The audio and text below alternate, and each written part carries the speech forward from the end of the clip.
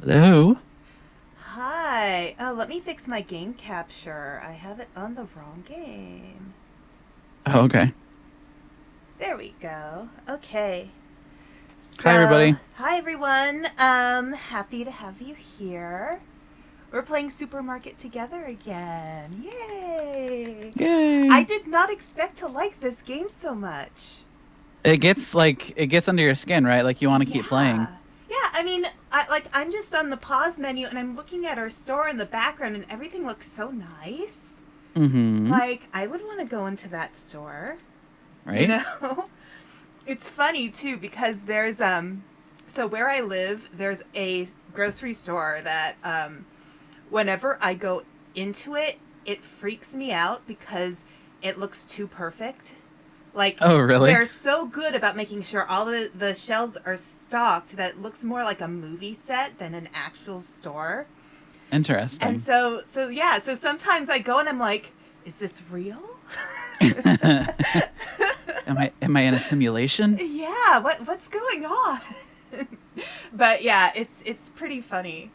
So, looking at this game, like that kind of look to a store would work really well in a video game like this, but in real life, it just feels a little odd.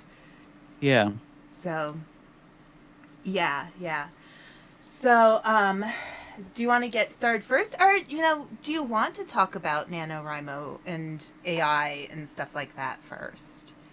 Either It's one. up to you. I mean, we can do it as we play if you want, or we can just Yeah, let's do it as we play, because I yeah. think it'll be interesting to talk about. And I think, I know for me, sometimes when I talk about something, like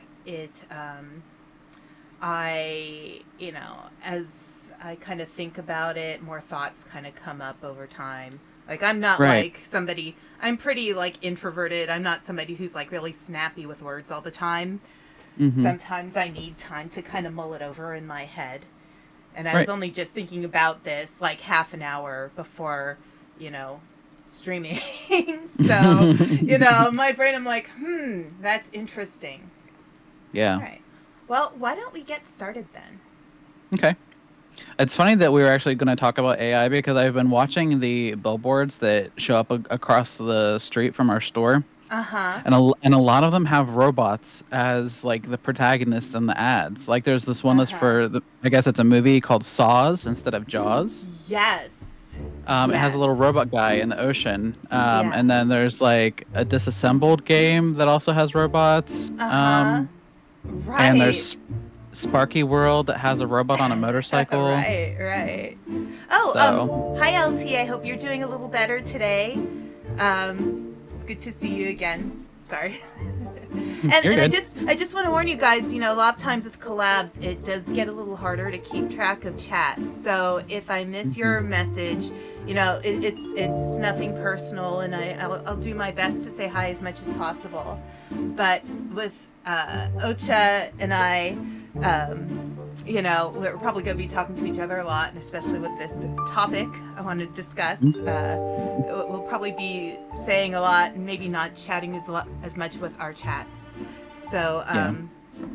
yes. And so you guys know I have my tea today. I have What my kind are you throat coat drinking? tea. Throat Oh, coat. throat coat. Yeah. Yeah, I usually will go for, more interesting teas, but throat coat is pretty effective. Yeah, it works. Yeah. All right, so let's get started. All right. Hi, Alex. Welcome in. Oh, hey, Alex. Yeah, Um, I'm looking up at the.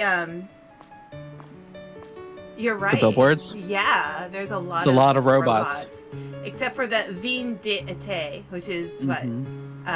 spring Perfume or wine something. perfume, Yeah. if I remember my French correctly. Hmm. It's been a while. I think we restocked the shop before we left yesterday. Oh, who's We also this? this is our new employee. We had a lady yesterday, Oh, but now we have this guy. hello. Hello, new employee. You look I'll go ahead and kind set of him on the cashier. confused. He's off to Okay. work. Well, let's double check to make sure if there's anything else we want to do. Everything looks beautifully stocked. Yeah, I think so. The only thing, like maybe a couple of the teas, is the only thing I can see Yeah. that's a little bit low. Some But sodas as well. The white label soda is low. okay, We might want to get some more Zap as well. okay, Because I think we have the red and the black label sodas. We have plenty of those. okay. I'll go ahead and order some of that stuff. Okay. Let's see. Soda drinks. You said Zap and which one? The white one? The white label. Yeah. Okay. No And new drip. then the Yeah. thing that I noticed was the tea. You know what I realized about this game Mm. is the art of it feels very chill as art. Yeah. Like the way, even the ways how like some of the characters stand, the kind of pasted on faces. Mm-hmm. Yep. Yeah, it's pretty funny. All right, I will go outside so I'm ready to grab the orders. Okay, I just dropped it, so that should be out Okay. there. All right. Yeah, I think we're good on everything else. Yeah. As the sodas seem to sell pretty fast, so it's good to keep them on hand, I think. Yeah, for sure. Don't forget to recycle your boxes. Yes. Uh, Haha. you stole it from me. How dare. I How saw you dare walk up to you. it right as I grabbed it. How dare you. Okay, is that the green tea? Okay, yes it is. All right. Last one. I find some of the music for the game hilarious. Like, it sounds like caper heist music from Oh, like yeah. some kind of 80s movie. Yeah. Some of it is for sure. It gets a little bit jazzy. Yeah. It's so funny. So yeah, I was thinking about, in case anybody, so just a reminder, like I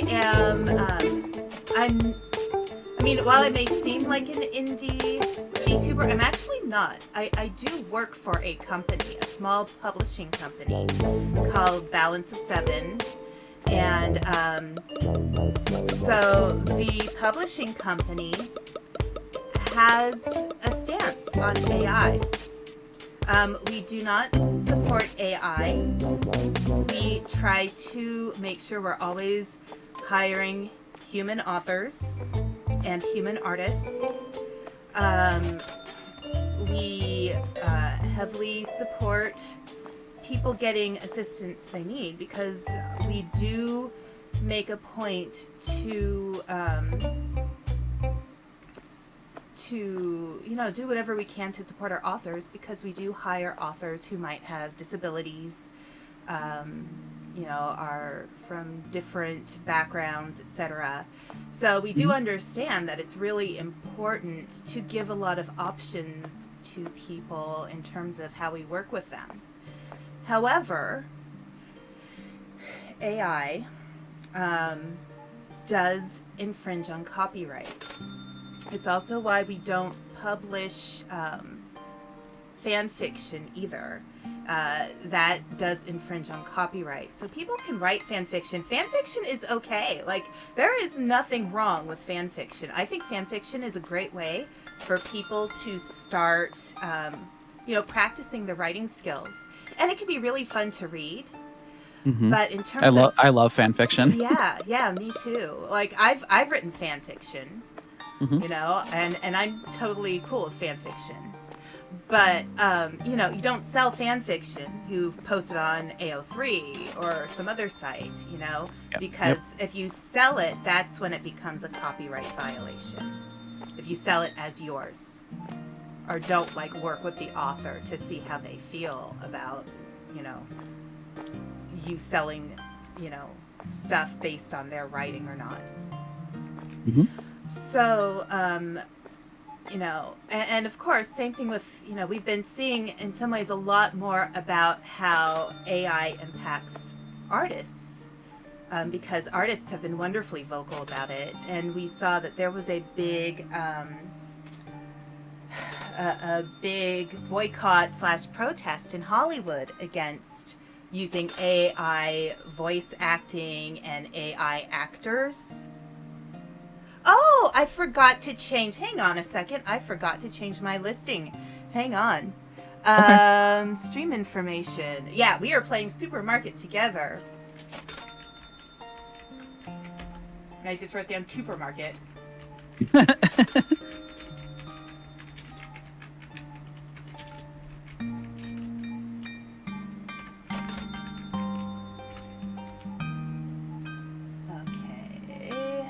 Change that category, Supermarket, and I will change that on my done. Yay. Okay, we fixed it. Cool. Okay. All right. So hi Gaspin, how you doing? So there's a lot of stuff that has been going on related to all areas of art and creation relating to AI. Yep. And, we haven't heard about it as much from the author perspective, other than, it's not cool. Because authors, usually we rely on cover artists to do our covers. Hmm. And we've had also like just in general with AI, like in the author world, like when you're making a like a mood board, is it okay to use AI if you're not an artist? You know, is it okay to use AI if you want to make a reference for an artist because you're not an artist yourself? You know, those are things that come up too. So it is a complex issue within the writing sphere because writers do rely on artists. Yeah, for sure. So I'm gonna order more yogurt. Okay. I just ordered some cat food. Okay. So to go into why I'm bringing this up is so people know NaNoWriMo. A lot of people Yep. do. It's pretty popular amongst authors. There have been some issues around NaNoWriMo last year with some not okay stuff that happened within the NaNoWriMo community. I won't get into that, but I think it's important to acknowledge that as well. Cold. so, so yeah, NaNoWriMo came out a few days ago with a statement saying that they support authors using AI. And To me, that's just crazy. Like, the whole thing is to encourage people to write, correct? Right. Right. So, how is it considered writing if you're just having an AI generate like even if they generate a prompt? I guess I could see it working for that. But like writing for NaNoWriMo, like how would you use AI effectively without just completely plagiarizing other authors? And that's the thing. There's a copyright aspect to this. When you feed an author's writing into a computer system, you are plagiarizing their writing. You are using their writing to make your writing be what you want it to be, which is really, it diminishes, just as like, artists have a certain style, authors do too. They have certain words they use, certain ways they phrase things that come from their own idiosyncrasies and Right. their own talents and their own skills. Yeah, you can almost like identify authors by the way that they write. Yeah, I remember. So I worked at an independent bookstore at one point, and there was a book of short stories that were actually they were written in the style of certain authors like Anne Rice and Stephen King. And it was pretty much the same story, but they wrote it in different styles to be like the authors. And it was acknowledged that the writer was writing the story to mimic those authors. It wasn't, actively stealing. It was a little different. It wasn't, it was an attempt. It was very clear what they were trying to do. Yeah. But it's different when you use AI and pass it off as your writing when it's based on somebody else's actual skills. Exactly. And that's, I mean, from an artist perspective too, like it's kind of the same thing even with graphic art. You're going through other means to basically copy somebody else's work. Right. And it's you can tell, like, even looking at AI art, you can kind of tell that it's not quite right most of the time. Yeah, there's always that uncanny valley kind of thing to it. Yeah, or you notice It like looks kind of something plastic. Yeah, like the lines don't really go together quite the way that they should, or there's like some weird blurry spot that wouldn't normally be there if somebody was drawing something. Like you can kind of tell when an AI has created something. Yeah, yeah. And sometimes even for me, though I'm not quite as skilled at spotting it, I can kind of tell Like Mhm. there's something that's just a little weird going Mhm. on that I can't quite put my finger on it, but it's there. Right. It's definitely something that's a little off. And So, I'm sure with writing, there's probably something like that as well with AI, oh right? yeah, yeah. We one of the submissions we got at Balance of Seven during our submissions period that just ended, it was for a short story, and like it did not look like something that was written by a person. It looked like gobbledygook. Oh, Like it was geez. just some random words put together to make it sound like really fancy, but Mhm. like it didn't have a cohesive story at all. And it was supposed to be part Interesting. of a short story anthology. And Mhm. while the submissions period is closed, by the way, for Balance of Seven for novels, if you do want to submit a short story, you can go to the website, and there are instructions on what we're looking for short stories. So if you're interested, that's a possibility. So just so everybody knows, we're updating 2 anthologies. But yeah, so with this whole announcement from NaNoWriMo, one of the things they said. So first of all, let's look at why. So I looked this up because I wanted to be sure I was really getting the correct information. Mhm. I don't, you know, there's a lot of stuff that gets put out online and we just take it for granted that it's true, and sometimes it's not. So I did a little research before the stream. I didn't have a huge amount of time because I wanted to make sure that the stance was coming from coming from actually NaNoWriMo and not a something that somebody fabricated. So I looked it up. Mhm. So NaNoWriMo came out with a statement saying that they support AI and that they consider it classist and ableist to not allow people to use AI. And see, I also think that that's incorrect. Like, Yeah, yeah, yeah. like So, how many disabled people right, are artists? You know what I mean? Like that's like one of right. the only ways that a lot of disabled people can earn money. Including in VTubing. Right. You know, a lot of people who are VTubers have some kind of disability because it's hard for them to hold a stable job. And Right. this is something that they feel confident about. Mhm. I So, mean, sorry, go oh ahead. yeah. So, just to clarify, when I did look up um, the information about NaNoWriMo and this statement, what I found out is that is that NaNoWriMo is being sponsored by an AI company. So that has probably influenced why they made that decision. Yeah, I They're would say they're so. literally getting money from an AI company to you know, run their business.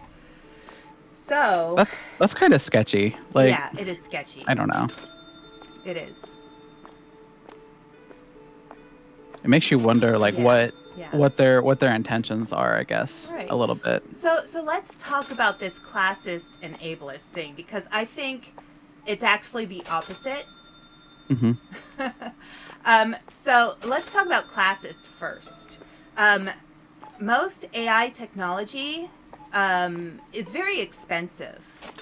It Mhm. costs a lot of money to run AI and uses a lot of resources. It's not good for the environment. It I actually looked it up before we started, and AI can take in the billions of dollars to develop. correct. So So, so is it classist against people who have money?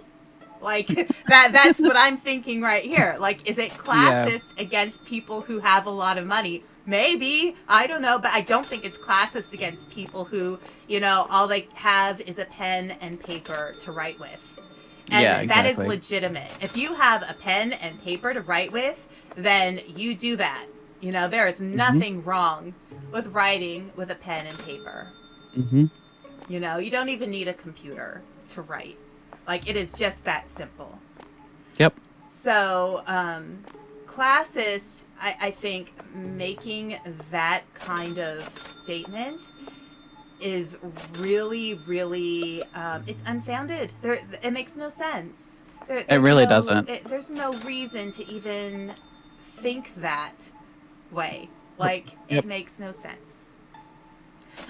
Now, when it comes to ableism, you know, Balance of Seven fully supports having, we very specifically like to publish authors who may have disabilities. And given there are a lot of really successful authors out there, by the way, who have dyslexia. And you would think dyslexia and writing don't go together, but like there are authors out there who are incredibly talented who have dyslexia, and you know that's what the editing process is for. I think that's so editing cool. process is for helping those authors to make sure that their writing, you know, works out well. Right. And you know that's there already. You don't need AI when you have quality editors, right? Yeah. Like that's ridiculous. There's no reason to use AI. Balance of Seven, yeah, very much supports. We like working with authors and artists who are disabled. We want to make sure that they can make a living doing something they love instead of feeling isolated and alone. You know, because that can happen when you struggle with disability. Yeah. It can feel very isolating. And disabilities don't necessarily make it so that you can't do things that other people can do. It just means that you need better ways to get around the things that are bothering you to do those things. Right.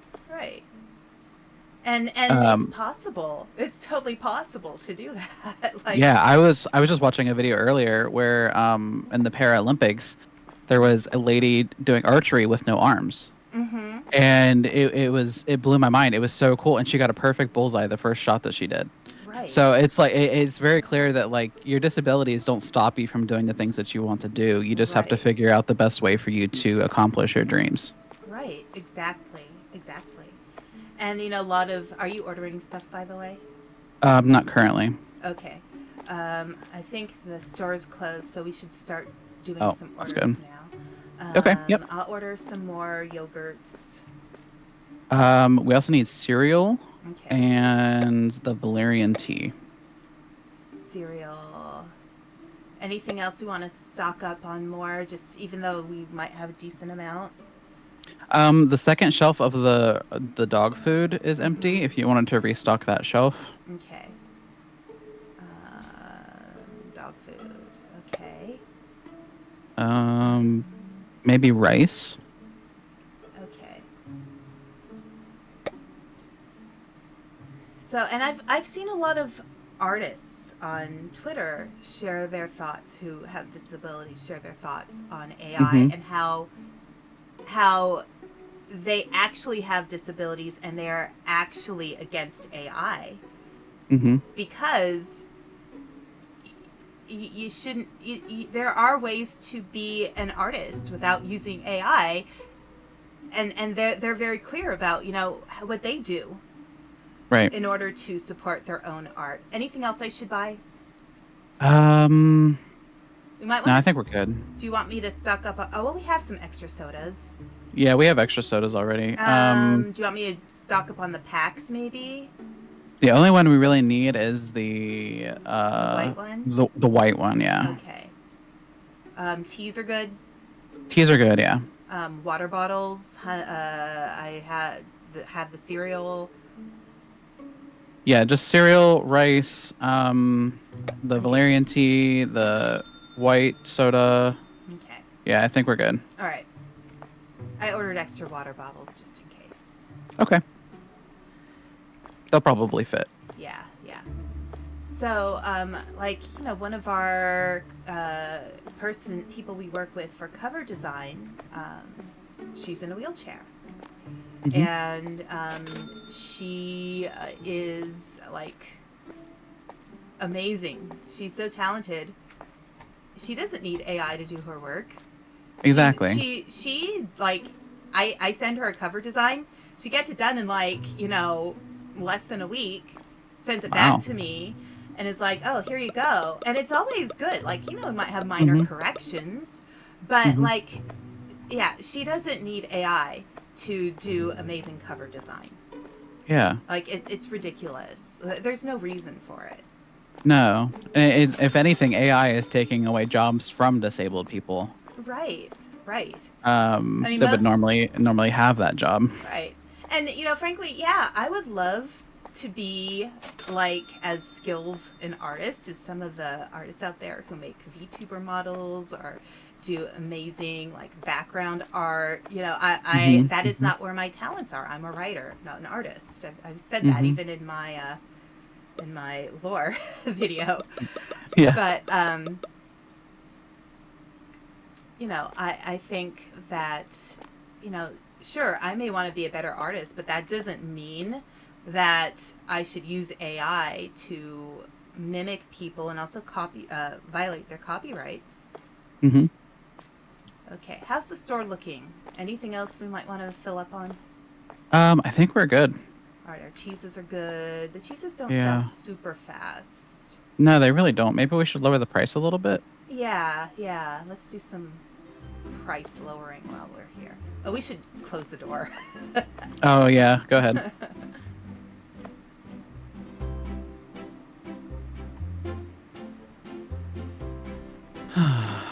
So there was one too expensive product. Yeah, I was trying to watch for it, but I never saw anybody say it, so I have no idea what it is. Okay, I'm on an ad break. The hell. Yeah. Okay.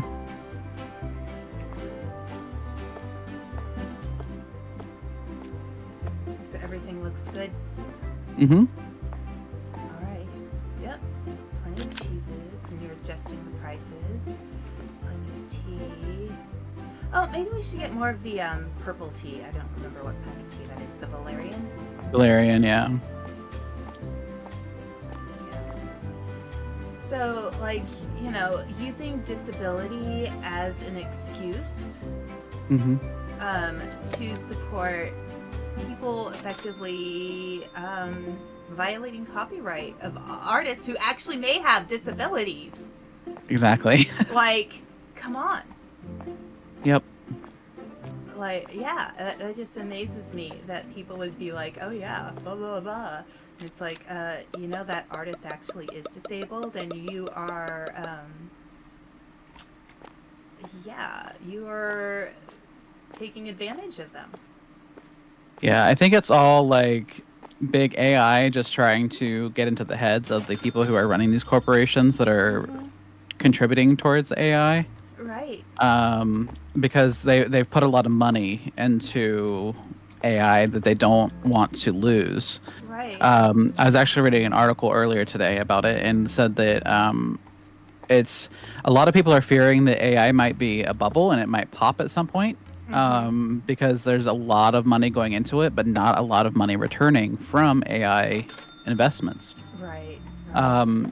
So they're thinking that AI probably won't be around for very much longer because nobody's going to want to invest in it when they're not going to be making any money off of it. Yeah. And it's something where it may have its uses, but Hmm. using it in place of an entirely human thing like creativity is Hmm. bizarre to me. Hmm. It's Hmm. very strange. I Like, agree. why not use it for something, the way how I see AI is treat it like a calculator. Don't Hmm. treat it like it's, something for to replace the things that make humans unique. Right.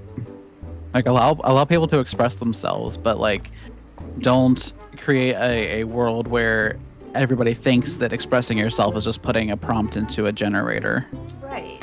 You Right. know, like allow people to grow and to experience creating art with their own hands and writing stories with their own hands and their own talent. Right. Right. Yeah. Calling somebody who uses AI an artist or a writer is it just doesn't make sense to me. Like it doesn't. They didn't do any of the actual learning to be considered an artist or a writer. You know what I mean? Yeah. Because like it's just like with any job, like you go through training. You either go to college or you get training as like a trade school or something like that. Like you go through some sort of training to do the job that you're hired for, right? Even if it's just you training yourself. Right. You know. So it's hard for me to believe that this is the world that we're heading towards, is that AI is taking over everything, whenever you wouldn't want a robot like driving your kids to school. You know what I mean? Like you wouldn't want a robot necessarily like making your food all the time, because you have no idea if they're going to actually, you know, produce the thing that you're trying to get. Right. Well, I remember. So like, yeah, I remember reading about somebody made a field guide to wild mushrooms using AI. And oh god, the information was so incorrect that somebody could have poisoned themselves using the information from that book. Yeah, for sure. And I can see that easily too. happening. Like I work at a doctor's office during the day, and the doctor and I spoke about how AI is actually dangerous for research. Yep. Because if somebody uses AI to like write their research paper, there's no internal checking to make sure the information is correct. Right. So you could be sharing some very incorrect information that can harm people. Right. Ready to open doors? Yeah, let's go for it. All right. Do you feel like we've thoroughly exhausted this conversation? I think our stance has been made clear, yes. Oh, yeah, I think so. Yeah, NaNoWriMo, why are you doing this? Yeah, NaNoWriMo, bad job. Yeah, do better. Yeah, do better, be better. I did notice that we have some points available, some franchise points. Oh, yes. We do have a little bit of money. I could go ahead and buy a shelf to put some of this stuff on if you wanted to. Okay. Right. It unlocks, so one of them unlocks. Oh, I'm sorry, I just I just picked Okay. one. I'm sorry, I accidentally tapped on it. I don't know you're what good, products you're good. those are. I'll find them. Oh, Yeah, it's go dairy ahead and buy products too. Okay. Yeah. Probably we need, cheese and stuff. So we need a refrigerator.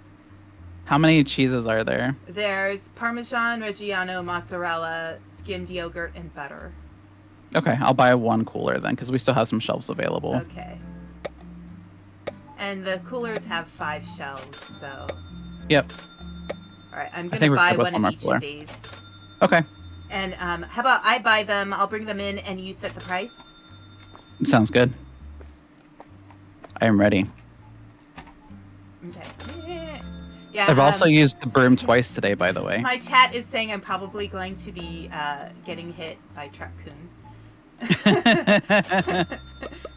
But then you'll just start your new isekai life. It'll be fine. I know. My new isekai life is a supermarket owner. Okay.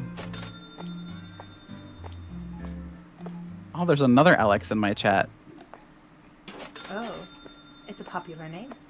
I have 2 Alexes. Nice. That's cool. Okay. That is yogurt. That is Parmigiano cheese. Okay, so I put one of the new cheeses down there. Here's another new cheese. That's the Parmigiano cheese. Oh, get out of my way, sir. Oh my gosh. Get out of my way. Get out of my way. I'm trying to put the Parmigiano cheese away. Okay.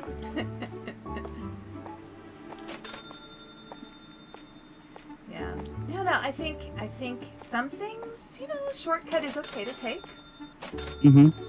But there are some things where you can't take shortcuts. Agreed. You know, like, you know, if you have to, like, sometimes when I write, I will,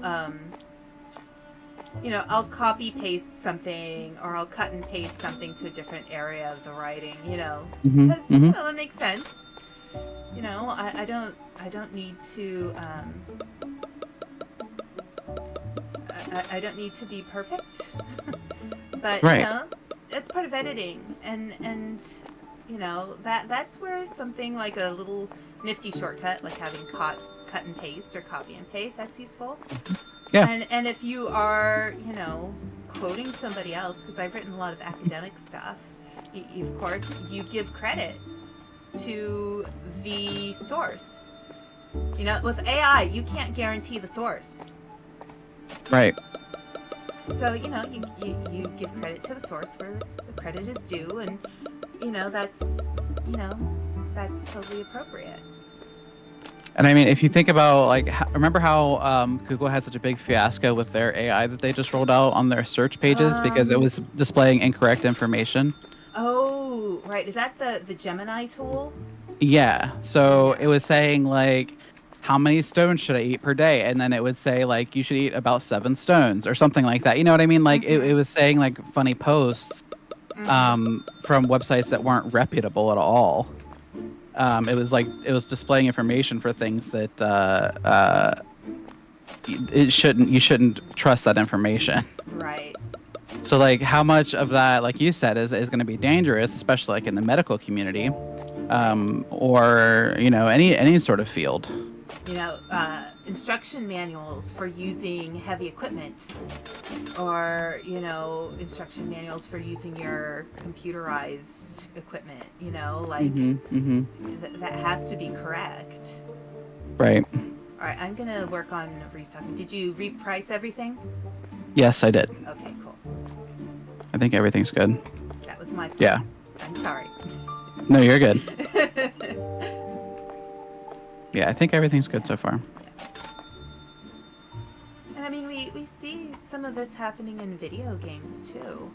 You know, like there's a video game that I got that actually uses AI, and I didn't realize it until after, and I'm like, gosh, do I play that game online? Yeah, I've had a couple games like that where I've downloaded it and realized that, like, maybe some of the images that they used for some of the characters might have been AI. Right. And I was disappointed. Yeah. And, you know, frankly, like, you know, there's so much pressure in the video game industry to have the best graphics, but honestly, some of the best games don't have the best graphics. Right. Like, this is a fun game. It's, you know, it's not like, you know, a really like top tier, you know, high level expensive game like I don't know, Elden Ring or something. Yeah. And or Baldur's Gate, you know. And I think there's room in the gaming industry for all kinds of games. They don't have to all be expensive, top-tier art to be good. Right. And I'd rather see, you know, really interesting, fun games to play that come out than games that look good but aren't fun to play, or that they're glitchy because they spent so much time on the looks without doing the proper development. Right. But I mean, look at like Stardew Valley. Like, it's not graphically intense or anything, but it's a really good game. Right. And it was developed by one person who did, like, I believe he did all of the art and stuff for it too. Like, he Concerned Ape did all of the development, everything for that game, and he's still developing it. And it's a great game. A lot of people play it. It's become like a cultural, like, phenomenon, kind of, because like so many people have enjoyed it. Right. I mean, I haven't even played it, but I own it. You know? I've played too much of it. Yeah. It's definitely on my list of games to try. I have a lot of farming games like that in my Steam account. I have like My Time in Portia.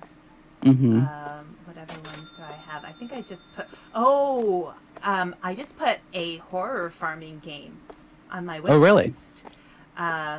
It's a game where you're a farmer in an isolated area, and it has some kind of horror theme to it. But it's a farming game. Yeah. It looks really fun. Sounds fun. But yeah, there's a lot of games like that. Gosh, what other ones do I have? Like, I have, I played the Moonlight Peaks demo, Mm-hmm. and I can't wait until that one comes out. Right. And there's just a lot of really fun sim games out there. That Oh are yeah, really for sure. quite simple in concept, but they're like they're fun. They're cool. Yeah, I agree. Do you want to stock up on some more canned food since that stacks pretty well? Yeah, We won't yeah, we have to can. worry too much about it. Yeah. If you want to order some pat as well. Okay, well, here, let's see. The pat. There's the cat food and the dog food, and so pat is the blue one. Yeah. You can buy both the cat and the dog food. Okay. And the then, pat and the red bag of dog food. You can buy both of those. I haven't really seen salt moving very much.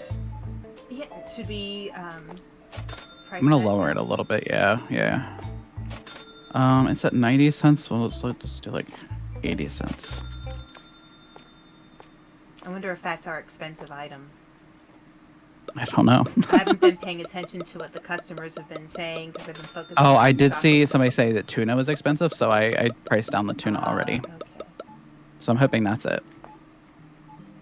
All right. Because it was a little bit high. I didn't realize. Okay. Yeah, isekai adventures out on the street. You know, there haven't been any cars on the street, I've noticed. But everybody walks on the sidewalk pretty much. Right. Oh, I just realized we had a box of dog food already in the back. Oh, that's Whoops. okay. We'll sell We'll have it. overstock. Yeah. Yeah, that's okay. It's selling pretty good actually, and it's a higher priced item, so I'm happy about that. Right. We're doing good on profits, I think. The first few, like, what day are we on? We're on day 8? Mm-hmm. So, yeah. We went from, spending a lot to now we're at least getting back what we're putting in. So, Oh, yeah, at some for point sure. We'll get some pretty good profit. Mm-hmm. Okay.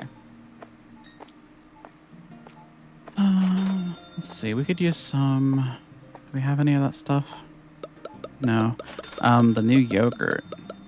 Actually, all the yogurts could be bought. So I'll buy that. We do Skimmed have yogurt. some yogurts in the back. We have a lot Oh, of the do we? pink one. Okay. So, But if we need the vanilla one, the blue one, yeah, I'll get that one. good. Yep.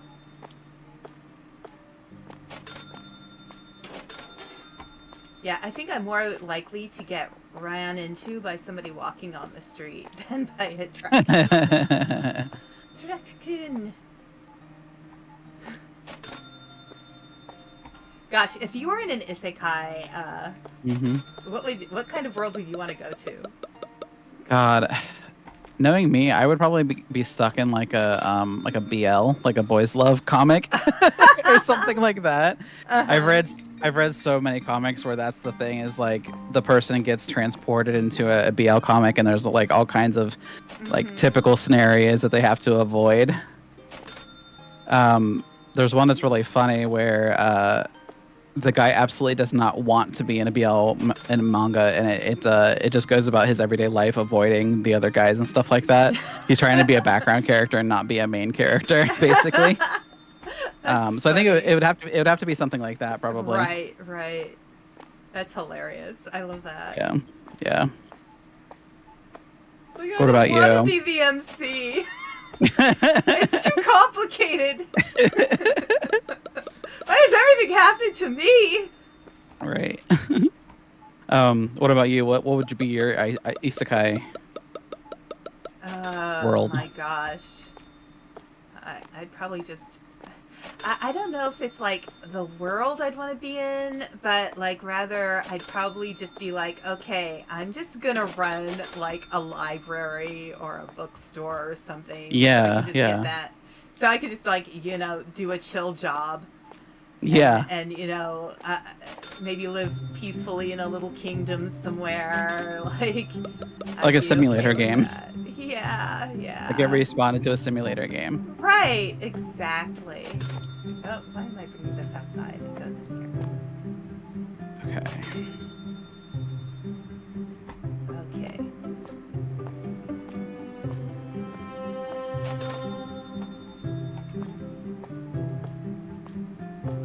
Let's see. Yeah, like there's one that I've read. Oh, it's about like a person who opens up a little book cafe in a fantasy world that's really cute. It's very sweet, and I really like it a lot. Yeah. And pretty much the idea is she's been isekai because she has some kind of quality that could save the world, and she's like, it's kind of similar to what you were describing. She's like, yeah, no, I just want to run a bookstore. I don't need this kind of life, you know. Right. Right. So Oh, actually, I can do this. so yeah, it's nice because it's so like relaxed and sweet, and she ends up like falling in love with this general falls in love with her, and even though she's not actively using her like special power or anything, because of who she is as a person, she has a positive impact on people, and it actually is really she ends up not using her powers as much as like other people who've been isekai'd into that world, but what ends up happening is she's more effective than all of them. Yeah, that's interesting. What series do you think did the isekai theme well? Like, what's a good isekai for you? Gosh, it's hard to say. Like, you can think about some of the mainstream stuff, like ReZero. And I think the thing I like about it is that it not only explores the isekai concept, but it shows how dangerous it can be to be in another world that you did not grow up in. Yeah, very much. You know, I appreciate that, because it gives a sense of reality to it. Like, I grew up in such and such a city, like with modern conveniences, and now I live in this fantasy world where I don't have those conveniences, and and there's also dangers in that fantasy world that I have to learn about and get used to. Yeah. I kind of like some of the more humorous ones, like My Life as a Villainess, where like, you have the person who's transferred into an otome game, and they're like a villain, and they're trying to change their fate so they don't die or have some horrible fate at the end. Right. And I think some of those are good, but it's been done a lot now. It has, yeah. I feel like the villainous thing has been kind of overdone. Yeah. So it's hard because, like, on the one hand, like, if it's done well, like, it's great. But if it hasn't been done well, like, it's just a repeat. Yeah, I agree. Let's see. I'm just going to try to restock shelves a lot here right now. Okay. One that I really liked was Rising of the Shield Hero. I haven't watched that one yet. You haven't watched that one? It's really good. So basically, this guy gets summoned into another world, fantasy world, to help stop this evil from coming to power. And they summon 4 heroes. And because the previous Shield heroes were not great people, everybody has a huge prejudice against the Shield hero. Okay. So he faces a lot of difficulties and basically just goes off on his own because the other heroes don't want to basically be heroes with him. And he ends up meeting a little slave girl. I think she's like a tanuki girl. She looks kind of like a raccoon girl. I don't know, a raccoon dog girl. And she helps him like kind of on the road, like because he can't use anything but a shield as a weapon. So he can't use a sword, he can't use a bow and arrow, he can't use like the other one has a spear, I think. He can only use his shield powers to defeat monsters, basically. Okay. So he hires this Tanuki girl to be his bodyguard, basically, to use a sword to attack things while he defends her. Okay. And he basically saves her from a life of slavery as well. Oh, that's interesting. It goes really deep into it. Like they make more friends along the way as well, and people start to understand that the shield hero isn't the same as the shield heroes of the past. Right. And they start to like him a little bit more. But it's just he gets into a lot of trouble at the start of the anime, so it's really interesting to see how it kind of changes. I haven't watched the most recent season of it, but I have watched the start of it, so I kind of want to get back into it. I was just thinking about that one since we were talking about isekais. But yeah, it's really good. I highly recommend it if you ever want to give it a shot. I have a light novel that Mhm. I've read some of about like the main character is isekai Mhm. from being an office worker, which is usually the case with these stories. Yeah. And she gets transferred to this world, this fantasy world, and she really doesn't want to like be anything special. So what she does is she levels up just by fighting slimes. Yeah. And she's immortal, so she spends years and years doing this. So she gets to the top level just by fighting slimes. Wow. And it's a comedy.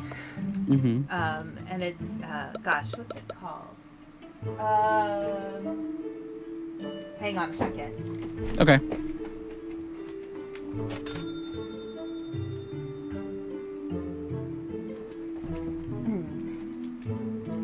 All right, it's called I've been killing slimes for 300 years and maxed out my level. Oh, okay. And so people think she's this powerful witch that can defeat everything, but it's like, no, she just, has been fighting slime. She actually can't fight anything else. Yeah. And then, like, to make a living, she just makes, like, little potions on the side and sells them. Yeah. So, like, everybody thinks she's this great witch, and she's like, no, I'm really not. Leave me alone. Yeah. Could you imagine just like grinding slimes your entire gaming career? Oh my gosh, that would be miserable. Yeah, it would be awful. For 300 years, she's, like she did that. Right. I would get so bored easily. Like I'm not big for like a lot of grinding. Like I'll do a little bit of grinding if it's to get like a weapon or like an armor or something that I want. Like I've done that in Borderlands where I've grinded the same MVP boss all over and over again to get something, but I wouldn't do it for 300 years. Yeah. Right. I would eventually want to move on to something else. Absolutely. Okay, how are we doing? Shelves over here are pretty well stocked. It's closing time again, so we can go ahead and close the store whenever you're ready. Butter. I think we should get more butter. More butter? Yeah. Okay. But Yeah. Close for sure. And then let's see. A couple of the teas too. The black tea and the lemon tea could probably add some more.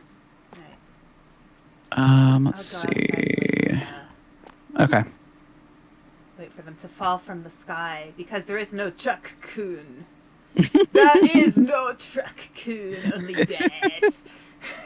Butter. I'm gonna go ahead and order these yogurts again, the skimmed yogurts, just because they seem to sell really quickly. So, okay. All right. I'll take on the dairy products if you want to take on the teas. Sure.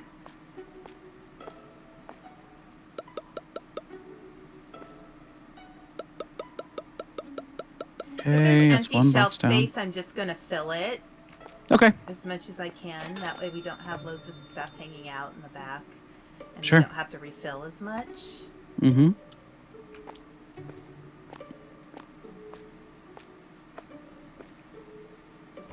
I accidentally picked up the butter whenever you said you were going to do the dairy stuff. It doesn't matter. It's no big deal. Black tea. And that is this one.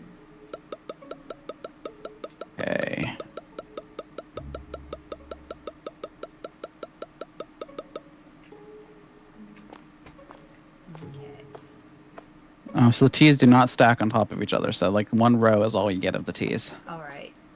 That does not feel very aesthetically pleasing to me. No, especially whenever the cans and stuff stack really well. Right, right. Hmm. All I think right. we're good on everything else, though. I think we're good. Yeah. Wait, let me take a quick look because I wanna be sure if there's anything. Because sometimes the Maybe mozzarella cheeses. cheese. Yeah. Here, I'll order a mozzarella.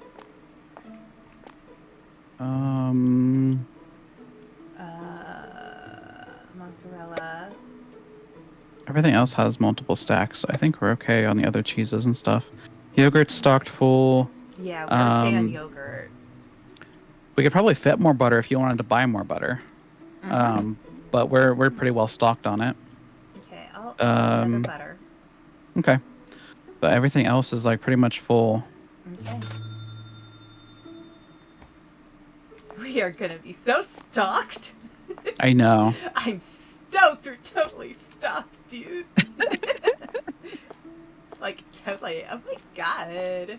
Like guy me with a spoon. Oh my god, totally. It's so gnarly.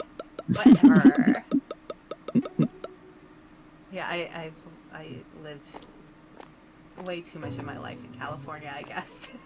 Yeah. It's funny. Mom has been watching Vampire Diaries recently. I don't know if you've ever seen it. Yeah, I've watched a lot of it. But the part where they like go back to the 90s Oh no. was like a huge nostalgia hit for me. Like like the music and stuff that they were playing, and I was like, oh my god, I haven't thought about that song in years. Mm-hmm. Yeah, Yeah, it yeah. was pretty fun. Mm-hmm. I wasn't really watching it, but just like hearing it in the background, Right, just right, really like made it a huge nostalgia hit. right. Yeah, Okay. sometimes like I'll go back and watch a series from the 90s like um Buffy the Vampire Slayer. Oh yeah. Mm-hmm. Okay, we still have one too expensive product. Yeah, I'll have to watch for that. I'll figure it out. Yeah, yeah. Not found products 4. Are we missing something? I think that was when I accidentally hit that button. Oh, right. Starting and Okay. people were Okay. looking for them. All right. Do we want? Okay, we have 4 franchise points. Do we want to get the? Yeah, let's go Yeah, for let's it. get the basic products too. I'll buy a shelf for it.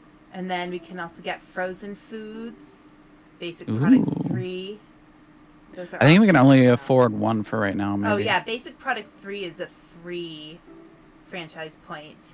Frozen foods Oh, okay. is basic product 1. So Okay. there, let's stock up on basic products 2 before we do anything else. Yeah. We're gonna need a shelf, I think, Yep, I just purchased one. and possibly. Oh yeah, let's see what. Because some of these look like they might be refrigerated, like the margarine, maybe the apple juice. Yeah, maybe the juice. Let me see. It is not. It goes on the shelf. Okay, kind of like Interesting. milk, I guess. Yeah. I mean, I buy apple juice on the shelf. Let's see. Oops. Oh, here, I'm gonna put the flour underneath the canned foods. I got some bread. Oh. Whoops.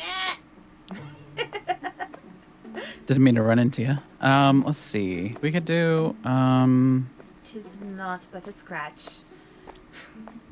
what's up with the bread on the bottom? Yeah. Oh, it actually fills up like a whole shelf, and it still has half of it in the box, so. Okay. We have ketchup. There's 40 Olive ketchups oil. in here.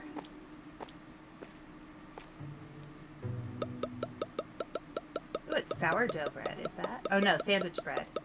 Yeah. Oh, the ketchup is Oh, wow. really small. Yeah, it is. We could probably order another one if you wanted to. Yeah. I'll go ahead and start pricing some of this stuff Although too. right now we only have 495, so we might want to Yeah. hold on to that. We don't have to buy it right now. Yeah. Okay, let me price this stuff. Margarine, do you fit in here? Do $4 for that. Oh, the margarine is big. Is it? Yeah. Oh wow, it is. Okay. Man, olive oil's market price is $8. We can almost sell it for $16. I'll do like $16.25. And then Is like there a shelf available for $4.75. Not currently. I'll get us another one here. Okay. Do we want to leave that aisle open and put a shelf on the other side so we don't have that That's a good weird idea. traffic thing that we had yesterday? Yeah, or the that's day a good before? idea. Mm-hmm.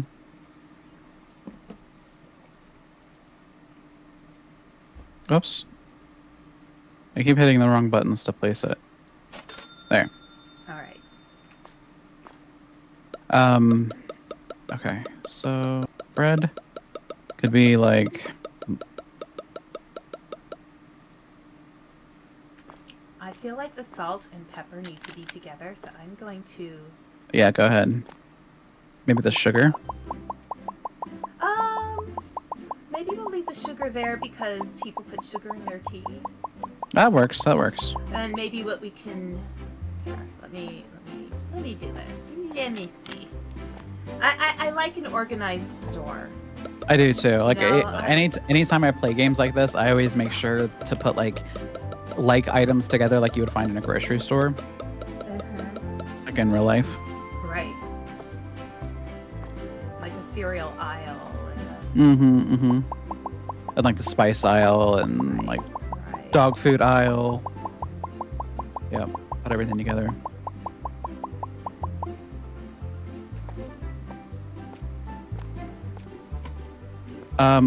Maybe put the flour with the sugar. What do you think? Yes, that makes sense. Okay. Let me grab my empty box. Oops. To put the price gun down. Oh, I didn't price the margarine. Did you price the pepper? Not yet. Okay. I just remembered that one too. And the pepper is, let's say $2.25. I'm doing everything basically like 25 cents cheaper than what double would be, and it seems to be working. That makes sense. Something around there. Like not usually just 25 cents, but it's around that. Like for one thing, I did like 30 cents off. But yeah. Yeah, that works. Perfect. Okay. It's so funny because these assets are almost exactly the same as the ones in Supermarket Simulator. I wonder if they just like if they like purchase them the same or if it's like the same kind of company or something. I don't know. Like the same gaming company or something. Right. Because like this flour is exactly the same. The tea is exactly the same. Yeah. I'm just moving the oil underneath the canned products. Oh, okay. And then I think I'm going to move the milk over so it's with the juice. Okay. And maybe we can move the ketchup over with the spices. Yeah, sure.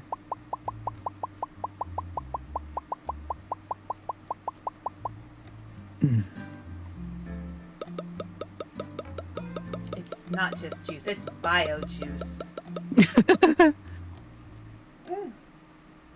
Okay, I got the ketchup. Okay. I thought I was accidentally pulling the ketchup off the shelf. I'm like, wait. No. I'm doing it. It was me. you. I was being sneaky. Okay.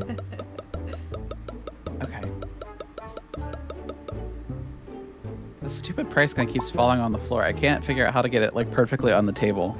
Oh, so I put the little dot on the table right before I press F. That seems to work for me every time.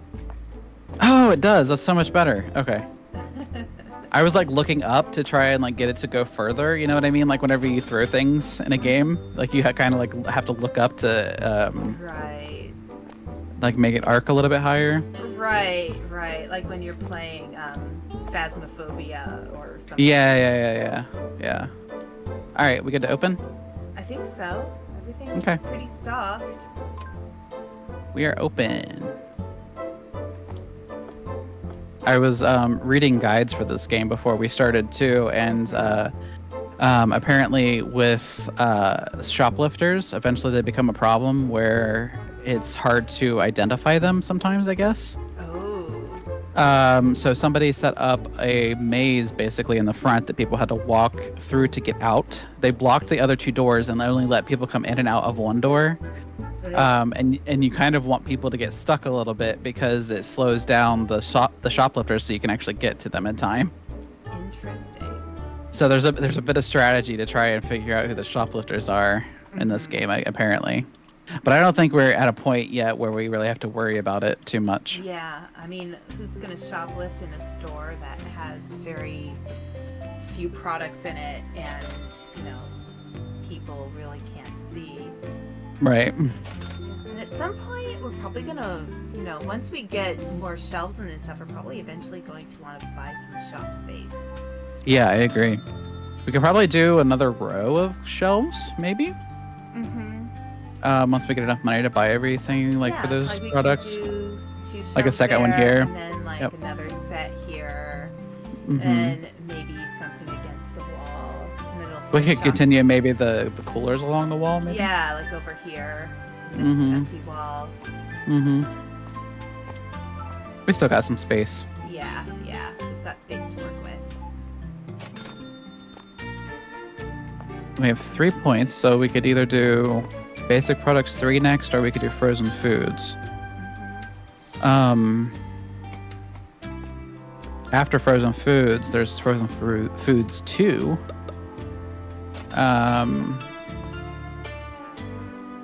Oh, you know what's funny about this margarine? Is it says creme fraiche on it. Really? So that's not margarine, it's actually creme fraiche. Yeah. That is funny. Green tea. Blah, blah, blah. Where are you people? Okay. Yeah, it really does. That's funny.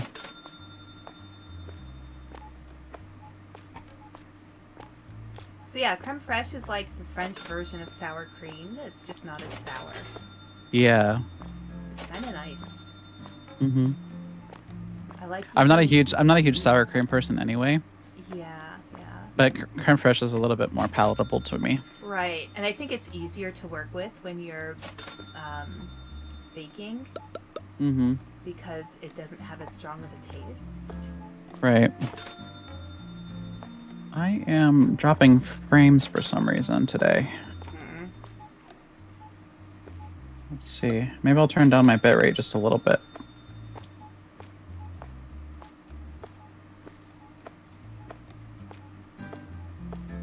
I don't know if that'll do anything. Apparently my stream was a little bit laggy earlier. I love how when you like watch TV shows and such, and you can tell when it was made by certain musical motifs. Oh yeah, for sure. Or like certain musical instruments being used. Like a lot of 80s shows and movies, you can tell it's from the 80s because they used a lot of saxophone. Oh yeah.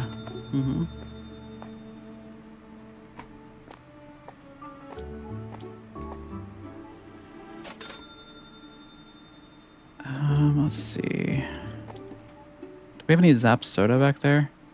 Yeah, we do have a little bit. Just put out like 5 of those. I'm gonna put out all the bread. Might as well since there's an extra shelf.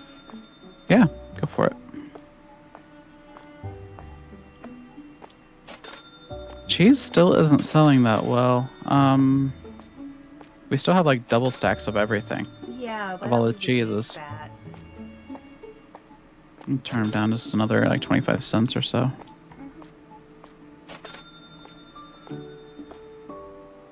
Let's see.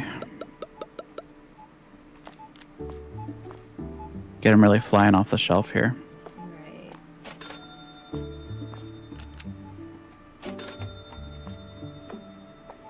Yeah, I'm just doing a constant restock of everything.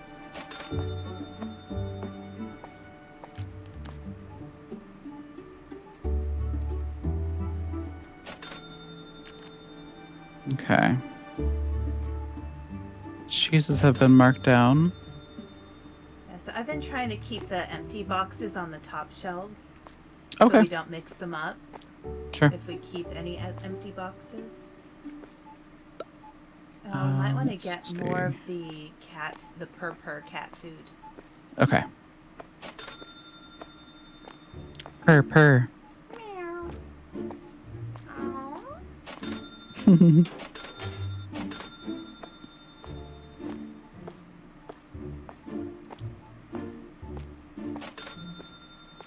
Yeah, we were getting low, weren't we? Yep. It's chicken and catnip flavored. Oh, is that what's on the floor? That's trash. That's what the broom is for. Oh my gosh, we actually have trash on the floor. I haven't seen that yet. It works. It works now. The broom works. Oh wow. Remember how I couldn't figure out what the broom was for? Yes. That's what it's for. Yes, and also to probably beat up on the shoplifters. thieves. Yeah. Yeah. Thief. Yep. Thief.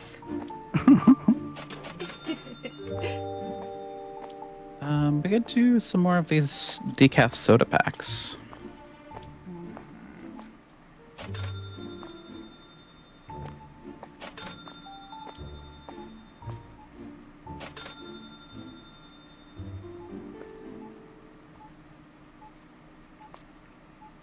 I'm not sure how well the teas are selling, actually, come to think of it. Yeah, Like they've kind of slowed down for some reason. The larger bags seem to be going fairly decently. Yeah. But the little ones, the little premium ones in the little tins, don't seem to be going quite as fast. I kind of wish that there was a way to see like what stock is moving each day. You know what I mean? Yeah. Like a report or something at the end of the day that we could open to look and see like how many of each item sold. It would just make it a little bit easier to manage the store. Right. So we would know like what to order and stuff like that. That's pretty cheap already. Okay, the creme This fraiche one... is selling pretty decently. Good. But not This one could be a little margarine. cheaper. Do that. This one... Man, it's already so cheap. I might just leave tea as it is. Maybe these ones we can go down a little bit, the bags. Let's see. We might Do want like here. I'm gonna order some more yogurt because I think we're getting the yogurts sell really well. Yeah, I agree. And how are they priced? Are they double? Yeah. Okay. Yeah, they're good. Will you also order mint tea, the bag, the green one? Yes. I will add that. You can probably do olive oil again if you want. Okay, that was basic products. Olive oil. Yep. Olive oil's expensive. Yeah. Well, it's also worth quite a bit. Yeah, yeah. So it kind of works out. Okay. Don't steal the olive oil while we're out, please. Yeah. Not really watching these people in the store. Who knows? We could have had stuff stolen already.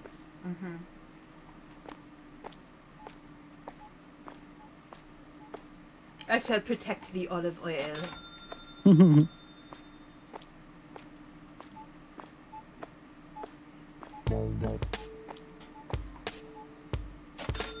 Okay. So next, do we want to dive into the wonderful world of frozen foods? Yeah, let's give that a try. Get some freezers set up. Where should we put them? Should we put them along the wall, you think? Like maybe on this wall? Yeah, I think so. Let's see. So there is only one type of freezer that we can purchase. I am looking both ways for Truck Coon. Even though people are walking in the street. Let's see.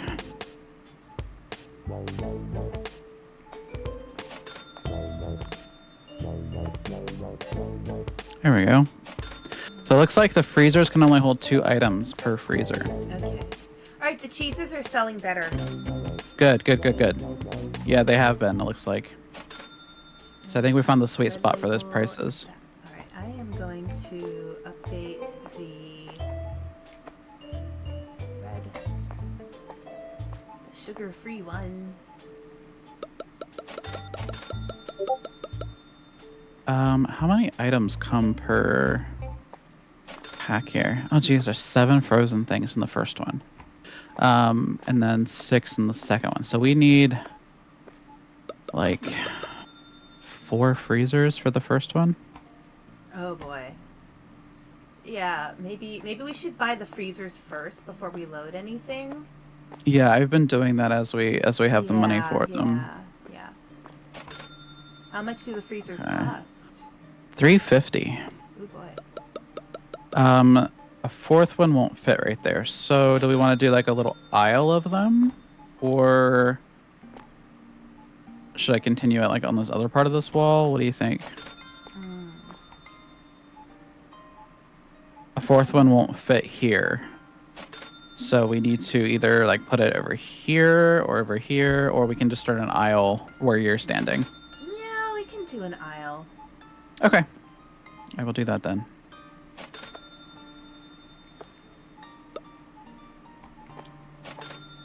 There. All right, so that should be enough freezers for the first set of frozen items. Okay.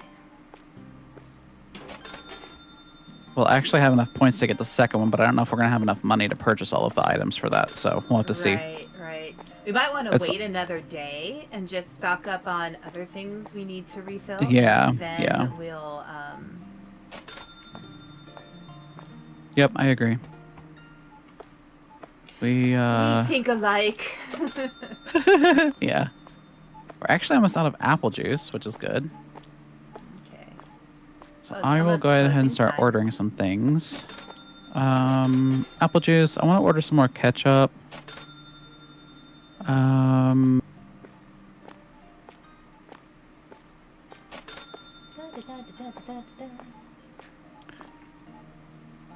What's our dairy situation going? We could do some of the flat cheeses.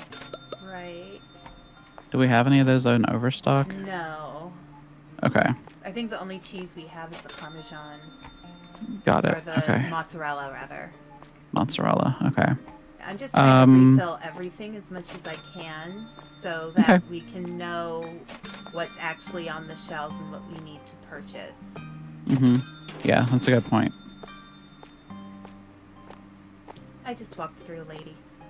Ghost. Oh, I found another piece of trash. People throwing away their trash in the aisles. How dare they? Okay. Controversial opinion.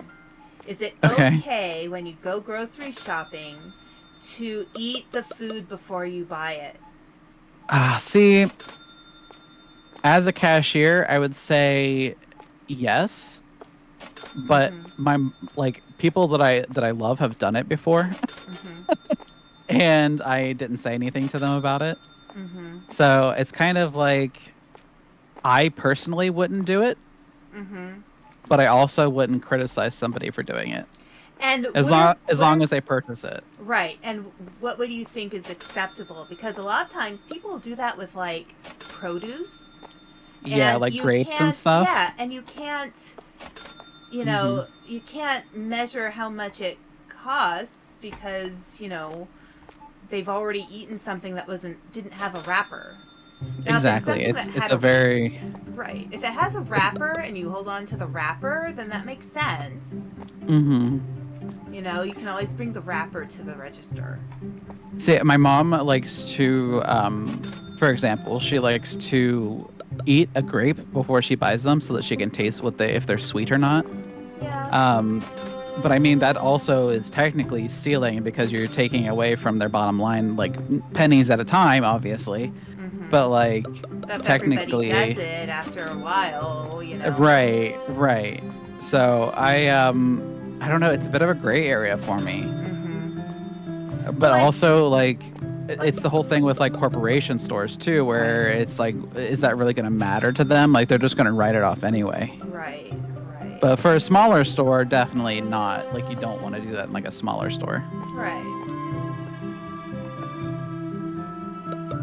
But yeah, I don't know.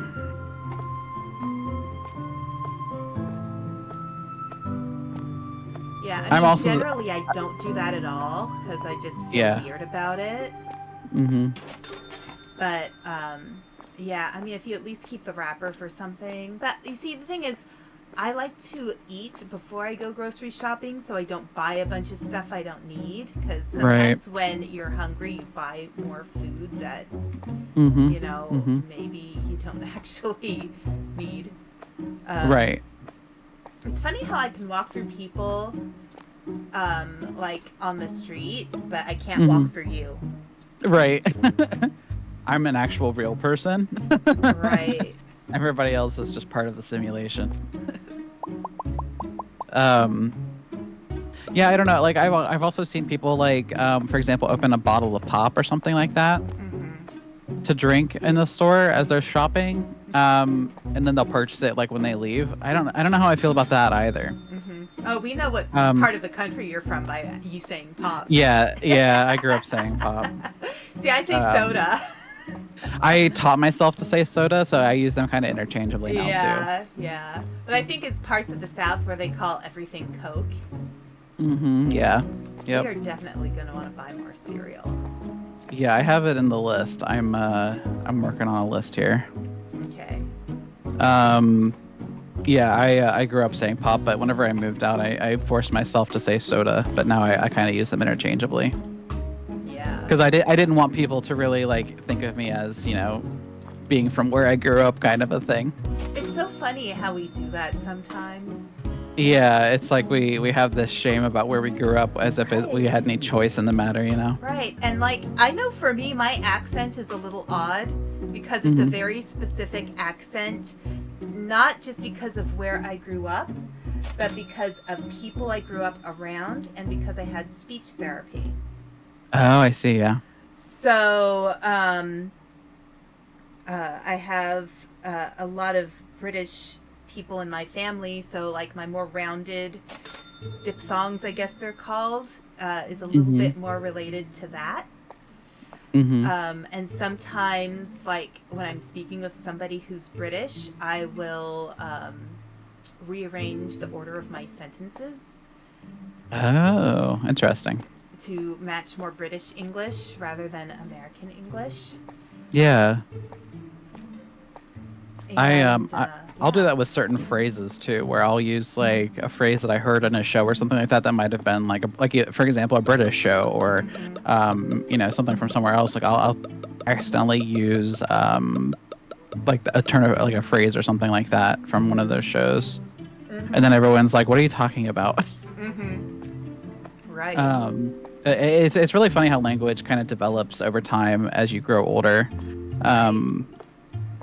Because you can grow up talking one way, like I explained with my pop versus soda thing, but if you teach yourself to speak a different way, it kind of you kind of go back and forth with it a little bit depending on who you're speaking with. Right. Right. My best friend in real life, she, for example, I can always tell when she's talking to her mom because she adopts a different accent when she's talking to her mom versus talking to somebody like me or one of her other friends or something like that, you know. Yeah, yeah, yeah. With certain family members, because of the British background, like if somebody needs a Band-Aid, but they're speaking to me in a British accent, I will say plaster. Plaster, yeah. Or, Yep.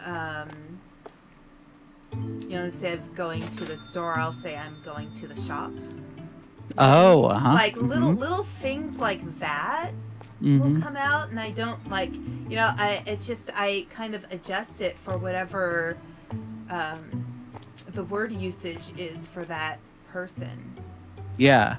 I also found out, I can't remember if this is an autism thing or an ADHD thing, but one of those two can also cause you to try to adopt other people's accents when you speak with them. Just because it's like a form of empathizing almost in the brain. Right. Right. Like it's a way of making yourself more, uh, I guess more approachable, It's more like like a comfortable with masking that other kind of person. thing. Yeah, something like that. Yeah. Um, Yeah. like you're trying to relate to them, so it's like your brain will automatically kind of make you speak the way that they speak. Right. Completely coincidentally, like you're not doing it on purpose. But Right. it is something that I've noticed myself doing as well. Especially if I've watched like a lot of either British TV or even like Japanese stuff. Like I'll sometimes have like Japanese phrases stuck in my head that I Mm-hmm. will repeat over and over again, Yeah. um, Yeah. or whatever. But Right. yeah, it's very interesting how language kind of develops. Yeah, absolutely. And part of it too, it's interesting because like I do see some people sometimes online saying this is a neurodivergent thing, but it's actually pretty common in people who are not neurodivergent. It has more Yeah. to do with their empathy levels. Oh, I see. Yeah, So, that's a good like, point. a lot of times people who are high empathy will also mimic the person who they're talking with or who they're Right. speaking with, Yeah, so maybe it wasn't like an autism thing then, because autistic people tend to have a higher level of empathy for other people, or they could not. I mean, it just depends on the person, Well, obviously. But I think it what it is the usage, yeah, because for it may be for a different reason, like masking, hmm which is fair. Like, and it sucks that people feel like they have to mask and they can't really be themselves right, yeah, because they process things differently, they learn differently, etc., etc. hmm Um, Hi, Amelia, but welcome in. yeah. Yeah, I've had that issue too. Because I'm trying to learn how to not mask at this point, because I've been a very high masking person my entire life. Mm-hmm. Just because I um grew up not knowing that I had ADHD and autism. Mm-hmm. So, um, oh, streaming's going really well. We're playing Supermarket together. We're just talking about language and different things like that right now. It's going good. Thanks for asking. Um, anyway, so I'm currently like trying to demask from what Right. I did as a child growing up. It's just it's very hard to stop doing it because it's something that you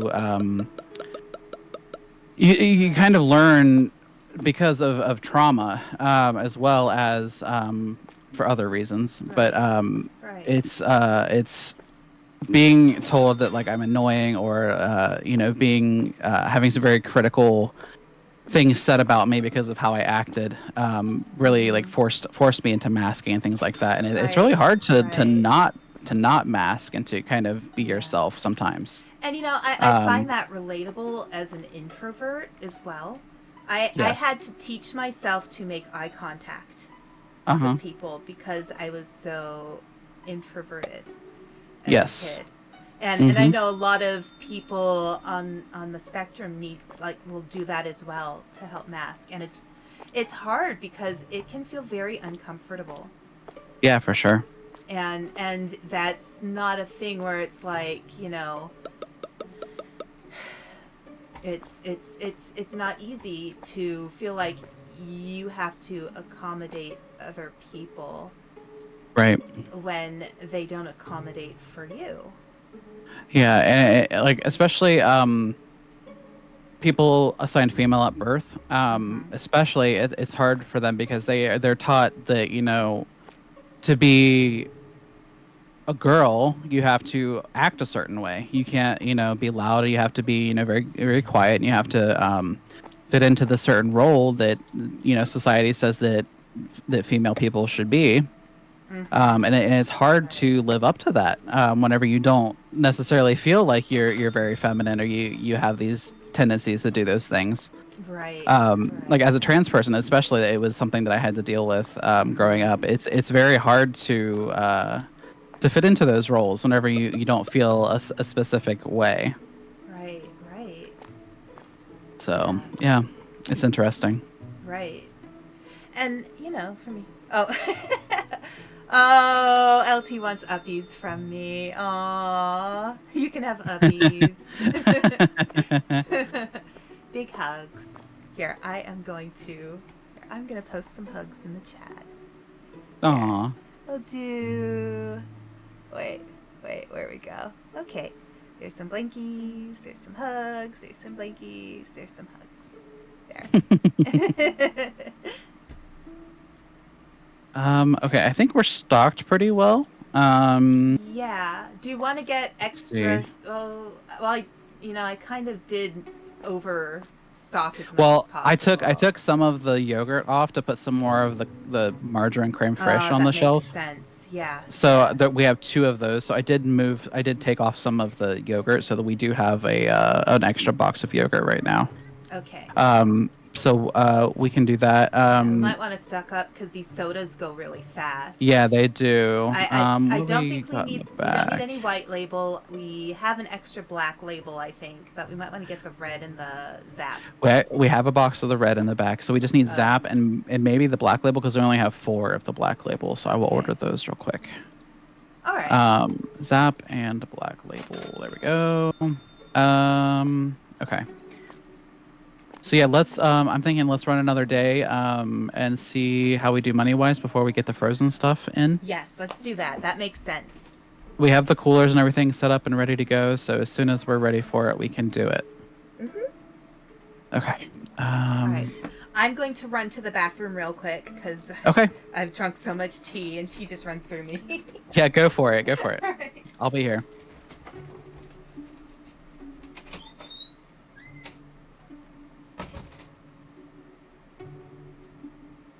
Okay. Yeah, we're looking good, I think. Let's see.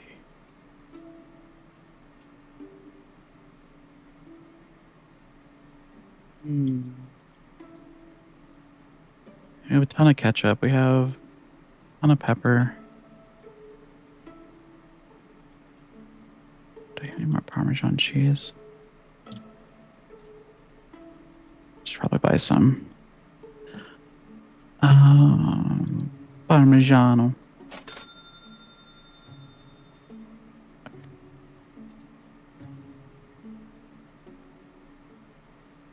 Oh, I can fit more.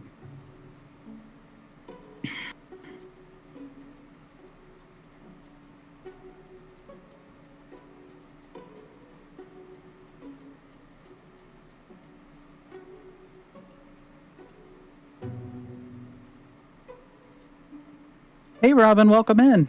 How are you?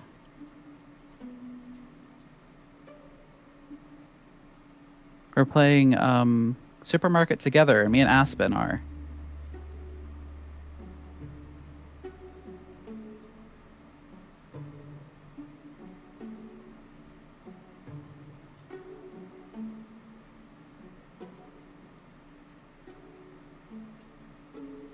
Oh, we could probably get some of this too, the Parmigiano Reggiano. I didn't see that. Oh, that's cool. I'm glad you've been able to visit some different streams you haven't seen in a while. That's good. I'm sure those people enjoyed having you in their chat. I'm glad you stopped by. I've been really good. I've been taking some time off lately, but I'm starting to get back into it. I'm feeling better, so I think I'm going to be streaming a lot more here coming up soon. I've just been collabing with Aspen. We played this on Sunday. We decided to, or not Sunday. It was Saturday. We played this, and we decided to pick it up again today since it was Labor Day.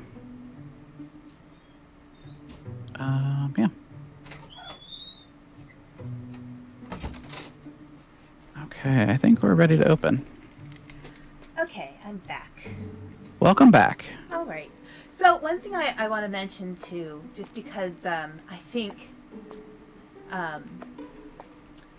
being on the spectrum is very common in VTubers. Oh yeah, for sure. I'm not on the spectrum at all. Mm-hmm. Like I've taken tests that really and because my degree's in clinical psychology, like I've taken quite a lot of tests just for my classes alone. Yeah. And I'm not on the spectrum in any way, shape, or form. Yeah. I've always, I've never had any major learning issues that have affected my schooling. Mostly for me, the things that I have had to deal with is just being a bit, being very sensitive. Oh yeah. I've always been very intuitive and very sensitive to people around me. And like, even if I take the Myers-Briggs, even though the Myers-Briggs test, I'll tell people this all the time, it's not as scientific as they think. Yeah. I think everything's ready to start, really. Yeah.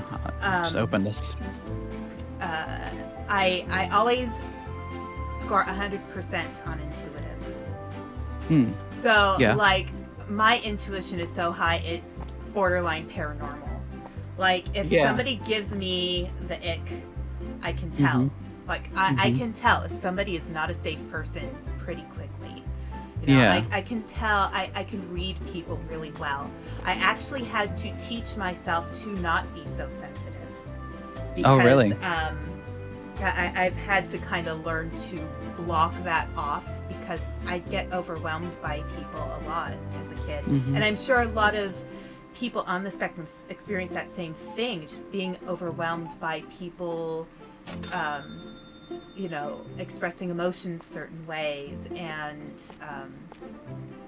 I think for me, it's why I really appreciate, much in the same way that I know a lot of people on the spectrum say, I appreciate when people are very straightforward with me. Oh, Because yeah, for sure. I can tell pretty easily when they're not being honest, and that really bothers me a lot. Yeah, me too. I mean, I am on the spectrum, so it's like what you're describing, I feel wholeheartedly. Yeah, like I hate when people are dishonest with me. Yeah. Like nothing is as bad as you make it seem. If you would just be honest, it would make the problem a lot less of a problem. Exactly. There's just no reason to me to be dishonest in any way. Like, it's too much work. Like, to me, it's like, why would you waste your time telling lies and have to remember those lies? Right, exactly. That like requires so much work. I could never. Yeah, and I am such a terrible liar. Like, it's obvious when I lie. It's like, it's so obvious. I'm like, thing, I guess. So, yeah, it doesn't occur to me to lie.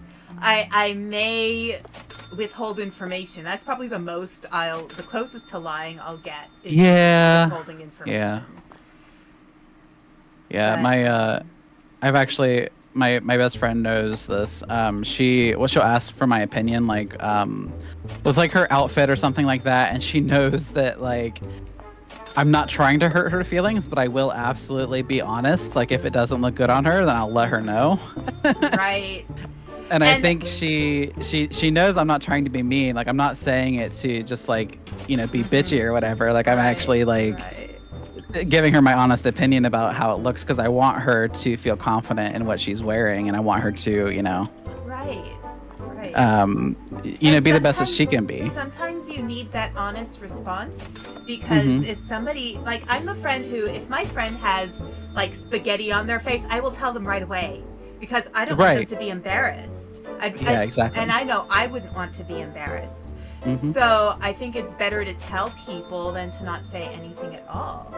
And I'll usually, try to do it in a way that doesn't draw a lot of attention to them, so that they'll feel, like, comfortable, and they won't feel like they're being judged, because nobody likes that. Right. Yeah. I have to tell people, like, whenever I meet new people, it's like, look, I'm a little too honest sometimes. I'm not doing it to be mean. Like, it's just, I tend to speak my mind. Whatever I'm thinking, it comes out. I sometimes can't stop it from coming out. So like, just don't ask me, like, if you're feeling insecure about something and you want me to reassure me to reassure you, make sure that you're telling me exactly what you want, because I will say the nice thing if you want. Yep. And usually I will phrase it in a way where I'm not lying about it, because I have integrity. But if you want me to be blunt, I will be blunt. Right. And I'm very diplomatic, but I will tell you exactly the truth, I think. Yeah. I think it's really important, like especially in relationships, like romantic relationships, I should say. That if you're the type of person who needs like somebody just to listen to, or somebody like somebody who wants to hear certain things, like it's definitely important to tell your partner those things as well whenever you're trying to get your opinion or their opinion on something. Like if you want somebody to try and help you versus just listening to your problems, kind of a thing. Right. Because I get that a lot. Like people will tell me things, and I try to like solve the problem for them. Like that's my first instinct, is to try to make them feel better about it. Right. But a lot of times people don't necessarily want that. Like sometimes people just want you to listen and to be there for them. Yeah. And I know sometimes for me, like I'm usually the kind of person, I solve my own problems. I'm really good at solving my own problems. Like, and I'm used to it because a lot of times in my life, people haven't really been there for me. So I've been in a position where I've had to solve my own problems anyway. That's just what my life has been. And, it sucks. I wish people would help me more. Because, right. A lot of times what happens is people rely on me to help them. And it's difficult. It's difficult to be that person. It is always being that person for everyone. Yeah. Like sometimes you need that person for yourself. So for me, a lot, because I'm so good at solving my own problems, usually when I'm talking to somebody, I just need a little reassurance that they give a shit. Right. And sometimes that makes all the difference in the world. Right. I mean, it's quite simple most of the time. But, again, like, there's things like women who do those weird, like, things where they'll be like they'll do weird mind games with their boyfriends. Yeah, like that really grosses me out. Like me too. That's not okay. Don't treat people that way. I can't even watch stuff like that in media. Like I can't. It bothers me too much. Yeah, I find it really just it bothers me a lot. Yep. Like, I just wish everybody was honest. She's prettier than me? Oh, and it's like, no, like I'm not gonna test somebody to see if they love me. Like if they love me, and I love them back. Right. That's simply it. Somebody who, I don't need to ask fake. I don't need to pull the "would you love me if I was a worm" thing. Right. That's fine. I mean, like I've had pets. Like I've loved my pets. It's not the same thing as loving a human being, right? And realistically, if I was a worm, there'd be limits to a relationship. So let's just be realistic here. Right. But that aside, like if I need reassurance, I'm more likely to say, hey, like I'm feeling kind of down today. I need a hug. I kind of need somebody to listen to me today. Can you do that for me? Yeah. I think that's it's honest. I think that's healthy. Sincerity and honesty, and I think it's really relationship wise, whether it's a friendship or a romantic relationship or a sibling relationship, whatever, when you're straightforward with somebody, it makes it so much easier for them to know what your expectations are. Exactly. And it helps them to figure out what their expectations should be of you. Right. Yep, I agree. Let's see. Put out some of these. So yeah, like, I'm a kind of person that I really love being hugged. And, however, I understand not everybody's comfortable with that, especially people on the spectrum. For example, a lot of people have things around touch. So, Yep. or, I've worked with survivors of trauma and abuse. Hmm. And, sometimes there's certain ways they don't want to be held or touched because it reminds them of their trauma. Yeah, you just don't So, know like what yeah. everybody's been through in their So, lives. even So. though I love being hugged, I always ask people, Hmm. Yeah. like they might have a different perception, a different feeling, a different whatever, and I'm gonna respect that Right. because Yeah, that's good. yeah, it's for their sense of safety, Hmm. and I will always respect that. People deserve to feel safe and comfortable, Yeah. and if I care about them and I want them to feel safe with me, I'm gonna do what helps them feel safe. Hmm. Yeah, I definitely as far as like the touch goes, like if it's somebody that I'm close with, like my best friend, she can touch me like anytime, like on my shoulder, like a hug, cuddle, whatever. Like it's Right. perfectly fine. But like even if I like barely graze somebody that I don't know in public, Mm-hmm. it sends off alarms in my head. Right, Like right. it's very situational. Like it has to be a certain person in a certain situation. I'm okay with it. Like I've had massages before, and that was fine. Like being touched Right. for like a massage, but that's But you're I also had that. prepared for it because Yeah, I you've expected actually that kind right. of touch. But yeah, it's definitely hard to know what somebody's story is Mm-hmm. before speaking with them about it. If they're comfortable with it or not, you definitely want to ask. Right. Yeah. Any Um, items that we need to get more of? we desperately need bread. Yeah, I put 2 breads on the list. Okay. Let's see. Maybe a rice. Rice. We could do the white label cola packs. Okay. Yep. Anything else? Let's see.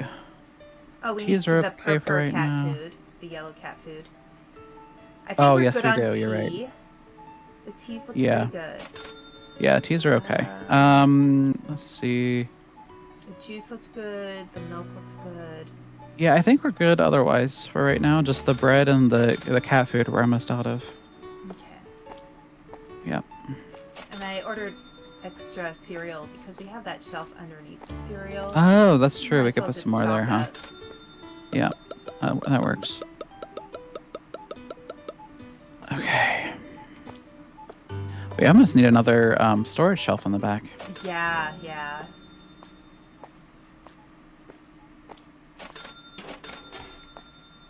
I think we'll definitely be good to get frozen stuff this time because we're already over $2,000 for the day, which is good. Mm-hmm. We still have Right. like 2.5 hours of business. Yeah. So. Hmm. I guess we could also use some of the red cola packs now that I'm looking at it. I will order those in just a second.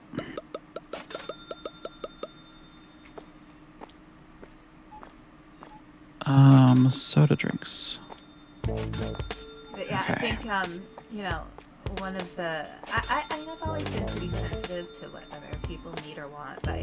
Hmm. I feel like my training that I went through as a therapist really taught me a lot more about respecting where people are at. Oh yeah, I'm sure it did. Like one of the things we were taught too, and this is kind of funny, but we were taught that it's really important to not let a person's job sway you in how you treat people. So, like, if Okay. somebody's famous, Hmm. yeah, you still treat them the same as you treat your other clients because they're still people. That's you true. know, Yeah. like when somebody's going to therapy, it's not about fawning all over them, because that Right. just Right. keeps them mentally in the same place. Right. That doesn't necessarily help them. It But doesn't facilitate a good like conversation on how they're actually feeling. right, right. So it's really important when you treat people, you're not treating their job, but you're treating them as people. Right. Yeah, that's good advice. Yeah, and that's because I lived in California, in a big city in California, Hmm. where there are famous people. Not as much as some other parts of California, but there's famous people in the area that I lived for a long time. Hmm. Um, you really learn that fame does not tell you anything about whether a person is a decent person or not. Oh yeah, for sure.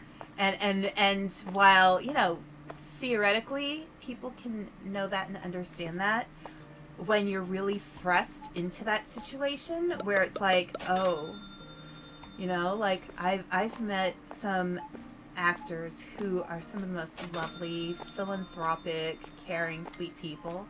Hmm. Some who are really predatory. Hmm. Yep. Some who are very kind. Some who are Hmm. very self-centered.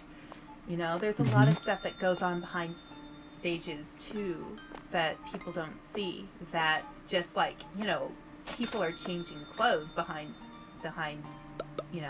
scenes Hmm. for their stage performances. Everybody's like in various states of undress, and some people are very gross behind stage about that. Yeah. Yeah. Unfortunately, yeah. So like the way how I think too is, and I see this happening a lot in VTuber space. Like, it's so easy to dehumanize us because we look like cartoon characters.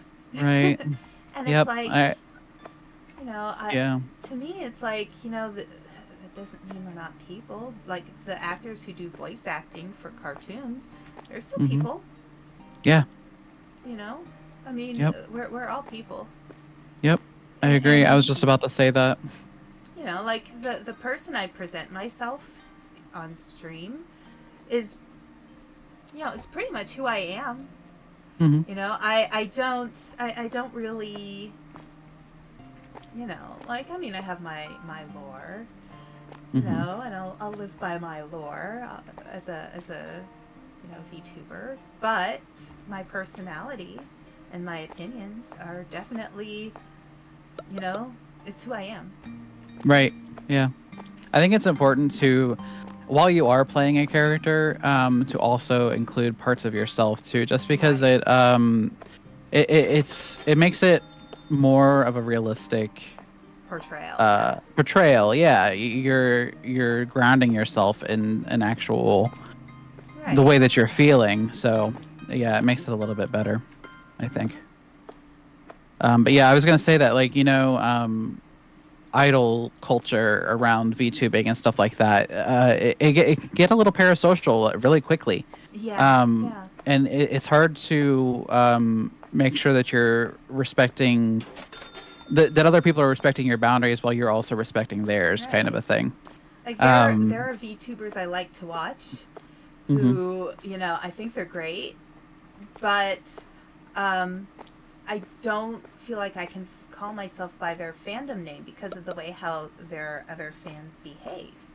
Yeah, I've seen that as well. Because I don't feel comfortable with some of them, some of Hmm. the fans, not Hmm. necessarily the VTuber, but some of the fans. Yeah, Because it especially definitely the ones happens. who like over sexualize their Oshis and stuff like that. Hmm. And I guess, again, because I've worked with survivors of trauma and abuse, like, I don't want to, I respect people's bodies and people's, Right, right. like, yeah, to me, it's like how it's not okay to treat people like they're things. And, Yeah, exactly. I don't like it when I hear stories about people who, overstep boundaries. Hmm. And like, I know you and I have a certain mutual friend who is, I won't mention his name, but he is not, he's on hiatus. Hmm. And he's had some weird interactions with people even before debuting. Yeah, I And like don't understand. he's told me a few of those things. I'm like, yeah, that's really creepy. And given part of it is he's very naturally flirty, I think. But And that's not he's necessarily an excuse to act that right. way. Exactly. Yeah, just because someone's flirty, it may just be that that's how they're friendly. Mm-hmm. You know, and it's funny because Mm-hmm. I'm not very flirty unless I know someone really well, and usually it's me joking. Yeah. I'm often It's like I'll be like, "Oh, very hey, handsome," you know. yeah. For um, me, I'm kind of the same way. Like I don't know when somebody is flirting with me. yeah, neither do I. I'm very not in a flirty kind of a mind space. Right, Most of right, the time. right, It's just how I am. Like I've just always been very respectful of other people and their space and their boundaries, and I don't want right. to make anybody feel uncomfortable. Right. Like to me, But like if I meet somebody and I'm attracted to them, or if I know somebody very well and I'm attracted to them, mhm. I am not. And I find out they're in a relationship, I'm not messing with that. I Oh am yeah, for sure. instantly not messing with that. Hmm. Do you want me to be here at the order, and you can tell, you can just call off to me what you think we need to order, and I can just fill out on the blackboard? If That might make it you a little more efficient. Yeah, that works. Yeah, so we need some mint tea. Okay, hang on. I'm putting something on the shelf. Oh yeah, you're good. And maybe some water bottles. Dairy looks good though. Okay, so let's see. You said mint Mint tea. tea. Yeah, it's the green bag. Yep. What else? Water bottles. Water bottles. The Pat Pat cat food. The blue or the The blue Pat one. Pat is the blue one. Hmm. Yeah. And then canned peas could be stacked again. Okay.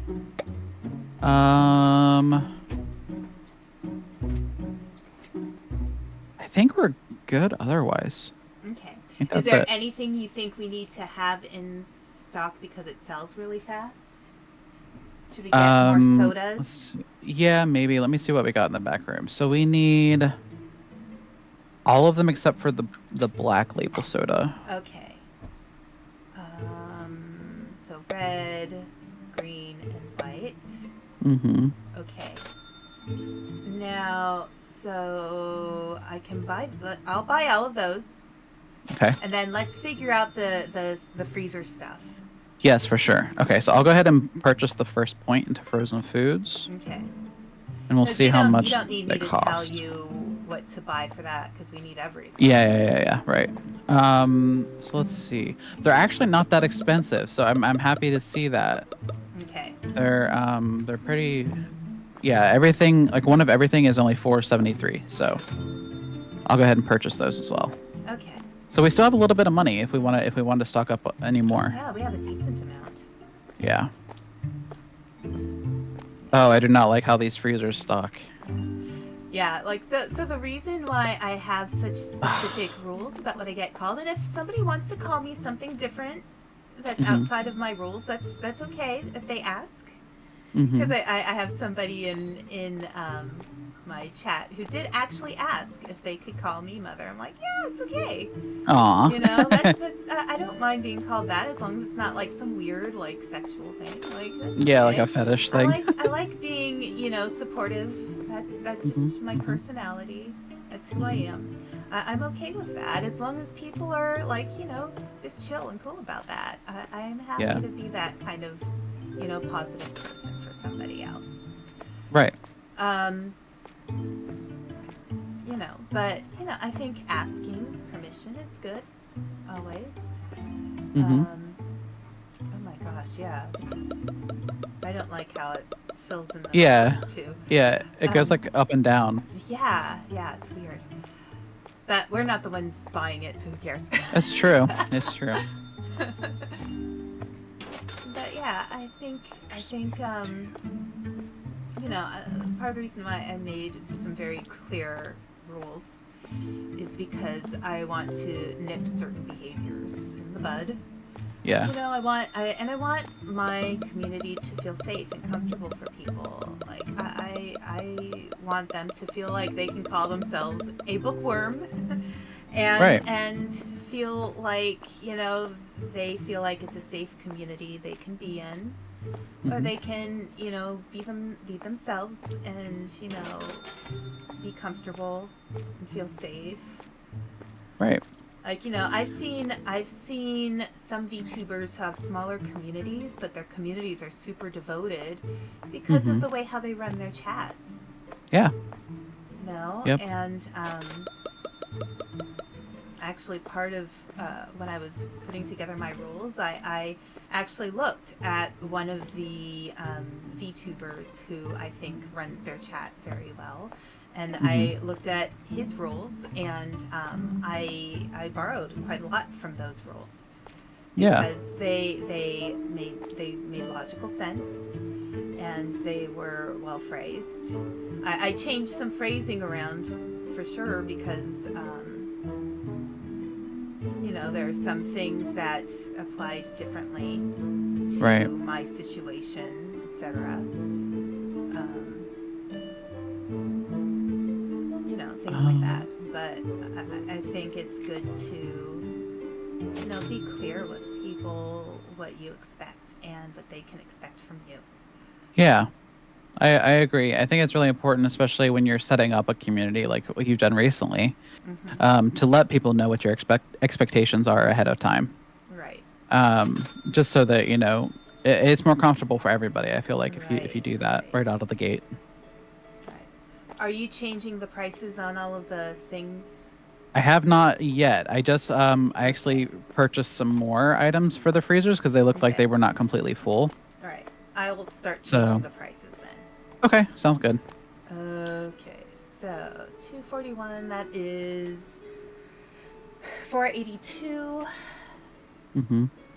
Right. So I'll just do them double for now. Okay, we can always change it later. Yeah. Not 482. Yeah, like the pizza boxes, like it was barely one layer in the bottom, and it didn't look full to me, so I purchased some more. Okay. I forget how to. What do I press when I finish putting in the number? It's either left mouse or enter. I can't remember which one.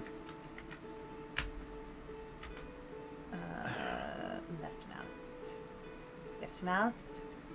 Left mouse. Why is it not working?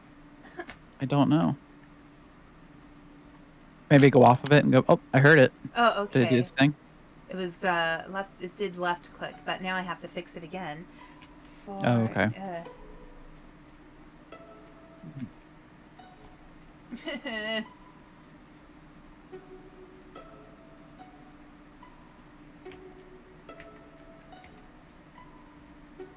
It's exciting getting freezers.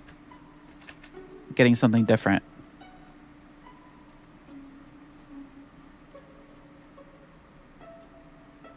Okay, now it's not doing it again. Oh, jeez. Enter. Oh, now it wants me to do sticky keys. No. Oh, jeez.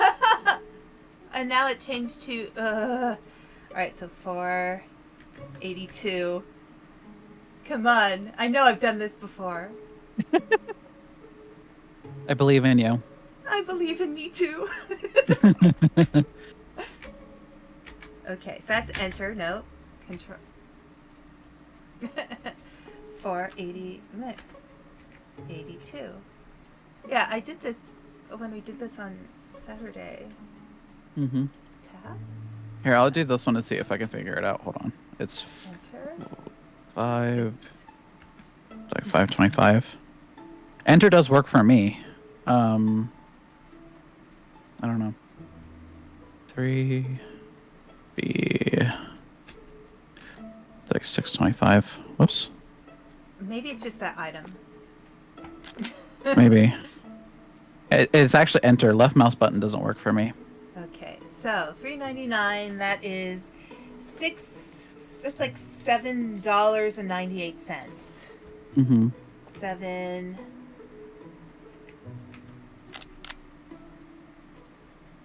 Okay, I got that one changed. So then this one will be say 425. Yeah, it's not cooperating. That's okay. I can do it. All right. I'll focus on restocks. Okay. I don't know. There's some things that like aren't completely full if you wanted to buy those. But I think we're pretty good. We're Let's set. see. Ketchup, salt, pepper. Maybe we can fill that up. Yeah. Maybe Those some take a oil. lot to fill up the whole Yeah. shelf. So. Oh, and maybe some of the blue cans. Yeah. Maybe some olive oil too. All right. Like one So olive oil. let's see. Basic products: salt, olive oil, ketchup, pepper. But we have enough bread. Yes. We bought it at the end of the day. I think our dairy products are pretty decent. Yes. Sodas, we have extras. The flour, rice, and cereal are not completely full, but they're pretty full. So I don't know if you want to go ahead and purchase it while we I'll have the just do money. that. Cereal, rice, and the flour. flour. Okay. Yeah, that would take out half of our money. Anything else that the teas are all good. Yeah, teas are fine. Okay, and let's see. So yeah. I'm gonna buy us another storage shelf for the back room. Yeah, here. I'll buy this, and then we'll have money left for storage shelf, and then next time we can. Yep. Okay. Ketchup. Flour. I can't believe how much ketchup fits on one shelf. I know, it's crazy. Some of the sizing in this game is weird. Yeah. It reminds me, like I used to do probably the longest job I've ever had. I worked there for almost 4 years. I worked for an inventory company. So we basically went around. We had a one client that we mainly focused on in our area. Yep. And we would just go to one of their stores every morning about 5 or 6 a.m., depending on when they wanted us to start. And we would count their entire store. Every shelf, every back room item, everything. And it took us about 6 to 8 hours, depending on. We strive for 6, but sometimes it took longer. And just this reminds me a lot of like going through and counting the shelves,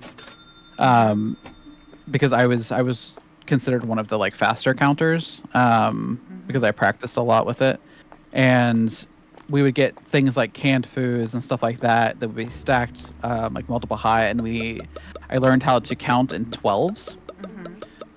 Just so that it would make it faster for me to count everything, because you can't count it like 1, 2, 3, 4. Like you have to group it to get it in faster, basically. And a lot of things are packed in dozens anyway. Right, and it always make me so upset whenever something would be like not in a 12 or a 6 or whatever. You know what I mean? Like be like a weird number, like an 8-pack or a 9-pack or something like that. Right. It was very frustrating, but yeah, it's these grocery games that I've been playing have just kind of reminded me of that time whenever I worked for that inventory company. Yeah. I'm gonna fill in the shelf below the cereal with more cereal. Okay, that works. I think we're good after that. Yeah. I'll go ahead and everything looks really we still good, haven't closed. actually. Yeah, we haven't closed the store yet, so I'll go ahead and do that. Yeah. End of working day. Day 10. Okay, there's still one too expensive product. Yeah, I wonder what that is. I found it before. We didn't have it yesterday. But today we did for some reason. I don't know. Maybe we'll have to watch out for that. Yeah. What did we just put out before the freezer stuff? Was it the ketchup and stuff? Yeah, I think so.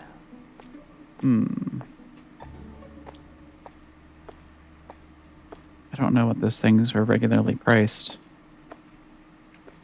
No, that looks fine. That one... Oh, maybe it's... No, that looks fine, actually. I'd say the olive oil, but that seems to be selling great. Yeah, the olive oil is not quite double either. It's actually like a couple dollars cheaper than double. So I think we're good. I'm not sure. Well, we'll just have to watch and look over people's heads and see what they say is expensive. I'm not sure what it is right now. All right, I'm gonna go ahead and open this. All right, I'll try to keep my eyes out more here instead of restocking quite as much since we filled up really well. Mm-hmm. I'll keep my eyes open. Okay. So maybe I'll Yeah. hang out in this one side, and then like you can check out the other side Yep. where the shelves We'll do. are.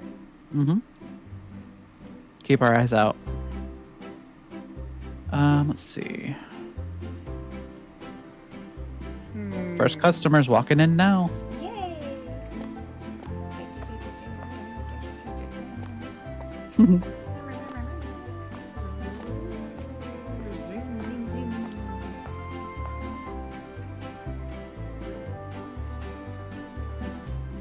You gonna buy stuff or not?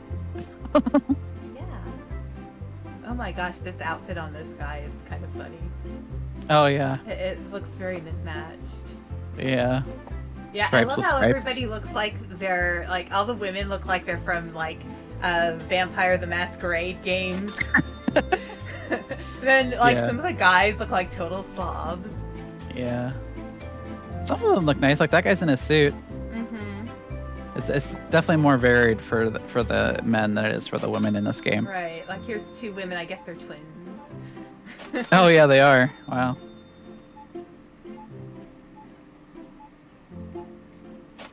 Their makeup is on point too. Yeah.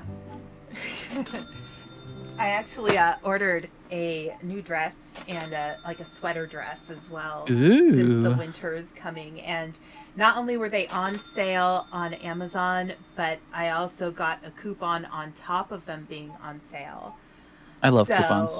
Right. So for both of them, it would have cost me like a little over $100, and I got it for like both of them for like $50. Wow. Nice. Yeah, yeah. But the dress is really cute. Like it's just like a Aww. But the dress is really like it's very much like a summer, like a spring summer dress.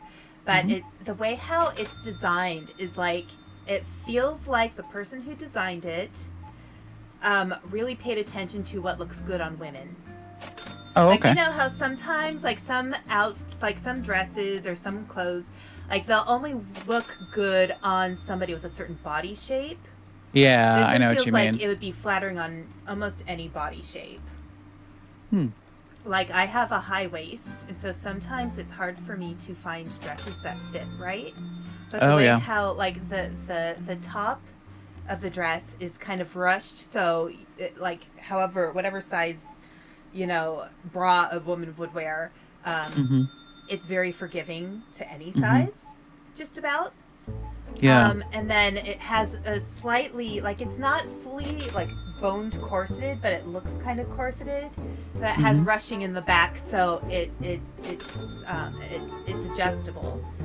But the Right. way how it lands, because I'm high waisted, it just it fits really nicely. Like it shows off the smallest part of my waist. Oh, good. And then That's the good. length is, so I'm 5'6", and the length is like, it's not all the way down to my ankles. It's like mid calf. Oh, okay. So and it's kind of flowy on the bottom. So it has a really like it just feels like it's really like if somebody had bigger hips, it would be really forgiving. It's just like one of those things where it's like this is a nice design for you know somebody who has that kind of body, like you know almost any kind of feminine shaped body, like they look good in it. Like a curvy lady. Right. If you're curvy, but if you're slender too, it still would look good. Oh yeah. Yeah, that's true. Yeah, I used to watch Project Runway a lot. Yes. I loved that show whenever it was on it was yeah. on Bravo or something. Right. Or it might have been on like TLC or something before that. I don't remember. But yeah, I used to watch Project Runway a lot. I just I never was into clothes as a person myself, but the idea of like being able to see somebody's thought process behind like their designs and things like that really appealed to me. Right. Well, if you And think about like Christian Siriano, who came out of that, like he was my favorite. He really embodies that idea that you know it's not you can make clothing for the person. Right. You know, right. you can. Oh, what happened, LT? What happened?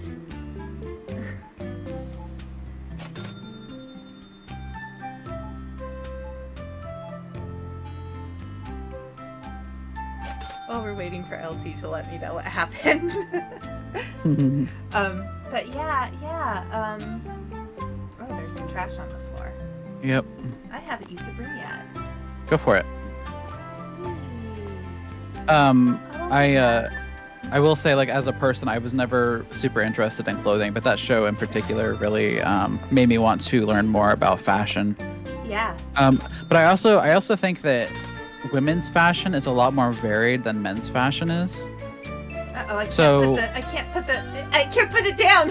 It's F, I think. I think it's F. Oh, yes, that makes sense. There you go. Okay. But yeah, like Panic. I feel like men get they just get shafted with. They don't get really interesting looking clothes. It's all kind of the same. Right. Like dressing up for a man is like a button-up shirt, nice pants, and a jacket. You know. Do you follow the Twitter? The guy who talks about men's fashion all the time. Is it Die Work Wear or something? Oh, I don't think I do. Oh my gosh, I love him because he talks so much about ways that men can wear clothes that are really creative. And LT, don't worry about nuking the chat. You were upset yesterday. You were feeling kind of, you were having a hard time. That's okay. Like, everybody has a hard time, and that didn't feel like a major trauma dump to me. So that's okay. Losing a job is hard. Oh, it is so hard. Yeah. So it's okay to talk about that stuff. If it's something a little more serious, like something you might want to see a therapist for. Yeah, you might want to. It's good to, really think about things that you want to keep private and things that you feel safe in other people knowing, and consider that.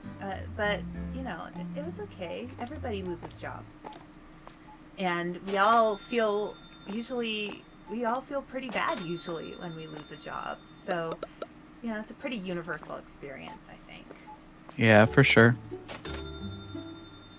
Feels like everything's crashing around you, but it's not. It's just the beginning of something new. Exactly. It hurts a little bit, but yeah, it fades with time. and Just it takes can a little mess with our bit. confidence a little bit, because we think, oh gosh, we messed up, we did something wrong, and And you know what I've seen, like, especially with jobs that I've had, it's not always you. Sometimes it's the person who hired you that is the Right. person who's at fault. You know what I mean? Like, right. I've had jobs where I've been fired from them, and I was happy because I was glad to be out of that situation. Yeah. But yeah, losing a job that you really like is really difficult. Yeah. Especially if you had like good people that you worked with and stuff. It makes it hard. Right. Like, younger human brother was trying to work as a mortgage lender. Mm-hmm. He likes doing that kind of like bookkeeping kind of stuff. It's just something that he is naturally more inclined toward. And good on him for that, because I'm not. Right. But the mortgage lender that he was working with was kind of strange, and ended up firing him. And he learned a lot in the experience about mortgage lending, and he got another job doing the same thing. But it was just the person was that they weren't a match personality wise. Or for some reason, like he didn't even really understand what was going on. It was just a little weird. Yeah. But, Hi, Heather. Welcome in, Heather. Yeah. Like me personally, I would rather, if there's something that is uncomfortable, something that's just not working, I'd rather not stay at a job where people feel uncomfortable with me. Yeah, exactly. I'd want to feel, and like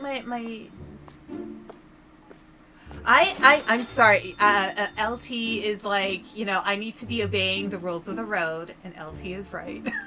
I am walking on the crosswalk.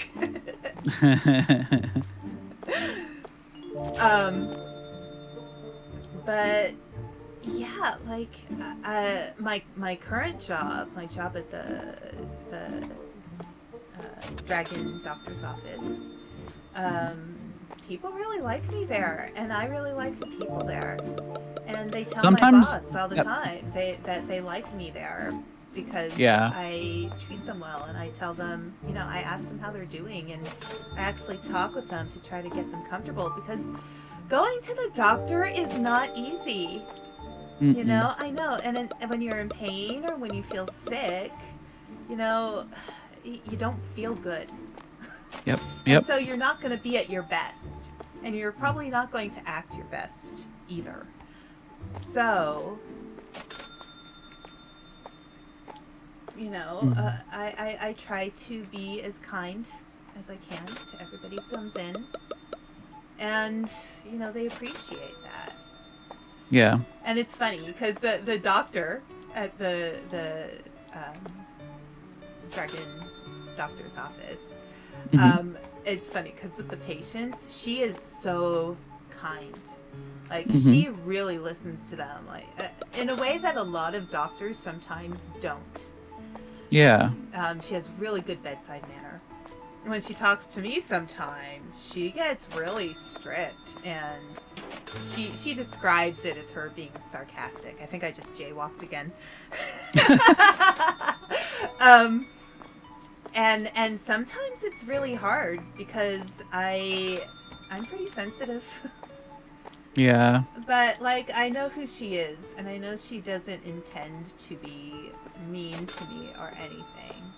Right. It's just that, like, she wants things done a certain way because, if somebody's injured or hurt, when you're working at a doctor's office, you got to take care of things. Things have to go a certain way. Yep. A lot of people have anxiety about going to the doctor as well, and sometimes that's an issue. Yeah. I don't usually, but because I'm trained in a healthcare field, I kind of know how to talk to doctors. I don't know. I'm in the store. I'm not jaywalking in the store.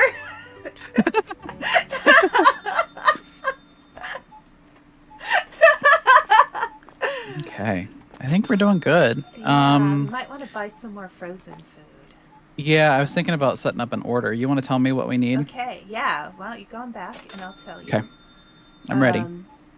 So whatever's in the green bag in the frozen section. Okay.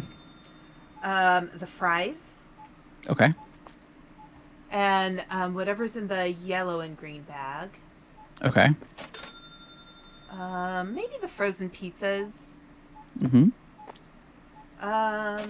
Oh, and there's that ham thing. The white the white one. White one? Okay. Yeah. Okay.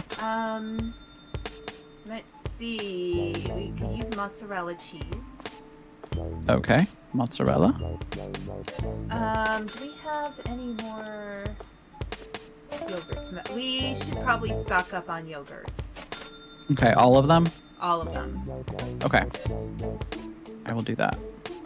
And then we're doing okay on butter. I wonder if butter's the expensive thing. I haven't seen anybody say anything, though. Yeah, I haven't either. I've been watching. We're good on all the condiment stuff. Maybe some more of the white label cola and in the packs. Okay. And the Zap packs as well. Okay. How about the bottled sodas? Do we need any of those? Yeah, let me double check in the back. Yeah. I think... Oh, yes. LT is having a blast with me running into customers. I think we need red label. Red? Okay. Yeah. Okay. What else? What about margarine? I know we were getting low on the second shelf. We might want to get some margarine. Okay. Okay, pardon me. Oh, sugar. We should get sugar. Sugar? Okay. We're low on sugar.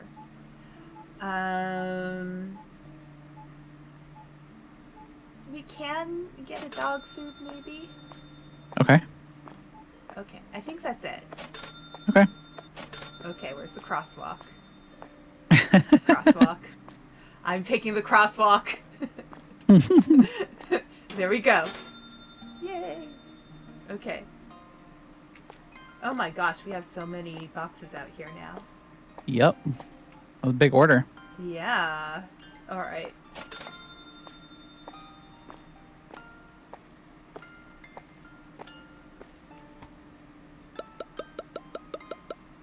Woohoo! Sugar! Yeah, after the Kit Kat stream, I don't know that I can eat much sugar. Oh my god, I was so sick. Yeah, yeah. My stomach was so upset with me. Yeah. It was so much sweetness all at once. Right. Well, Heather's friend came over and cooked for us. Oh, nice. But even that was a little heavy. Yeah. After all that sugar. I had veggie hot dogs for dinner after that stream because I could not fathom eating an actual meal. Yeah. He made a really good homemade macaroni and cheese. Oh, nice. It was so I love yum. macaroni and cheese. Yeah, yeah. It's definitely one of those things where you can, like, when you make it at home, like a really properly baked one, you can put so much good stuff in it. Like, sometimes, like, caramelized onions or, what else have I put in macaroni and cheese? Oh, gosh, I don't know. There's a lot of stuff you can do with that.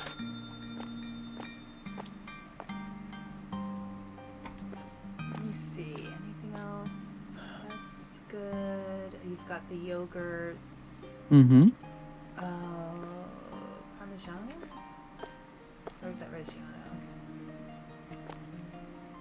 Yeah, there's a regular Parmesan and then there's Parmigiano Reggiano. Okay. I don't think we have either of them right now. Oh, I'm on an ad break right now. Oh, are you? Okay. I feel so bad about the ad breaks. Like, I'm thankful that I can make some money from them. But I also feel kind of like, well, I don't, you know. I mean, at least they're not ridiculously long ad breaks. Yeah. Right now I've got the, I have them set for 1:30. Which is, okay. To me, that's just enough time to run to the bathroom. That's doable. Yeah. Okay, so that's all of the boxes. So let's just double check we have everything stocked the way we want it. That stuff looks good. Yeah, the refrigerator looks good. Maybe one of these purple bags of tea. Purple tea, okay. I will order. Okay. Valerian. We can almost fit both of the cat food. Well, we still have some pat, I guess, so we're okay on that one. So I guess the purr cat food. Okay. We could go with that. All right. Let's see. The shelf underneath the cereal is also empty if you wanted to buy another box of cereal or two. But yeah, other than that, I think we're good. All right. Sorry. Pardon me. Excuse me. Man on a mission right here. Yes. Zoom. I noticed that a lot, like, in my personal life, that I'm very efficiency driven. Yes. Even in things that, like, you would normally do maybe not efficiently. Like, it kind of annoys me whenever I go grocery shopping with somebody and they don't take the most optimal route around the store. Right. Or going to the mall and people are walking right in the middle of the walkway. Yeah, really instead of slow. sticking to either side. Yeah. Yeah. But yeah, definitely, like, in the grocery store, I notice it a lot.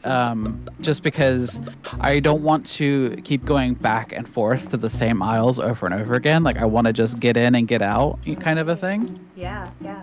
So I like it's even things efficiency. like when you're on, like, an escalator or a people mover, like, you know, usually the standard is you set to stand to the right or the left, and that's the side that you stay on if you're not going to move, so that people who are in a rush can get past you. Yep. All right, I'm going to go ahead and end the day. Okay. Day 11. We're doing it. We had no expensive products this time. Good. So Good. whoever complained about the products before apparently didn't show up today. Come back. Yeah. All right. Okay. Should we look at our points that we can use towards? Yeah, let's do that. So we got some stuff that could go on a shelf, or we could do more frozen stuff. We would need shelves for either one of those, but I think we have enough we could do that. Yeah. If we do the frozen stuff, we could also unlock the free morning coffee, which make employees move 20% faster. Right. Or we could do seafood, which has 4 items in it, which I think would have to go into a cooler or a freezer. Okay. So if we do frozen foods, we would have to buy 3 freezers, And how much which would be, they're $3.50 each, so that's what, $13.50? $13.50. So that would be like half of what we have, but that would give us enough money to still purchase items afterwards as well. So what do you think? Well, let's see. Let's look out here for a sec. So With the shelf stable items, we probably need 2 shelves. Yeah, I would say, yeah. So But that could fill up this aisle. Yeah, that would fill up this aisle. Yeah. You want to do that? Let's do that. Okay. I've purchased the perk. Okay, and let's see, shelves. Let's see. Basic products 3. So we have some juice. We have some more. We have another type of flour. We have another type of pasta coming in. We have another cereal. So we'll have to do some moving of some of this stuff to get it to our the way that we want it.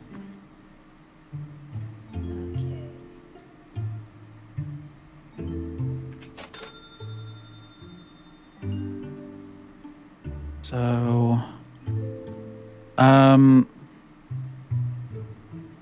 just bring the stuff in here and set it on the floor, and then we can kind of move stuff around as we need to. Okay.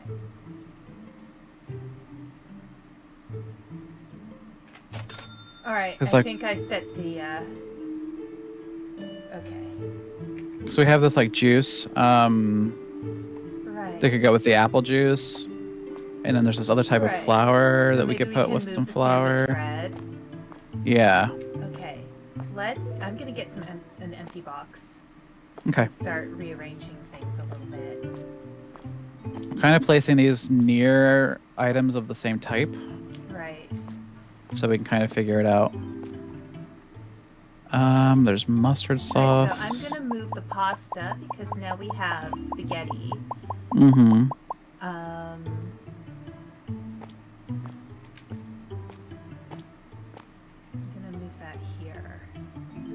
Maybe we should move the olive oil and put this canned tuna pate underneath.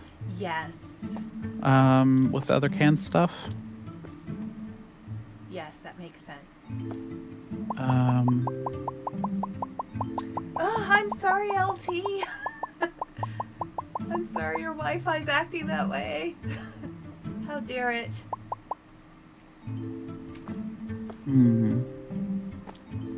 What else? Alright, let's I'll put the spaghetti with the pasta.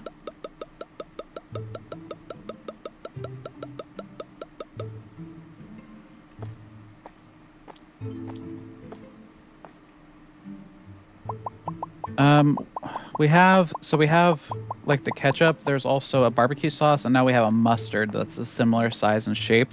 Should we put all those together? Yeah, why don't we move over the pepper and salt? Okay.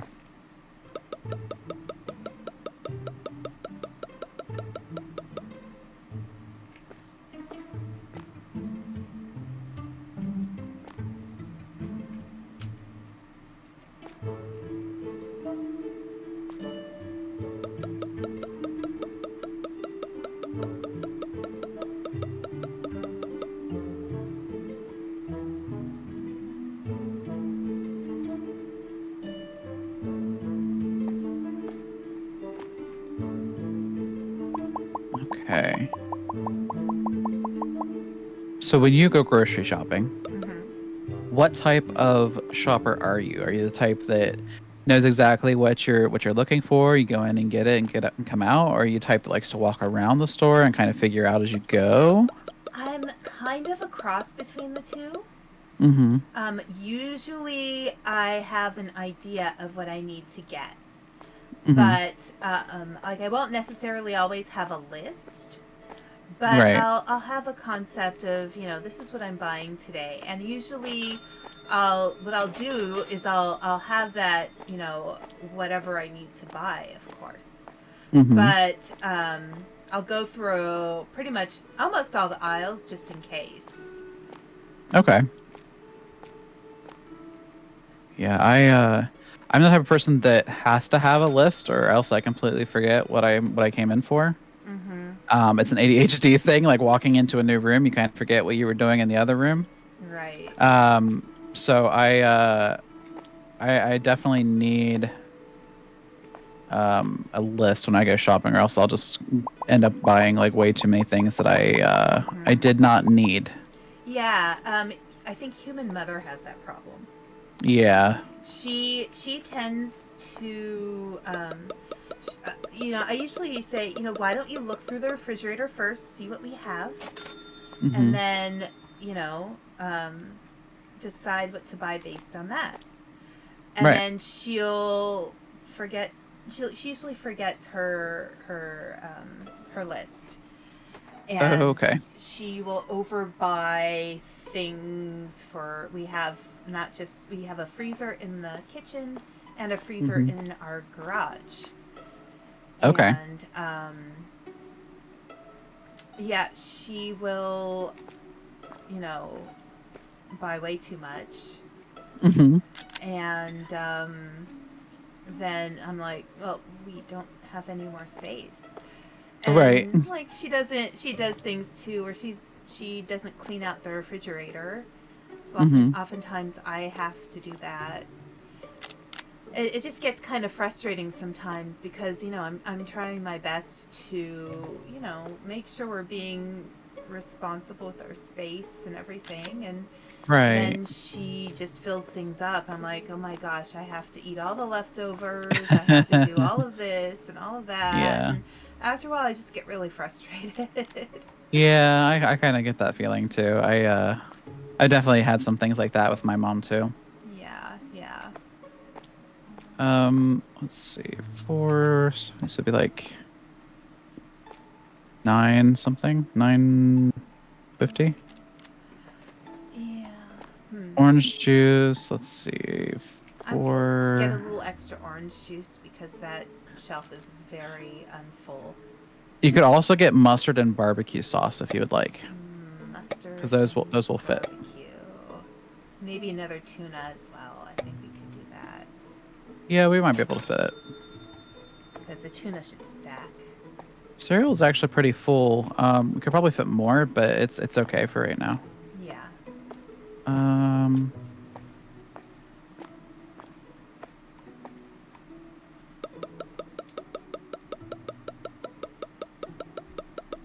okay.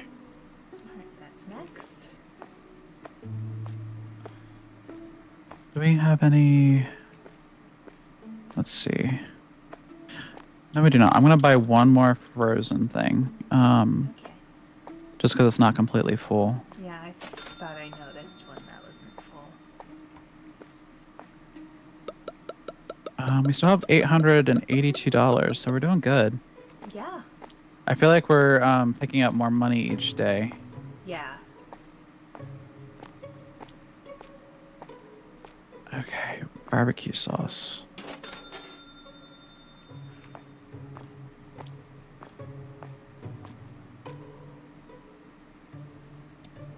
Okay.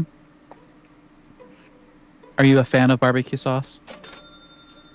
Um, I like it better than ketchup. Okay, yeah. I mean, that's valid. Ketchup is very sugary. Yeah, I think it has a little more zing to it. I'm Yeah. very like adventurous with foods. Oh, okay. I like to try new stuff. Yeah. So, or I like it when things have unique and strong flavors. Yeah, I'm the same way. It has to be very flavorful for me. If it's bland, I don't really like it. Yeah. Yeah, and of course, with having as many British people in my family, um, uh, some British food can be so bland. Yeah, I agree. Although there's some very good British food out there, I will say. Hmm. Fish and chips is always a win. Yeah. You can't go wrong with decent fish and chips. Hmm. Um, there's actually one kind of Indian food is actually from Scotland, I believe. I think it's chicken tikka masala. It's actually Yeah. not from India. It was invented in the UK. Hmm. Actually, fortune cookies. Yeah. Those are from the US. Yep. They were invented in San Francisco. I've been to the very first ever fortune cookie factory. They are based on a cookie from Japan, actually. Interesting. Um, so yeah, that's I thought that was pretty cool. Yeah.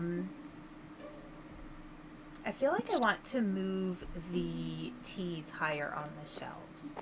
So I Okay. am going to get a box. And I am going to move things around. I looked at the next like unlock for us for the shelf stable stuff. Mm-hmm. It includes black coffee. Okay, so we will Um probably want to make some space for that with the teas. yeah, that's what I was thinking. There's also 2 types of sugar with it as well. So and another flour as well. Okay, so we're going to need to have like a pantry area. Yeah, like maybe like we could put the flour and sugar kind of near each other at some Yeah, point. that's what I was thinking. But we could put like the coffee with the tea and then go from there. Yeah, well, let's see. I can put sugar down here.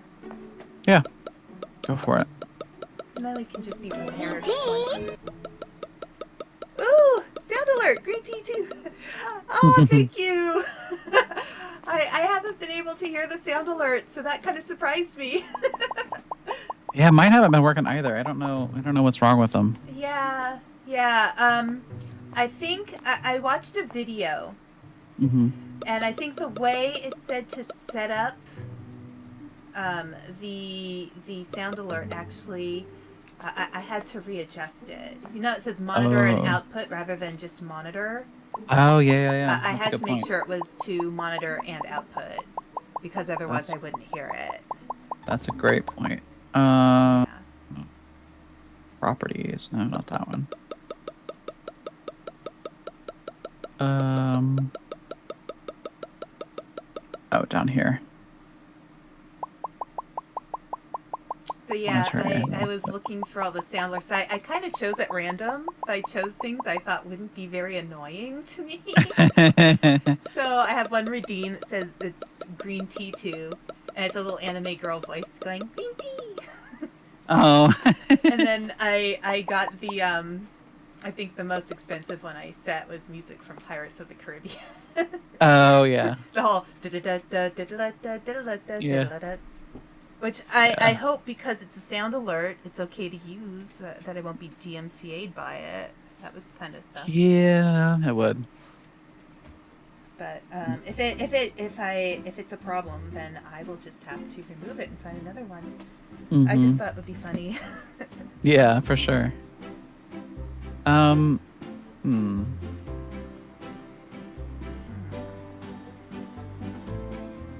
What do you think about putting the pasta with the rice next time? I think that makes sense. Okay, because we're getting another flour in, so I think if we have it next to like where the flour and the sugar and stuff, we're removing all that stuff. I think it would be better to put the rice with the pasta, Right.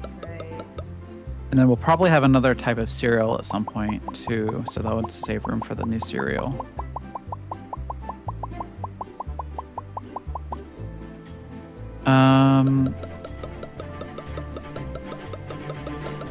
Oh, there it goes.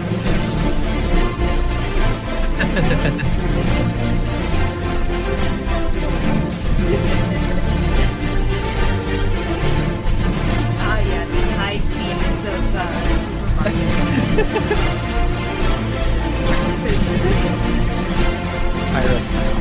Yeah. That's a pretty long sampler. Like it goes through like almost like the whole first. Yeah. Oh, jeez. Yeah. That's why I set it for 300 bits because it's just so long. Yeah. But okay, so yeah. I think we're good. Otherwise, I think we're good to open if you're ready. Yeah, everything here. Let me take a look. I think everything looks good. I mean, we'll probably want to get more of the red packs. Soda back, yeah. And I moved all the teas up. Looks nice. That looks a little bit better. And then when you get the coffee, we can put it down there. Yep. I don't know. Are you a coffee drinker at all? I am. Like I not as much as I drink tea, but I do drink coffee occasionally. Yeah, I've never developed a taste for coffee unless it's like really sweet, like a a frappe or an ice cream or something. I like cold brew coffee with like a cold foam on top, like a milky, creamy cold foam. I got stuck on that because of Starbucks actually. Their pumpkin cream cold brew or whatever I think is what it's called. Right. I was obsessed with those, and then I just developed a taste for cold brew after that. I also want to just take a moment to say thank you to our employee. He's been doing excellent work. Good job. I don't know how much we're paying you, but you're doing well. Thank you very much. He doesn't complain. He just stands there and checks out people all day. I feel like we need to get him one of those little mats on the floor to stand help on. him out, or even a nice stool. Like I have a big belief that in retail, that thing where they expect you to stand all the time is nonsense. I agree. I really like Aldi for that because they give their employees chairs to sit on. Right. Which I think is good. Very humane. I don't care if people are sitting down on the job. You know what I mean? Like if you're able to still do your job from a seat, like you might as well be seated. Right. Ready to open? Yep, let's do it. All right. Yay. Welcome everybody. Hello. Good morning. Yeah, LT told me to say good morning. Good morning. Welcome to our store. We hope you enjoy our delicious foods and services that we provide. I don't know what services those are, but they're foods. Ma'am, would you like to come into our store? Ma'am, you're walking right past it. Ma'am, come back. Yeah, come on in. She doesn't want to come in. We made it look so nice for everyone. Look at how tidy. How we look like that weird store that is near where I live. I actually feel like I can stock up on the hard cheeses. Let me stock up on the hard cheeses. Those are selling better now. Yeah, okay. I used to live in Buffalo, New York at one point, and there was a grocery store there that I really liked. It was when I was working for the inventory company. But it was one of our clients, but it was like they had their own. It wasn't the same as their other stores. It was like its own standalone thing. Right. And they had like a lot of organic and like more natural food choices than you would normally see in like an American grocery store. And hang on. Thank you for subscribing, Gaspin. I really appreciate that. Ooh, yay! So subscribers. Subscriber number 2. Yay! Yay! Hey, everything. Everybody's appreciated here. But yeah, so this little grocery store, it was really small. It was actually shaped like an octagon. Oh, interesting. On the inside, so there was no like boxed in feeling like whenever you walk in there kind of a thing. But I used to love counting their inventory because it was always stuff that I was really interested in because I enjoy more like natural foods and more like because I'm vegetarian, so I like to have options that I can eat, you know, and they seem to have more of that kind of stuff. Mhm. Um, and they had this like right in the middle was like where their deli was. They had like a round deli that also had like prepared foods and stuff on the other side. Mhm. And I just thought it was such a cool concept to like have this octagon shaped store and then have instead of having like the deli along the outside like most grocery stores are, it was actually like right smack dab in the middle. Right. Right. So it was just a cool little grocery store that you know it's interesting to see how people kind of go away from the norms of like you know like a Walmart grocery store or like Right. Kroger for example. They all kind of do the same thing. Right. Okay, so let me ask you this. Mm-hmm. So, um, having lived in Europe and having Mm-hmm. lived in the U.S., um, there are different ways in which stores do bagging. Yes. In Europe, usually you bag your own food. Mm-hmm. In a lot of American stores, they bag your food for you. What are your thoughts on that? Um, I don't really mind it. Like, it's great whenever you're shopping by yourself if there is a bagger. Mm-hmm. Um, just because you don't have to do it yourself then. Right. But I'm also the type of person that would rather choose a self checkout just because I'm like kind of socially awkward with it for some reason. Right. Right. Yeah. So I usually end up bagging my own groceries anyway. um, Yeah. Fair but like enough. if I have to go through a lane, like I don't mind there being a bagger, but I'm also the type of person that will go to the end of the checkout and you know help bag if there isn't a Right. bagger. Right. Right. Um, so I don't know. I'm kind of in the middle of it. You know, I think it's great to like give people jobs and things like that that they can do, but I also like it doesn't bother me if there isn't a bagger kind of a thing. Yeah. Yeah. You see, my thing with baggers is when they put like very few items in one bag and like they load you up on Yeah, bags and it's yeah. like There's definitely it just feels very wasteful. there's definitely an art to it. Yeah. And it's Yeah. actually really funny that you said that because it reminded me that there's actually bagging competitions for cashiers Mm-hmm. that I heard about from working in inventory. They will prepare their best bagger and will send them to do these competitions on like putting the most items in a bag in the quickest amount of time. Mm-hmm. And they you know train them like certain ways to like put like canned things at the bottom and then put like box Right. things on top of those or like you know um, Right. how you would hope you would want your groceries like not putting soft things underneath hard things kind of a thing. Right. um, but they train them how to do these competitions and then they train and then I guess the store gets like a little bonus or something if they win, Mm-hmm. which I thought was really interesting. Yeah. Yeah. Well, I mean, some But things make sense. You put your eggs on the top so they don't get smushed. You right, know. right, yeah. But I am seeing less baggers nowadays, so I'm wondering if it's Mm-hmm. becoming a thing where it's Yeah. becoming less of a desirable job for stores Right. to hire for. Right. I mean, it does cost extra. Yeah. Yeah. Um, it just kind of depends. But there's also stores like Walmart where they have the cashiers do all the bagging themselves. Yeah. Yeah. They give them that little round, like lazy Susan type thing with bags on top of it that they just spin around and fill up Right. bags. Right. Because I can. So, Oh. Uppies here. Hang on. Here, I'm gonna wait. Hang on. There we go. Here, I'm gonna post some more hugs. There we go. Yay! Okay.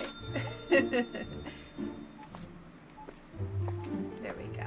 All right. So let's see. Well, what makes your stock down there? Yeah, because so in Europe it's pretty normal to you take care of your own bagging. yeah. At least most parts of Europe that I've been in. Um, Well, I think that just makes the customer kind of happy because like at least they're getting their stuff in the bags that they want them to be in, you know. right, right. And I feel like it's becoming more common as people like I don't know about the area you live in, but states have increasingly been outlawing plastic bags.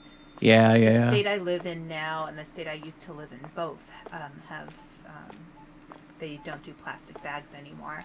But I've yeah. been Mhm. carrying my own bags anyway. Mhm. I have like this little easily portable set of bags that I've had for years that have Yeah. they're pretty sturdy quality. But yeah, like I think when people are using their own bags, it almost feels like the store people are more likely to want you to pack them. Yeah, I think so. And I think I would agree with that. part of that too is there are a lot of people who do not clean their bags. Oh, I've yeah. actually had some conversations with people in stores, and they'll be like, "Oh my gosh, you wash your bags," because my bags are washable that I have. Yeah. And they're like, "Thank you so much," because some people come in with really smelly bags, and it's disgusting. Yeah. And I don't blame them for being grossed out. You know? That's one of those things, like, it's like hygiene. Like, you kind of do it to make it easier for other people to, like, be around you. Yeah. You know? Like, See, you don't want to hand somebody a smelly bag. Right. And I like to smell good. Yeah. I just for my own sake, I like to smell good. Right. Just feel better about yourself. Yeah. Yeah, I don't know. I think as things get more and more automated, I feel like we're going to be seeing less baggers, just all around. Yeah. So, who knows? Yeah. Let's see. Okay, we're doing good on all those. The teas are good. Pet food is good. I want some more peas. I think it's funny that your chat has been saying that you've been jaywalking and, like, trying to keep you in line, but I'm just walking wherever I want. I'm just walking right down the middle of the road all the way Oh my across. god, Ocha, what's your problem? Somebody Walking said in I'd front smell of good for a people. dragon. It's funny actually. People often tell me I smell good. I think part of it is like my hair is really it's naturally curly. So I feel like I don't know if since you've worked in cosmetology, so you're familiar with different hair types and stuff. Yeah, of course. Like my hair is it's curly. It's porous enough because it's just naturally curly. It's gonna be porous. Right. So it holds on to. It seems like because of that, it holds on to smells. Yes. Really strongly. So even if I use not very heavily scented hair products, my hair still smells like the hair products for a long time. Yeah. So I've noticed that with whenever I've had long hair in the past, that kind of like how you're saying with your curly hair, I think the reason why it does that sometimes is because curly hair sometimes takes longer to dry than straight hair does. True. So it's kind of whenever you like move your hair like off your shoulder or adjust your hair or whatever you do, it kind of like releases that scent a little bit more and more each time, just because it's like kind of trapped in there underneath the upper layers of your hair. Yeah. So yeah, I can see that being a thing. Okay. Oh, that's something. Okay, good. Jaywalking is decriminalized in situations like that. I think I heard that. So, one of my chat people mentioned that in California, jaywalking was decriminalized in situations where it doesn't pose a hazard to drivers or pedestrians. And, Interesting. Gosh, having lived in San Francisco, I guess part of it is because, especially in the bigger cities that are more, walking friendly, you'll find that there's a lot of areas where people just don't drive. Yeah. Because it's just hard to park. It's impossible. Yeah. Yeah, it's so hard to park. Whereas, like, in a city like Los Angeles, there's more cars and it's more spread out, so there's more parking spots. But in a city that's more walking friendly, you kind of need to be able to get around on foot more easily. Yeah. So, LT said, "Bro, why OchaPup jaywalking now?"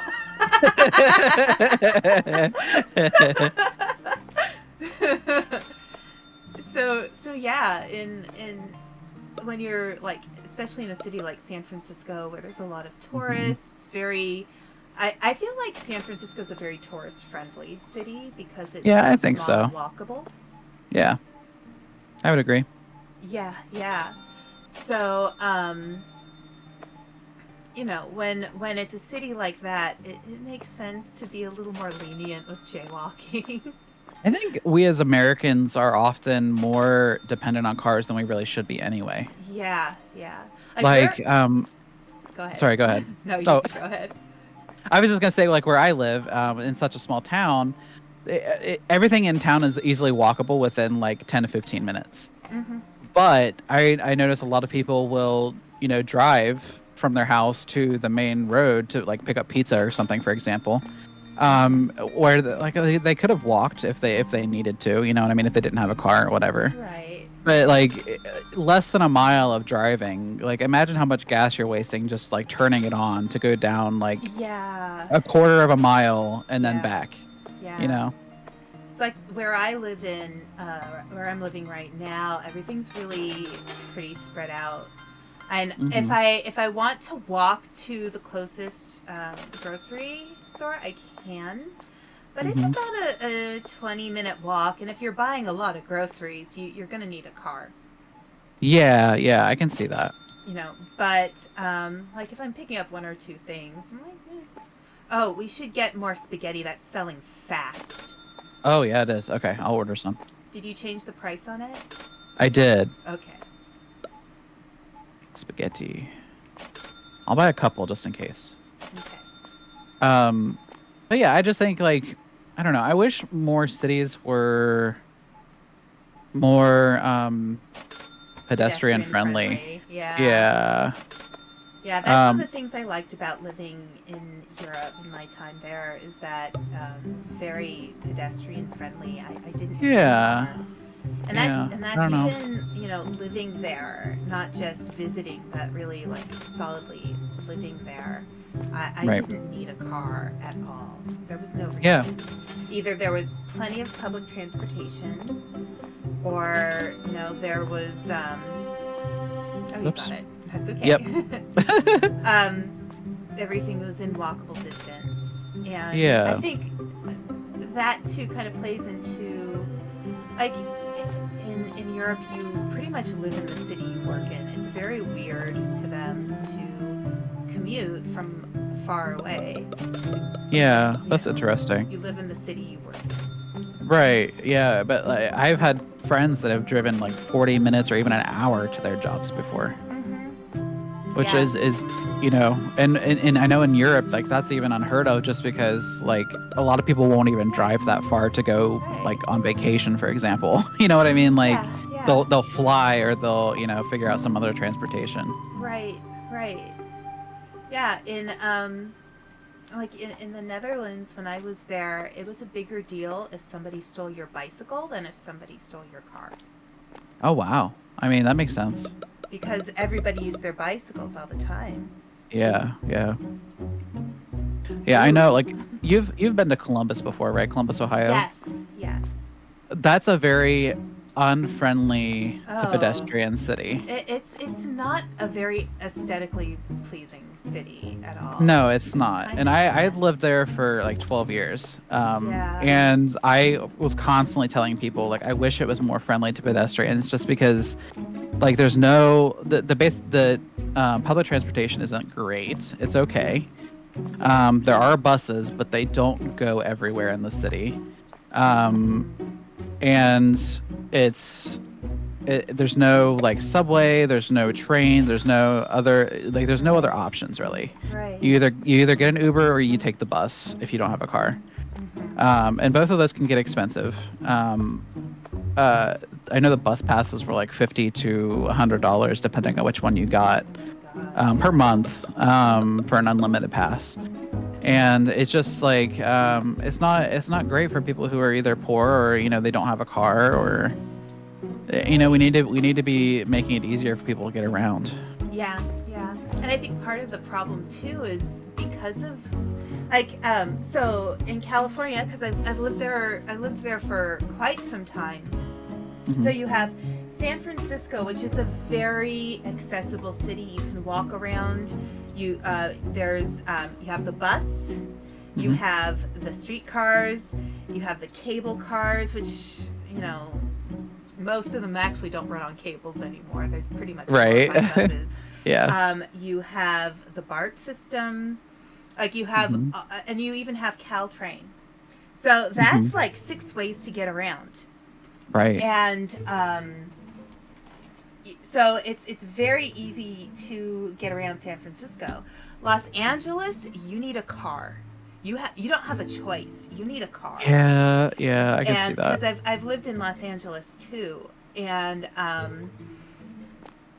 like if you don't have a car, you're screwed Yeah. essentially. Yeah. And part of that is so the BART system in the San Hmm. Francisco area was intended to be built as a train system that went throughout California. Oh, I see. So, but it was held back, and a lot of it was the auto lobby because it would Yeah. have. The intention was that it would go all the way down to Los Angeles at some point, Right. Yeah. and it it doesn't, and it would have made it so much easier and less expensive for people to travel Hmm. to Los Angeles from San Francisco and vice versa. Hmm. Like it, if I don't know if any time when you spent in California, if you've ever driven from between San Francisco and Los Angeles, but it takes 6 to 8 hours. Wow. No, I haven't. On BART, it probably would have taken half the time Yeah. I can because see that. it's a high speed. It's not an official train, Hmm. but it functions pretty much the way a lot of train systems do. Yeah. There's And actually yeah. sorry, there's actually a what they call a hyperloop train that they Hmm. were planning to do from Chicago to Pittsburgh, and it goes through, I think, Columbus, or it might have been Cleveland, Yeah. one of those cities. But I was really excited for that just because I thought, it's like a bullet train basically, like the Shinkansen in Japan. Right. Um, but it goes so fast that you could get to Pittsburgh or Chicago in like I think it was like 30 minutes from Columbus. Hmm. And just like imagine the commute, like that would make such an easy commute to any of those cities. Like if you couldn't find a job where you lived, like going to another city, another big city like that, it might have been easier to find a job or something like that, you know? Right. I just thought that would have been really great, but I don't think it never came to fruition or anything like that. I think it was talked about for a long time, but they never ended up doing it. Hmm. Yeah. But I would love Yeah. something like that to make it easier to go to other cities. Yeah.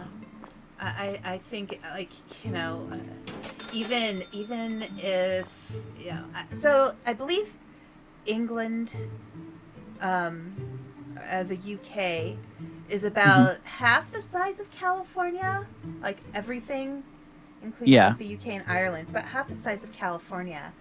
Hmm. But with the train system, you can just it doesn't take you long to get to different parts of the UK, without any Yeah. problems, really. And I would love to see more of that in the U.S. It's just so environmentally unsound for us to keep Yes. using I agree. cars. And like, sure, there's a certain freedom to having a car, Hmm.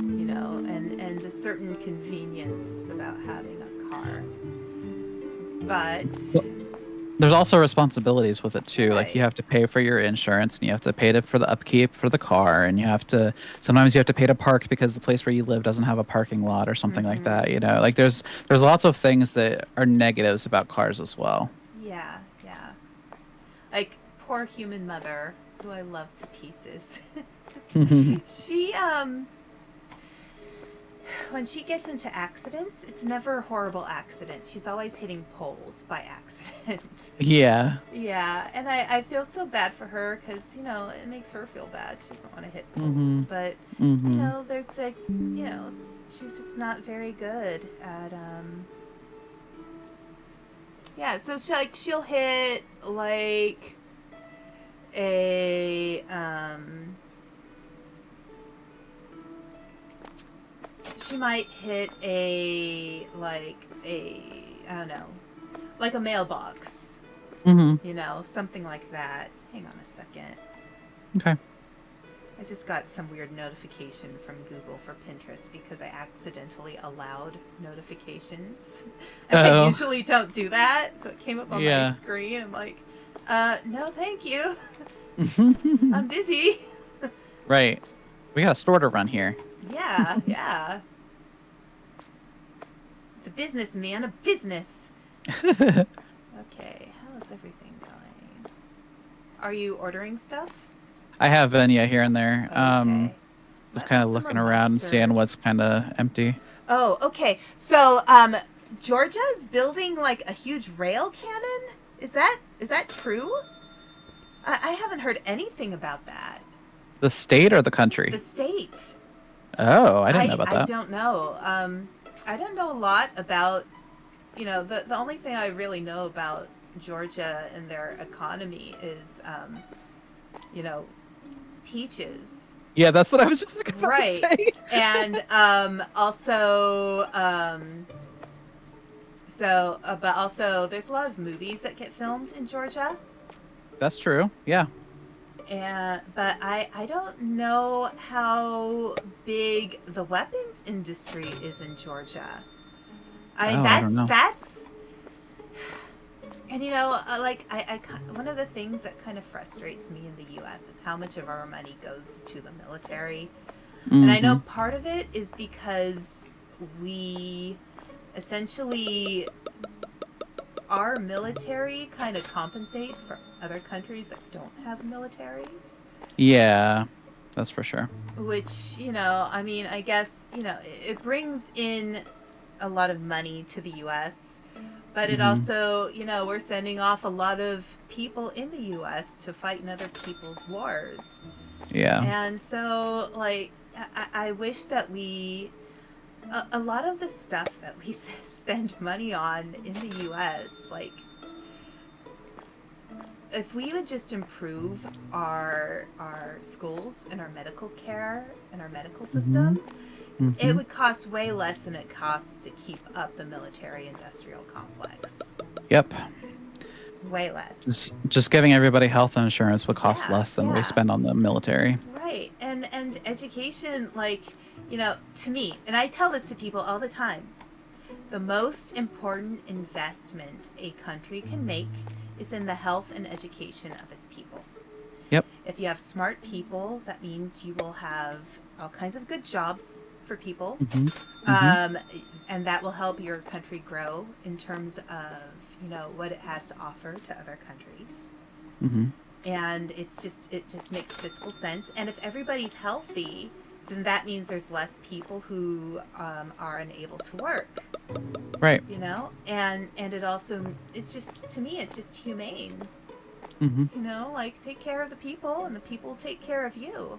Yeah, it's like a lot of politicians kind of forget that in the United States, I Yeah, think. yeah, They're so yeah. worried about making a buck off of, Mm-hmm. whatever way they can kind of weasel their way in that Right, they forget that, if, without the people, there's nothing. right, Like, right, what's the whole point of having a country if nobody is able to keep themselves alive and to be educated? right, right. So, yeah, I agree. For sure. Yeah. So yeah, to me, it's like, it makes me a little uncomfortable to think that our country is spending so much money on weaponry. Mm-hmm. Like what are we fighting? Yeah. Like, we're one of the most powerful countries in the world. Mm-hmm. And why are we stockpiling that many weapons? We don't need that much.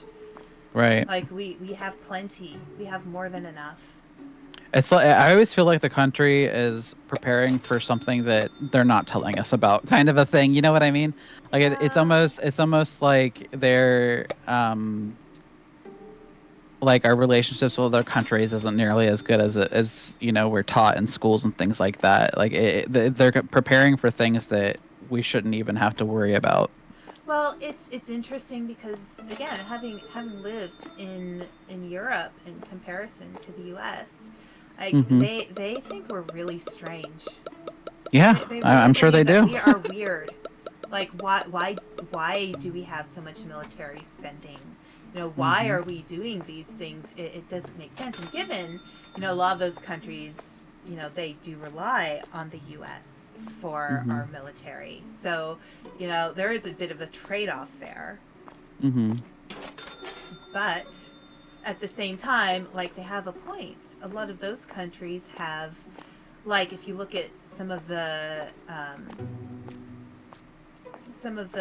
northern European countries, like Denmark, the education system there is incredible, and the teachers get paid well. Yeah. Hmm. Like, and teachers should be paid well. Yeah. I'm just going to fill up all of these condiments. We have Okay. the money. We can Yeah, afford go it. for it. Yeah. Um, I will say, like, a lot of the happiest countries in the world are where, their teachers are paid well. Yeah. They have good education systems there. People can thrive there. Yeah. Yeah. Yeah, I know a lot of like Nordic countries are kind of like that. Right. I think a lot Uh, of it's just really, it needs to be balanced. We need yeah. to make sure, like, I understand the need to protect a country. There are some Hmm. other countries out there that are, not, they have some bad intentions. Hmm. But, you know, how much is overkill? Yeah, You know? exactly. Like, do we really need that much? Probably Yeah. not. And I'm saying this as somebody who's actually had a fair few family members who've been in the military. Hmm. I don't have the personality to be in the military. Oh, I don't either. I Yeah. ask too many questions. I can be like, but Yeah. why are we doing this? They're like, well, you have to do it because you're a soldier. I'm like, yeah, but why? That doesn't make any sense to me. Explain it. But Yeah. that's why I'm an academic. Yeah, for And a sure. creative. That is why I am not in the military. I don't belong Right. in that kind Right. of Do you see that they're actually talking about making the draft like no longer a thing forever? right. Well, it makes sense that Um, our country is so populated now. Why have a draft? yeah, I mean, people have their reasons for joining the military. We don't need to have a draft system anymore. Right, right. And a lot of No. people do, out of choice. They. Hmm. And And unfortunately, yeah, like some poorer people too, they join the military for the monetary benefits. Being able to go to school and getting it paid for and things like that. yeah, and having access to VA hospitals and stuff like that. Yeah. But I mean, the military does things to you. Yeah, it does. Um, it's you have to be the right type of person, I think, to succeed in the military. Yeah, I'm not. I fully admit it. I'm not.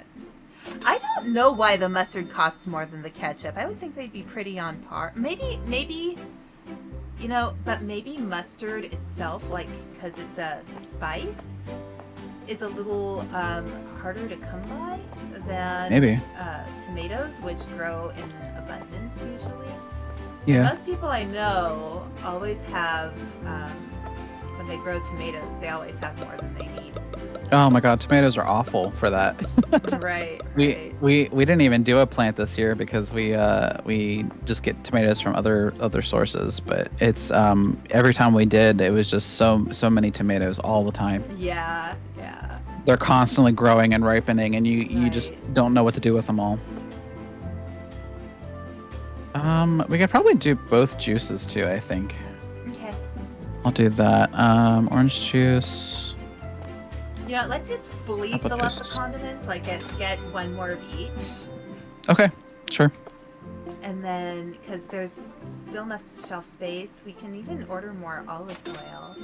And since we Okay. have the money, we might as well. And that Okay. way we can focus more on the customers. All right, those have all been ordered. Let's see. Have you ever worked in a grocery store before? No. I I have haven't worked either. in retail. I've Mm-hmm. worked in a clothing store. Mm-hmm. And oh, I've worked in like a music like DVD store. Mm-hmm.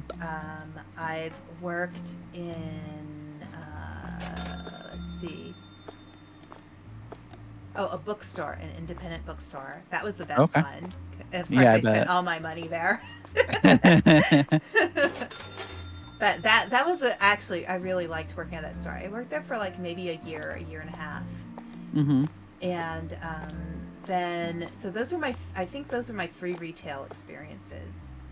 Okay. I didn't work in a restaurant, but I did work in catering for one of the schools I went to. Yeah. Mm-hmm. They had a catering department. That was in Los Angeles, and that college actually has been used in a lot of movies. Oh, neat. LT said, "Why OchaPup talking about my cousin Tomato Steve II Jr.?" Wait, who's entertaining who now? Right.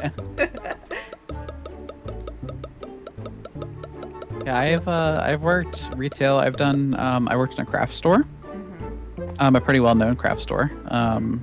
And I think that was probably the one that I worked at the longest, just because I enjoy crafts so much. Like I'm a huge craft person. And I like you with the bookstore, I spent a lot of money at the craft store when I worked there. Right. It's a hazard of the job, I guess. If you work somewhere that is like one of your interests, it's hard to not do that. I've worked in kitchens a lot. Like I've worked not as a server or anything, but as in the actual kitchen. I've been like a line chef or line cook quite a few times.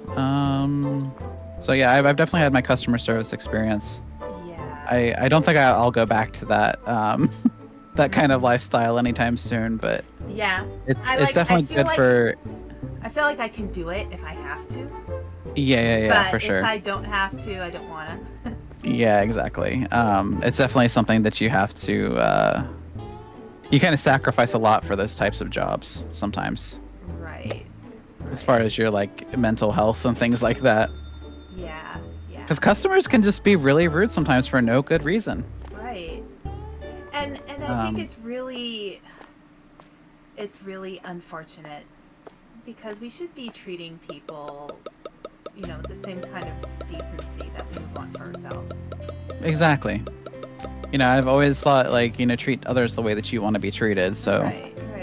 Whenever I go into a store, it's funny because because I've had retail experience and such. Mm-hmm. When I, go to the cashier, or if I'm asking for help, I'm always like, "Have people been treating you okay? Like, are you having a good day? Aww. Like, are you doing okay?" Like, yeah. Sometimes I'll ask them how they're doing before they ask me how I'm doing. Yeah, that's nice. I'm sure that puts a smile on their face. Yeah. Because it's hard. Oh, yeah, yes, LT, what's your joke? Tell me your joke.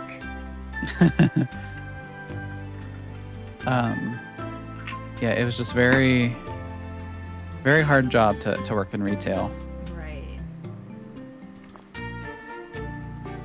I don't know. Managing your own store might be a little bit easier, but I'm sure there's plenty of stress with that as well. Right. Well, managing any business is tough. Yeah. I know with the way how the press is run, like there's a lot of things you have to think about. Like, do you do editing in-house with in-house editors, or do you hire somebody outside? And why would you do one or the other? One will save more money than the other. We've been robbed! Oh no! Oh my gosh! We were robbed! Oh dear. I didn't see any robbers at all. Can we hire like a security guard? The only things that we can hire are cashiers, restockers, and storage people. Okay. So maybe we should invest in some of those metal detector things for the doors. Yes, good idea. I don't know. They're $900 a piece, so we cannot currently afford them. Yet. Yeah. No. That sucks. Okay. So that's something to think about. We could also do like that guy did and block off 2 of the doors. Yeah. so that people can't come in that way, so we Can we can watch just people coming in and out. can we block them off with the like lane dividers? Is that how it works, or do we have to Yeah, like maybe. physically block? I mean, we can use pretty much anything, I think. Those might be a little bit more. Let's see how much they are. They're 75 a piece, so that's not bad. Yeah. I could put a few of them down, maybe. Yeah, maybe two over here to block this door and two to block the far door, and so that everybody's using the central door. Okay. Let's do like maybe like this.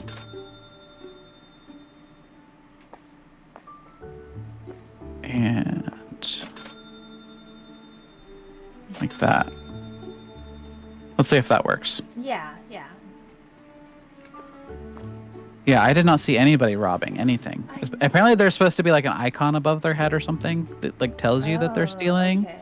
Well, I get So so focused on restocking. Maybe that's I the next thing know. we should do is hire a restocker. Yeah, that's a good idea. Let's see. When can we hire another person? If we do the frozen foods line into seafood, then we can get another employee. Okay. There's also, if we go into the hygiene, we could get another employee with the hygiene line of stuff. Okay. Well, let's try to But- focus on down here with the frozen foods and then the Okay. seafood. Maybe Okay. because Yeah, that's that works. sushi. And then we can get Yeah. the coffee as well. A free morning coffee Mm-hmm. for employees. Yeah. And yeah, okay. All I'm gonna right. go ahead and open this Okay, up. here's the joke. Okay. Mom Tomato, Daddy Tomato, and Baby Tomato walk into the store, and Baby Tomato was lagging behind Daddy Tomato, or lagging behind, and Daddy Tomato ran back and jumped on Baby Tomato and said, "You need to catch up." That's cute. It's pretty good. Yeah, that's pretty good. Yeah. Here, I'm gonna. Where's my? I think I have a laughing. Do I have a laughing emoji? I think I do. I thought you did. I thought I did too. I have a smug one. I have a cry. All right, so I have take my card. I have a squishy. I have a rave. I have love spam. I have congrats. I could do the congrats one. Yay. I have excited. I have high. I have love. I have rave. I have cozy. I have crying. I have smug. I have rage. I have buffer. I don't have laugh. Huh. Oh dear, that is so unfortunate. I will Might have to be need your a next laughing one. commission. Yes, yes. There, I'll do congratulations instead. That was a good joke. Okay.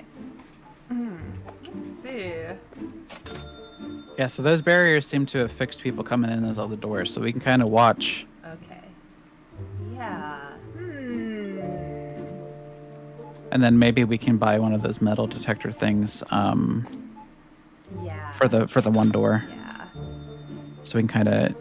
I think you have to like hit them enough times that they drop all the stuff that they were carrying. Bye, Gaspin. It was nice to have you here. Bye. I don't know. We might play for maybe a little bit longer, maybe half an hour or so. Yeah. I think that sounds good. That works for me. Probably- I haven't really eaten much today, so at some Oh, point I'll yeah. have to eat. Mm-hmm. Okay. Yeah, it is almost dinner time, huh? Mm-hmm. Yeah, I think I had a stale donut this morning. What did I have? I had an egg salad sandwich and a yogurt. Ooh. Yeah, I wish I wasn't. So I'm allergic to egg whites, not the yolks. I can have the yolks. Interesting. Okay. Yeah, apparently it's a lot more common to have Mm. egg white allergy. Usually it's, for most people, it's usually not severe and a little cross-contamination is okay, or if it's like a small amount in a baked good, it's okay. Yeah. Yeah. But otherwise, it's usually, not too bad. But yeah, sometimes I'll still I will use an egg substitute when I bake things instead. Mhm. I Yeah. found one that works really well for me. Mm-hmm. And it's easy because it's not like an actual store-bought egg substitute. It's just it's made with a certain amount of water, oil, baking powder, and baking soda. Oh yeah. And so it's already ingredients mostly in the things you make. Yeah. So I've actually heard that if you don't have any eggs, you can use blood as a substitute. I've heard that. That is so weird. For any vampires in chat, Yeah, that's something you can do if you don't like eggs. Yeah, make your red velvet cake with some blood. Nobody will know. Yeah, that's interesting. Yeah. Yeah, food allergies are weird. Like, I don't think I have any food allergies, but I've known somebody. One of my friends is actually, she was allergic to like leafy greens, like lettuce and stuff like that. Yeah, I've known a few people with that allergy too. I thought that was really interesting. That was one that I haven't heard of before I met her. But yeah, there's been like a couple of people that I've met that have had food allergies that have been kind of interesting like that. Yeah. So far, I haven't seen any shoplifters, but I don't know. Yeah. So there's something that's supposed to go like show up over their head. I think so. Kind of like I think that's what I read in like the guide that I was reading, but like I don't know for diamond. sure. Yeah. Something else I might think about is getting another register. I just noticed that we are starting to get a bit of a line with our one cashier, so maybe that would be something to invest in. Yeah, and that way we can have one of us at the front helping out. Yeah. We could make it face the other one, so that we can kind of see everybody that's going out at the same time. Right.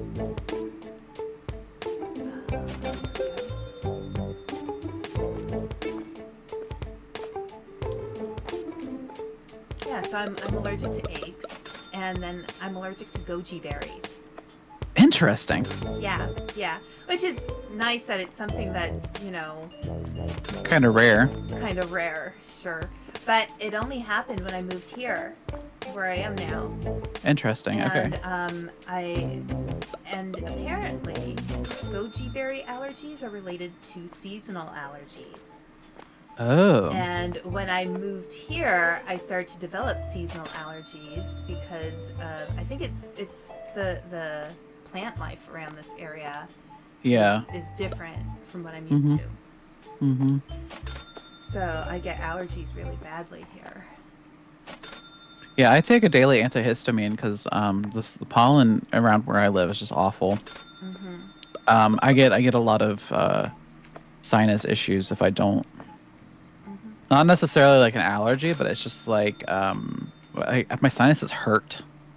Like they just I get like migraines really easily if I don't take an antihistamine because my sinuses just get so inflamed that it just like slowly takes over my entire face and head.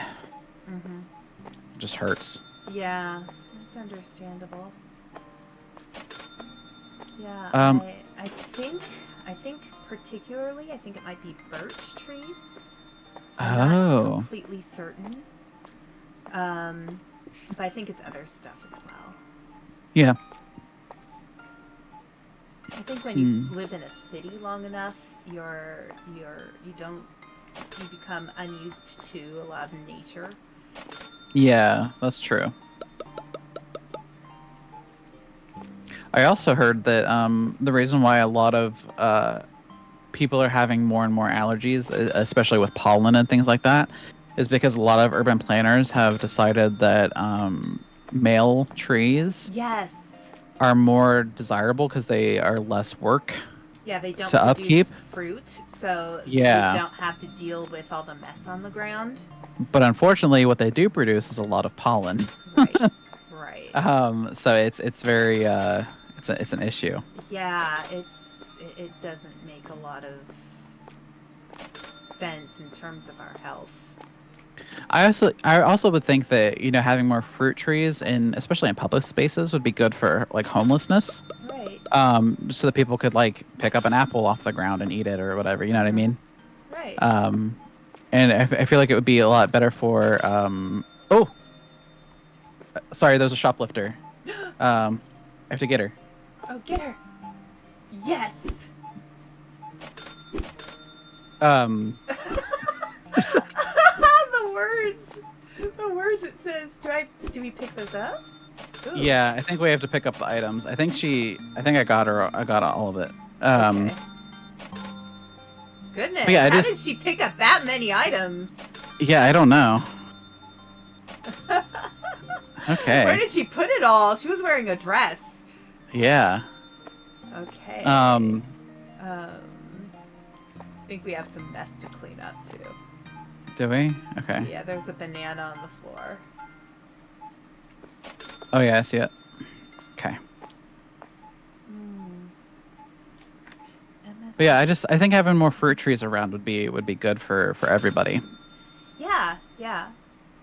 And honestly, they're pretty. They are, yeah. They make pretty flowers in the spring, and you know, plus you get to eat the stuff that comes off of them. Right. Absolutely. We have a pear tree that our local groundhog likes to munch on. But yeah, I grew up with having a lot of fruit trees around, so I'm very pro fruit tree. Mm-hmm. Especially in urban spaces, I think it would be good. Yeah. Help out in like food deserts and stuff like that too. Right. If people had access to fresh fruit, it would be. I feel like people would be a lot healthier overall. Right. Let's see.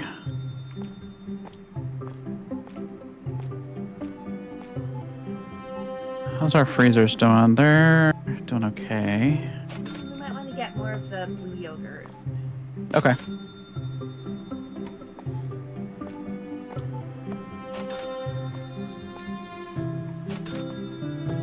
I'm glad that you can follow the shoplifters out onto the street. Like I was worried it was going to have to be like you have to catch them in the store, and then if they get outside, they just get away. Mm-hmm. But I'm glad I can kind of like beat her down. She was trying to run away. So I was worried we were just going to be out of luck if we couldn't do that. Let's see.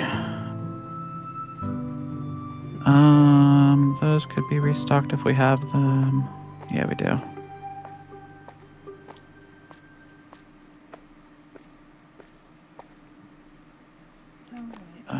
Let's see this one.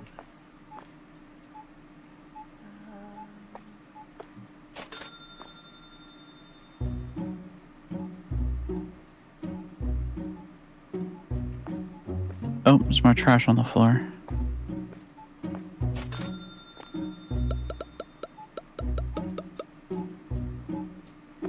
I bet people are bringing trash in from the outside. Like, they're not creating trash in the store. We don't have bananas. Right. Like, where did this banana peel come from? Seriously. And there's like a sardine can. We don't have sardines. Right. No outside food, people.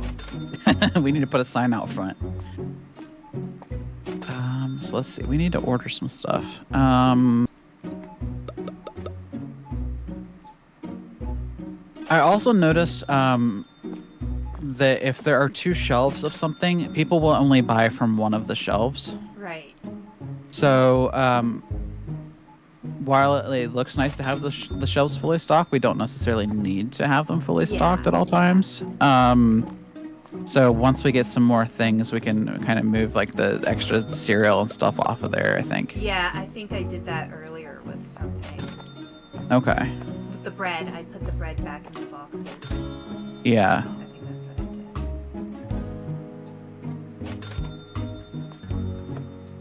I did. The only thing I could see like really benefiting from having two of is the yogurt, it seems like. Yeah. Because we've sold down. Fast. Yeah, it does go fast. We've sold down enough yogurt to where we, have run out on one of the shelves before. Mm-hmm. But I think everything else can just be like a one shelf kind of an item. Yeah. At least for right now. Who knows? Let's see. LT has me trained. I only do the do the crosswalk now. You're gonna think about it when you're in real life I know. too. I was like, Although the way how people drive in my area, it's a little crazy sometimes. Hmm. I think part of it is when you live in a smaller town, people just kind of drive a little bit willy-nilly because they don't know how important it is to be Absolutely. specific. I would agree with that. It's the same way here. Yeah. Like I definitely follow the, when I drive, I follow the, required rules. I might go a little fast sometimes, Yeah. but that's about it. Everybody does that. Yeah. Let's see. But I try to limit it. I think the rule in some states is you can go 5 miles over the speed limit. Yeah, that's typically what Or it seems to be. in cities, and then like 10 on freeways or highways. I try not to go more than like 3 or 4 over the speed limit most of the time. Yeah. Um, I have some moments of irresponsibility. I have gotten a speeding ticket before. Yeah, I I've will gotten say one. that. Just But in my one. defense, I was tired. It was the middle of the night. I was on my way home from work. Yeah. I was just trying to get home. Wasn't really paying attention to see if there was a cop there or not. Just happened to be going a little bit over. I think I was going 62 and at 55. So it wasn't like a felony or Right. anything like that, but it was just a Yeah. little bit over what you would I normally be acceptable. I just saw an ad for a show called Ghost Tavels. Not Travels, but Tavels. I'm like, Yeah. I should watch that. It's on at night.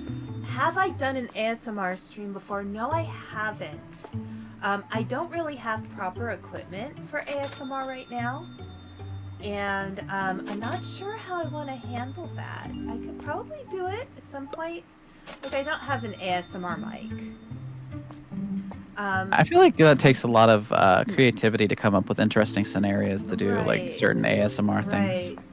Right. What I might do is like I have so every year I put out a Halloween short story on my Patreon, and what I might do is I can maybe try to do like an ASMR Halloween thing. Or at least just that'll read be fun. my stories, Yeah. Some of them are spookier than others. Some of them That'd are be fun. funny. Because I like funny. I like funny with my horror. Yeah. So, yeah, definitely. I'm not sure what day of the week Halloween falls on this year. I don't know either. Be doing some spooky stuff. Maybe, like, I might even ask people if they have a story that they wrote. Maybe I can read one of their stories. Yeah. That'd be cool. Or I can even do something where, like, we share real life spooky stuff that's happened. I've had a few interesting experiences. I have 2 actually.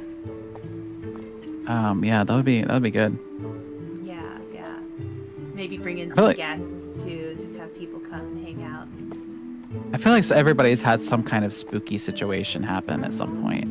Even if it doesn't seem particularly haunted, it's still, somebody a being little weird or somebody like, finding something strange and unusual or. But yeah, I have, let's see, at least 2 real life stories that I could share that are kind of surprising. Ooh, so our total today was 4,302. Nice. Not bad. Yeah, we're doing good. I am about to take 1,000 of that away. Okay. Just because I ordered a bunch of stuff. Okay. So if you want to help stock some of these shelves with me, that'd be great. Yeah. I think I got most of it, but there might be a couple things we still have to order. So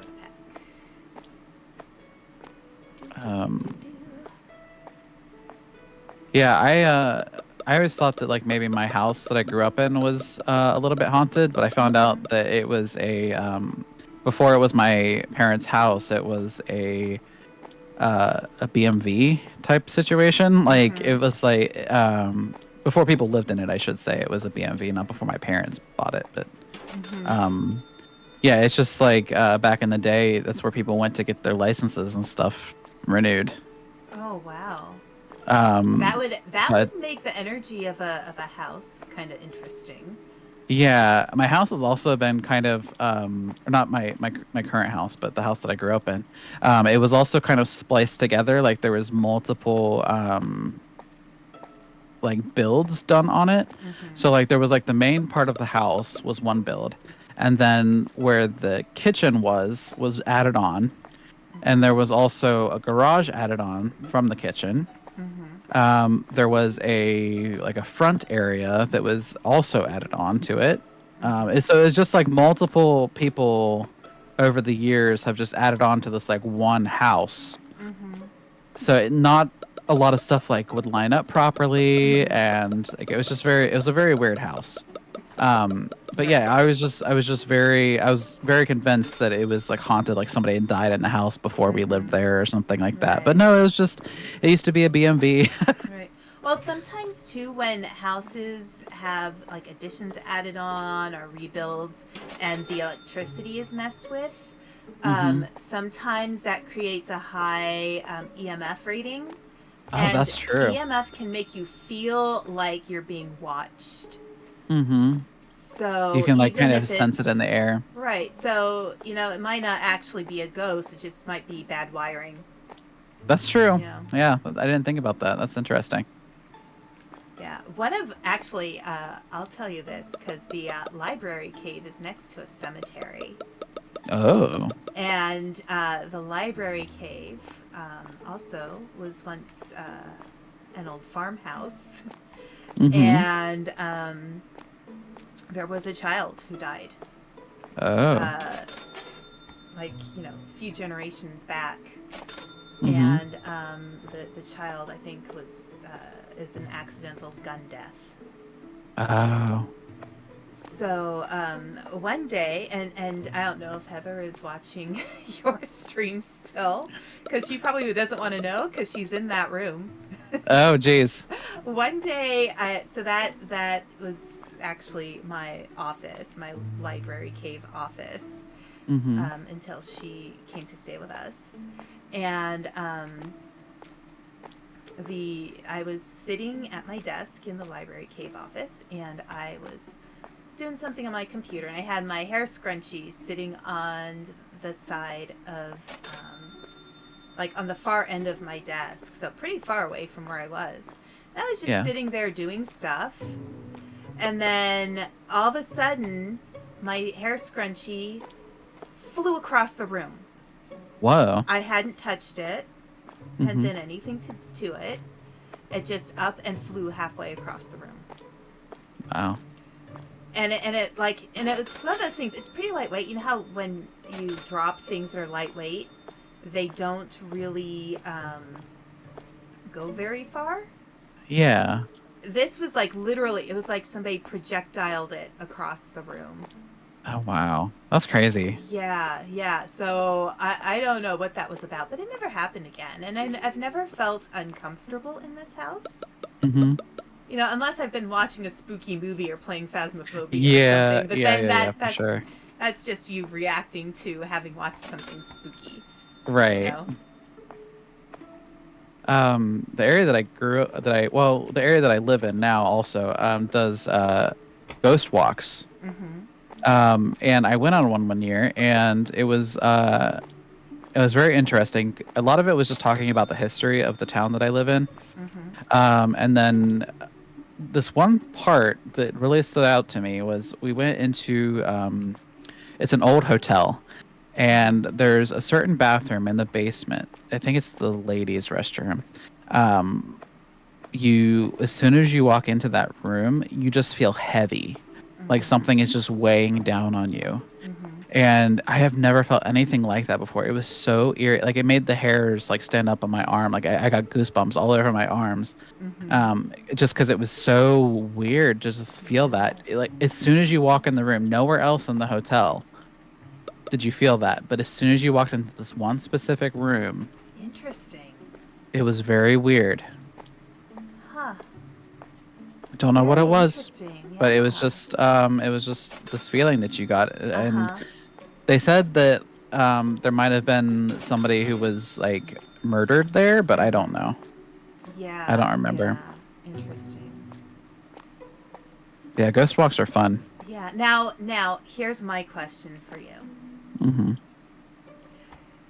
If you were a ghost, Hmm. who would you haunt? Hmm.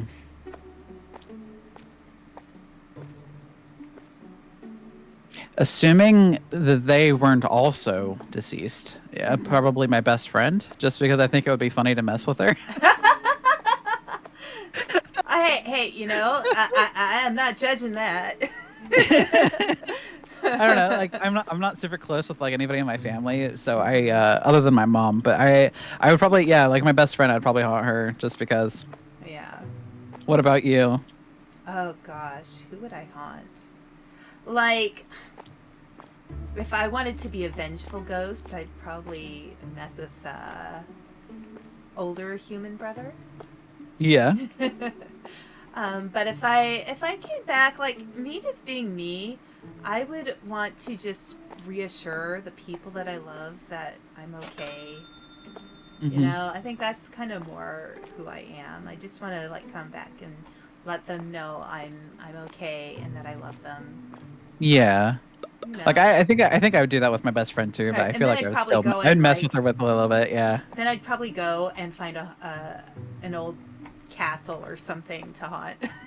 Yeah, that'd be fun. I would like to just like, I think if I was a ghost and I could go anywhere, I would just like to travel and just like see different things, you know? Yeah, I yeah. don't think I would stay in any one place for very long. Oh my gosh, that reminds me. I have my little mini ASMR scripts that I was going to post. I Oh need yeah. to fix them up in Canva to make them cute. So, if any, you know, fellow VTubers are watching, I will be putting out. Like, I actually wrote a series of them. It was funny because I wrote I wrote one and then like it made sense to make a sequel to it and then it Yeah. made sense to make a sequel to the next one and the next one, so I have like this whole series of like 6 or 7 ASMRs with different characters Oh, there you that go. yeah, so I'll have to put them out in order, I think. Yeah, for sure. But yeah, I had a blast writing them. So, and they're pretty funny. Yeah, I've never been a huge writer. Like I've tried to do fan fiction and stuff before, Mhm. but I've never felt confident in my writing skills. Mhm. I've always been a more graphic Yeah, artist type of yeah. a person. You see, for me, like I've always been super like imaginative. Like I've always had stories going on in my head. Like Hmm. I could go for a walk and be like thoroughly entertained by going for a walk because I would just be thinking up stories. Yeah, that's And cool.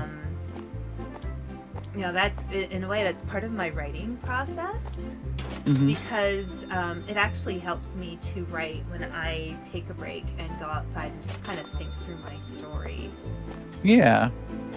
and get some fresh air so I can Yeah, think I think more it's important clearly. to take time whenever, especially in the creative process, to like take those times to take a walk and like Right, think about things, and it's part of the process for it. right, right. And it works well for me, you Hmm. know. But yeah, I've always been, super story in my head oriented. Although I did used to like to draw when I was younger. Hmm. Um, I used to like to draw horses. That was my Yeah. thing, drawing horses. And Yeah. I haven't drawn them in a long time, but I can draw a decent horse. Yeah, I used to, I basically should draw whatever I could. Like I would doodle like people and animals and like Mm-hmm. flowers and things like that. Like I would do pretty much anything. And Mm-hmm. as soon as I could pick up a pen, that's whenever I started drawing. So I've been Yeah, drawing since I yeah. was really young. And that was something that I would always do. Like if my mom took me to work with her, for example, she used to work in an office supply store and they sold art supplies there. Oh yeah, yeah. I would beg my mom to let me like take something off the shelf that I could draw with. so that I could just have something to do while I was waiting for her to be done with work. I'm just going through everything, by the way. I'm just going to the shelves Okay. to get everything out on the shelves as much as possible. I purchased some more freezers. Okay. So we can do the next thing of frozen foods if you want to. Okay.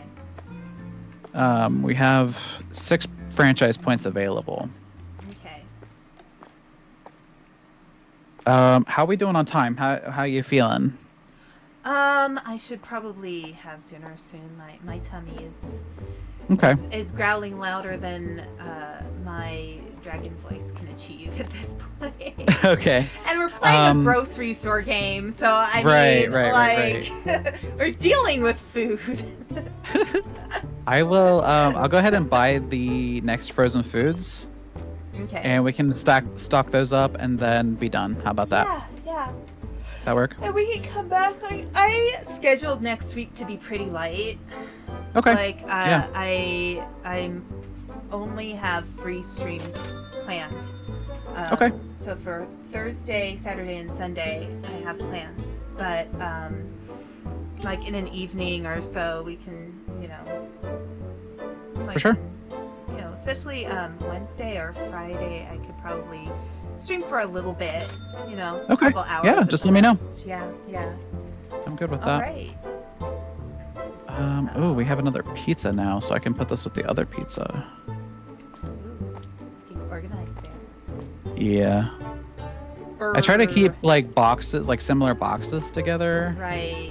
Yeah, that makes sense to me.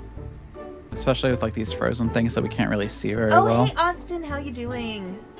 Hey Austin. Yeah, I saw that you were I saw that you were streaming earlier, and I felt like, oh, I wish I our timing worked out better so I could have visited your stream. But thank you for raiding and coming in. How did your stream go? I can't remember what you were streaming today. I saw it and I thought, that's interesting. Oh, I'm on an ad break now. Wonderful. Just wonderful. Oh, great. I can dismiss it, I think. So here, let's see. I'll dismiss it for now. These are the same. Okay, yeah. So Austin, I think Ocha and I are doing pretty well. Yeah. We've just been having fun making our supermarket look super cool, and I beat down a shoplifter. yes, that was the big dramatic thing that happened today. What were you playing today, Austin?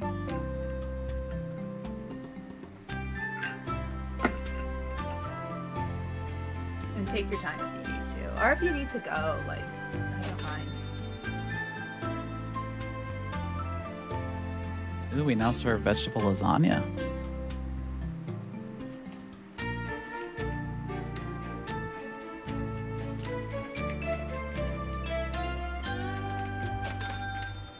Okay, actually, if you want to do longer, maybe take a quick break so we can, I had a meeting tonight, but I just canceled it. At 8. So, if you want to play a little longer, we can, but I might just want to stop and grab some food real quick. We can take a break and come back if you want. Yeah, let's do that. Here, I will... Let's see, what can I do? I am going to... Here, I'll pause the game. I'll switch to the loading screen, maybe. And I'll be right back. Okay, sounds good. So, yeah, so you guys, I'm not going anywhere. I'm just going to put the loading screen on for showing that I'll be back soon. All right? Probably be like 5 minutes. Okay, sounds good. All right.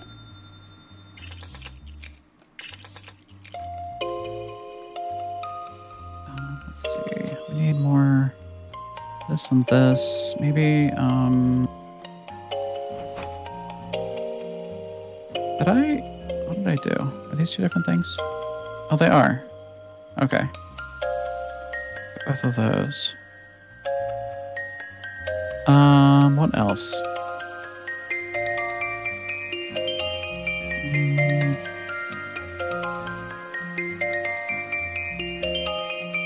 think that's probably it.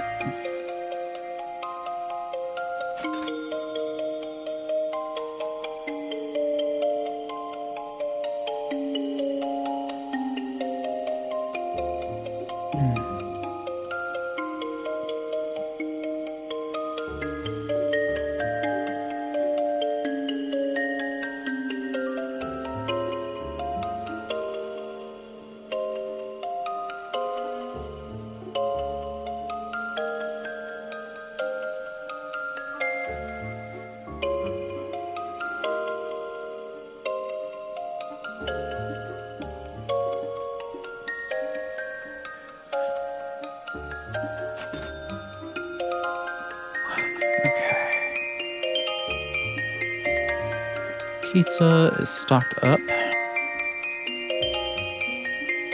What else do we need? Anything? I think we're good. There's an empty spot, but we could fill that later.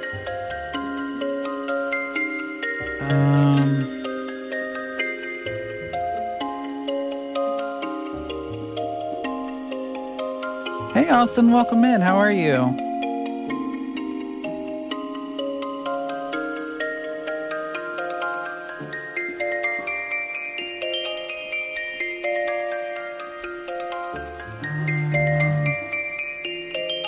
Just making sure everything is good. Freezers are good. Spaghetti looks good. Maybe tea?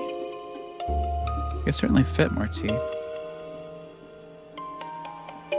Watch some of my favorite humans. That's always the best time. Just hanging out.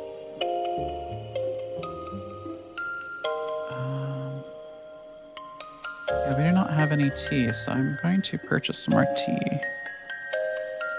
Infusions. Here we go. One of each of those, I think, and then we should be good. Green tea.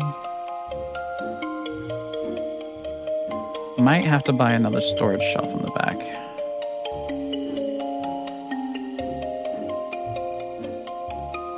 Which I'm glad we have some like back stock now. That's good.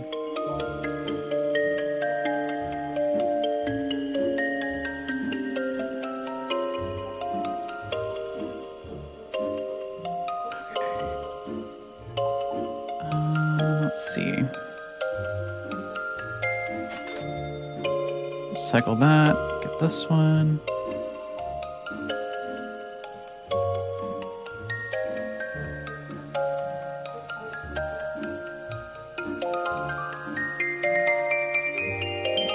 Okay.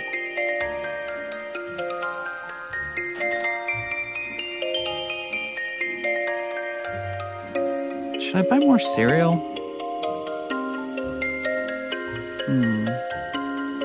That's completely full. Those are pretty full. Yep. Bread, maybe. Do we have bread? We do not. Where was that? Here it is.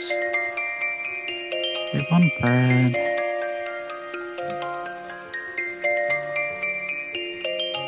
We can fit more juice and milk.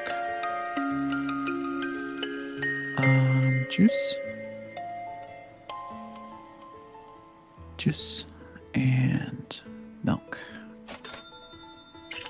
Okay, and I think that's just enough money to buy a storage shelf. Yeah, it is. Okay.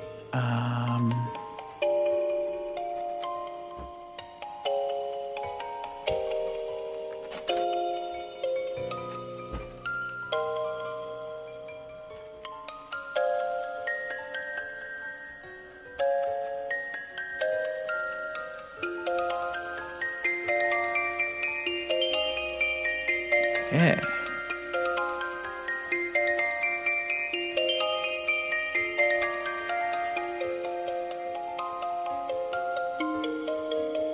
Orange juice. Oh, that's full.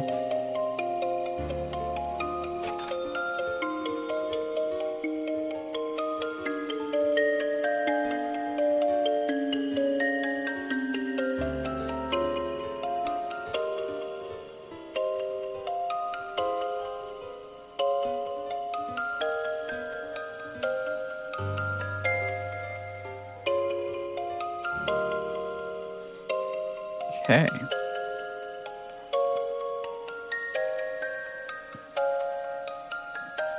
There we go.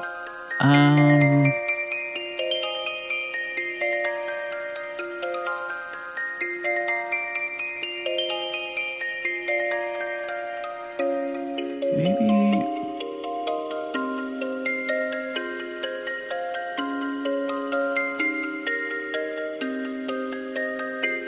I think we're okay. Oh, I need to price the new frozen stuff too.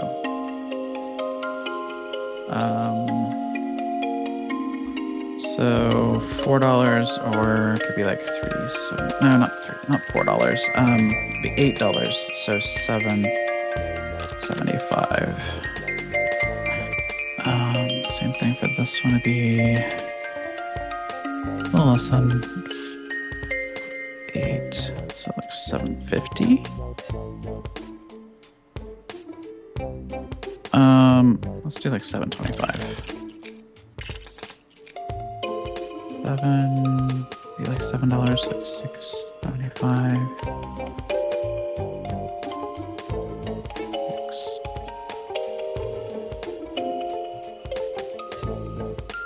We'll do an even 7. Almost back. Yay, welcome back. That's fine. Okay. I'm just pricing the new frozen items.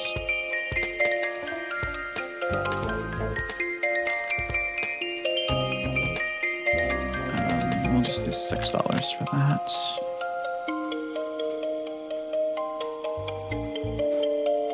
Okay.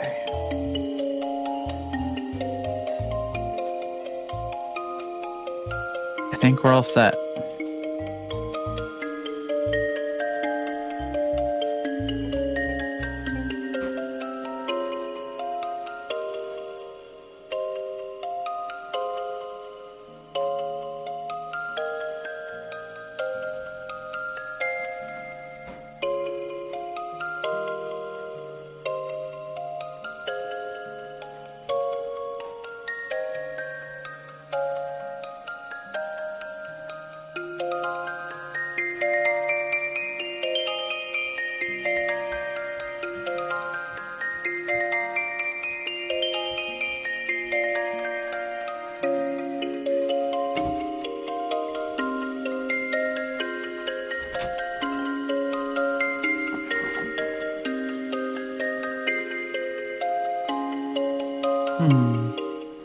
All right, I'm back. Yay! Woohoo! I have a nice healthy salad. Nice. My so human mother's boyfriend lives across the street from us. So she spends half the week at his house and half the week at our house. And he's a former sheriff. So he likes to keep an eye on our house. Yeah, I bet. If I get pizza delivered, he'll call and be like, who's in your driveway? I'm like, what? Who's in your driveway? Oh, I just ordered pizza. Oh, okay. All right, bye. Jeez. But he also used to work as a cook at a restaurant that became, I think, the first IHOP. Oh, interesting. Okay. So he likes to make meals for people. It's kind of one of his love languages in a sense. Yeah. So yeah, he keeps an eye on our house because he's a retired fella. Yeah. And he makes us food sometimes. Nice. I love that. So I got our new freezers all stocked. Okay. I got the prices changed. All right. I also purchased another storage shelf because I ended up with a little bit run more. out of... Yeah. So we're pretty well stocked. We have a lot of back stock, which is good, I think. Yeah. So we can fill stuff as we need. I filled most things. I left some other things not completely filled. Right. Just because we don't sell them enough, but I think we're ready to go. Okay. So I'm gonna go ahead and end yes. the day. We had One too expensive. Yeah. Okay. But no, we weren't robbed. Mm-hmm. At least there's that. Okay.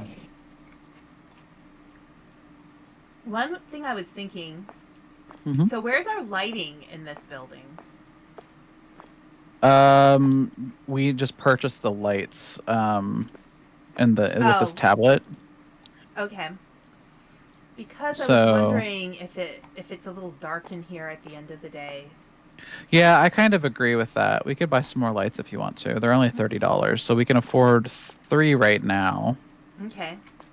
Where do you think it would be the darkest areas? I feel like in the back. Back here. Because, you know, when you have windows and doors that are glass, Mm-hmm. you're gonna get a lot of light from that. But maybe in the back might be good. Maybe I'll do like I'll stagger them a little bit like this. Yeah, that makes sense. Ooh, that's bright. And then maybe like one right here. So yeah, having a human mother's boyfriend across the street, being my security person, is very nice. Yeah, I Makes me bet feel a that little makes safer. you feel. Yeah, that's what I was about to say. That's Yeah. good. And he's a character. He's really funny. Okay, we ready? Mm-hmm. Okay, we are open. Okay. So our next thing to do will be get seafood, and then we can hire another employee. Yeah, I went ahead and purchased the coffee too. So we should have. I'm gonna see if it makes his checkout a little bit faster, so we can get rid of that line that we had last time. Right. So I'm gonna see if that helps at all. And if not, 'Cause we it- can get another, like over here. We can Yeah, get I was thinking another we could just have register. one that faces the other one, so that they can just Right. walk like through here. Correct. I think that would be good. But you know, I guess if. Oh, okay. Ame or Sam. Okay. Cool. Thank you for letting me know.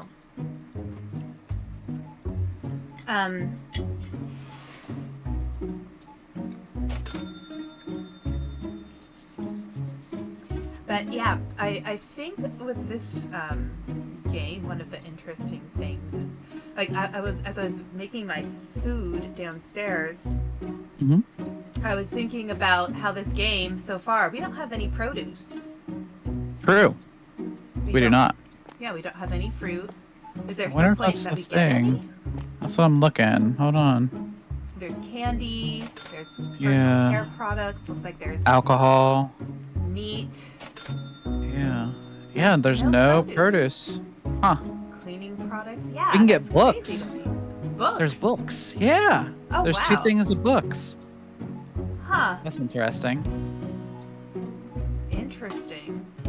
Maybe we'll get produce in a future update. Yeah. knows? Yeah. But yeah, no produce. You're right. Yeah, and here I am eating my nice salad with a ginger sesame dressing on it. It's yummy. Ooh, that sounds good. I want to put somebody in the jail cell. I wonder how we'll use the jail cell. Mm-hmm. Maybe if we have too many thieves. Yeah, maybe. Or maybe what happens when we get the detectors for the door, maybe if Yeah. they go through they get sent there. Maybe that's what happens. That would be cool. I don't know. I've started to recognize some of these customers. There are Mhm. regulars. Yeah, the 500 ladies who are dressed in that red dress with the dark hair. Yeah, yeah. We The currently guy have with a... the striped shirt and the track pants. Yeah, yeah. Now this dude has a funny shirt on. Yeah, there's 2 of him in the store right now. Oh my gosh, There's there are. Vortex Ward. I don't know what that's about. That's what his shirt says. It might be another language that I don't know what it is. Mm-hmm. That might be the case.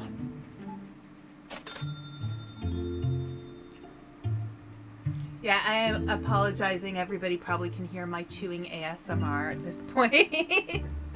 I can't hear it, so if I can't hear it, I don't think Okay. that they could be. I don't think they'd be able It's to. possible. Maybe, maybe not.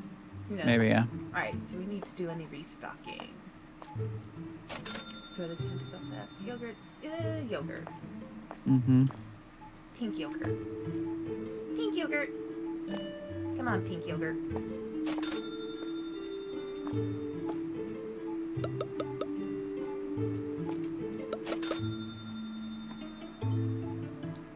And let's see, other yogurts. Oh, we're actually almost out of purr.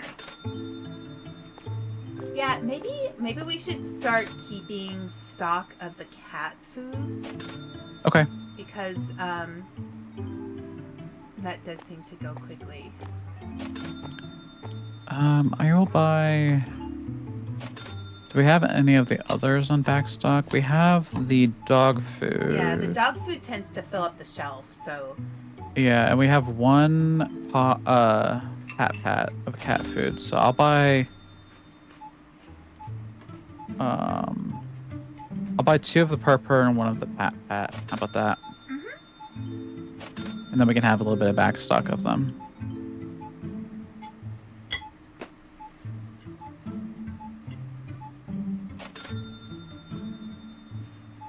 Yeah, it still does seem a little backed up, even with the coffee thing. So. Yeah. Okay.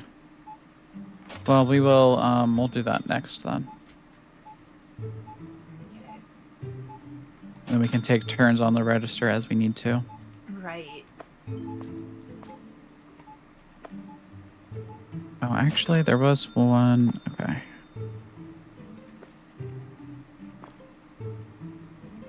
Frozen. Trying to condense these boxes a little bit. Yeah.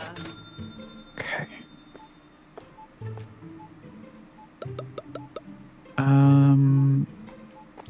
Bologna bolognese. I'm actually, or bologna bolognese. Bolognese lasagna. Oh, I walked past the crosswalk. I actually have this lasagna is actually pretty decent. Human Mother's Boyfriend made. Yeah. So I should tell you about Human Mother's Boyfriend because he's hilarious. He is like the king of dirty jokes. Oh, okay. Sometimes, like, if I'm in a room with him and I say something I just know he's going to make a joke about, so I automatically say, that's what she said, because I know he's going to say that. Yeah. That's funny. Yeah, he's hilarious. He's the kind of guy who would have 69 in his password for his internet account. Yeah, yeah. But, like, he's not gross at all. He's just really funny about it. Yeah. There's like a fine line between creepy and funny. Right. I feel. I can probably fit these now. Nope. Yeah, with him it's clearly a joke. Right. Because he's actually like, he's a really decent person who looks out for people, and yeah, you know, it's not meant to be like to make people uncomfortable. It's meant to be silly. Right, right. Whoops. There we go.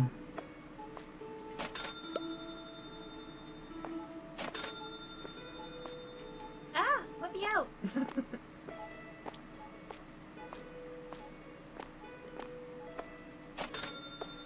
You know what I realized is we could probably just put the boxes that are empty on the floor in the storage room until the end of the day and then take all the boxes out. That's true. Let's save us a little bit of time, huh? Oh, do I need new drip? Here. Wait, no. Here. Wait, hang on a sec. Here, let's do this. Okay. There. There we go. There's my drip. Okay.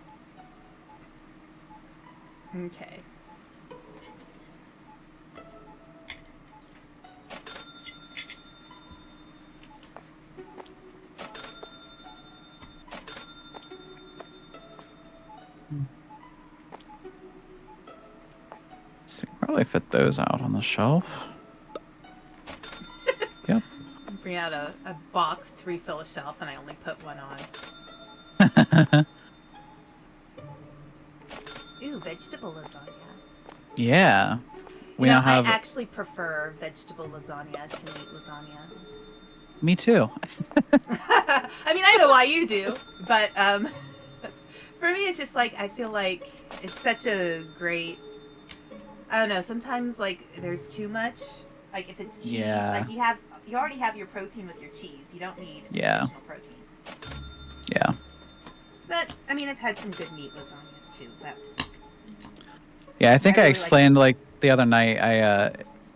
Meat is just like gross to me, so Mm-hmm. anytime that I can avoid, even like some of the like meat substitutes, kind of Mm-hmm. gross me out sometimes, just because of like the texture is too close to regular Right. meat.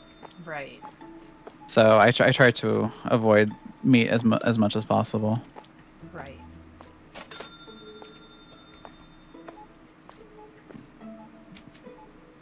Although my mom loves the Impossible brand vegetarian meats. Yeah, my mom's tried those too. She likes them. Mm-hmm. I don't mind them. Yeah. It's like I said, it's one of those things that's like it's a little bit too similar to meat for Right. me sometimes, and I Mm-hmm. kind of have a negative reaction to it. Yeah. But it's pretty decent. I do like Impossible burgers. Like you can get them. I think you can get them at Burger King now. Even Yeah, I think so. they have the Impossible Whopper. Mm-hmm. I don't mind like in a burger. I guess that's decent. But Mm-hmm.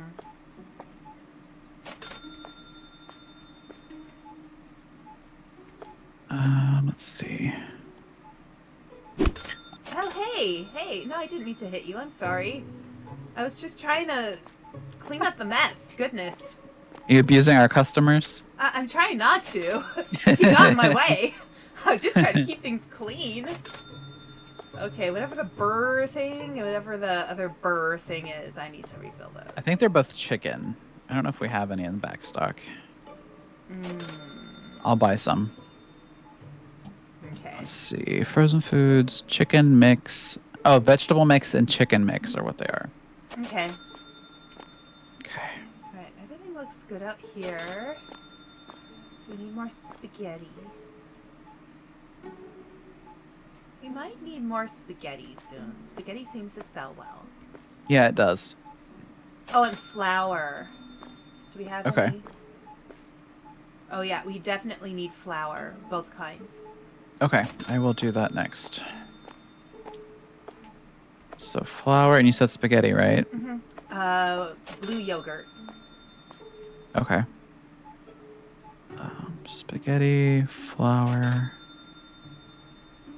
Where's the other one? There it is. And then blue yogurt.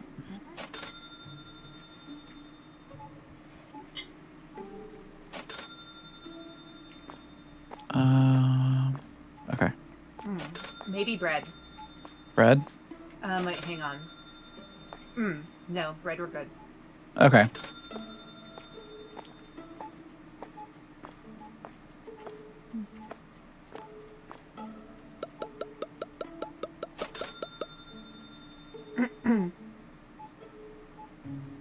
Oh, Sam, what did you forget?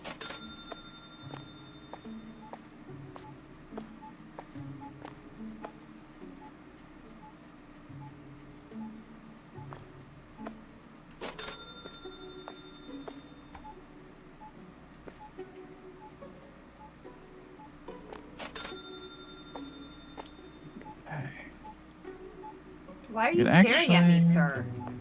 That was weird. Like, I lifted my head up, and this guy was just standing in front of me, staring at me. I'm like, Oh, jeez. yeah, why don't you take a picture? Rude customers. Yeah, like, right here. In front of my salad, thank you. I love that line. In front of my salad? My poor innocent salad. What did my salad do to deserve this? Okay.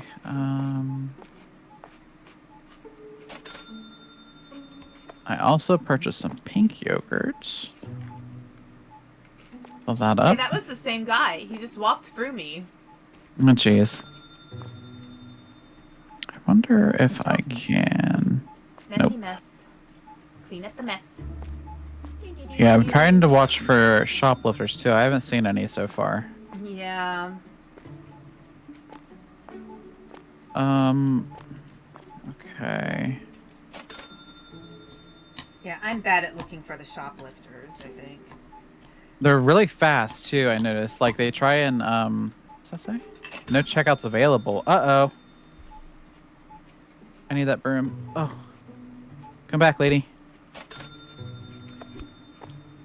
So I guess if there's no checkouts available, they will shoplift.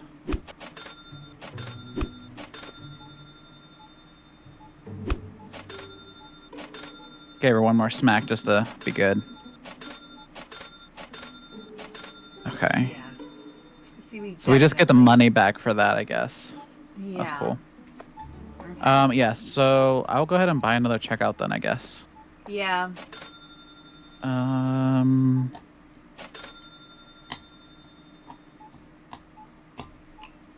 Let's see.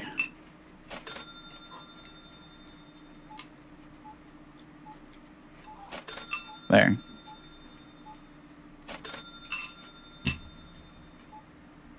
Oh, they immediately came to the checkout. Jesus. You doing okay there?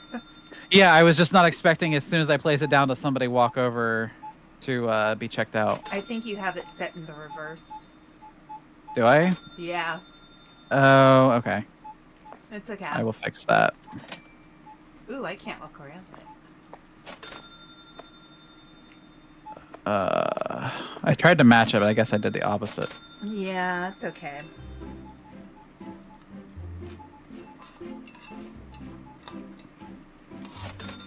Um, 25. 10. Okay. Well, that was our last customer, so I can go ahead and fix this. How do I... We might be stuck with it. I don't know. I don't know how to get rid of it. We can move it to the other side Yeah, okay. and then get the other side one.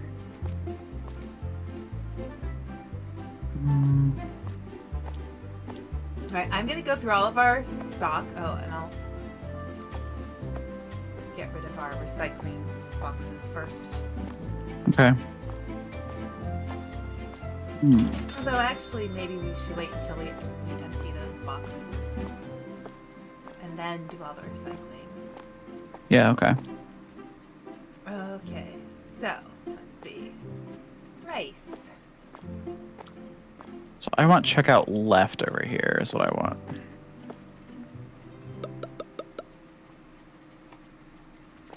Oops.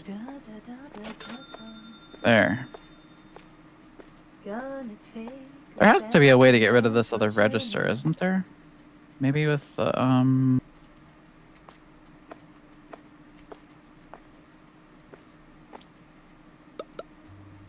No, that doesn't work.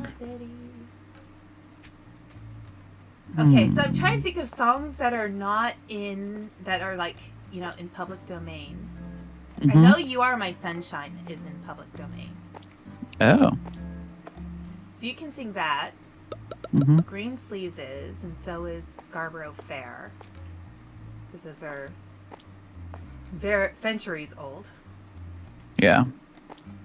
But like, you know, all the like cool like Ella Fitzgerald, Louis Armstrong, all that stuff, that is still, it's not in the public domain yet. So Right. that's kind of unfortunate because when I took voice lessons, that's the stuff I used to sing a lot. Yeah.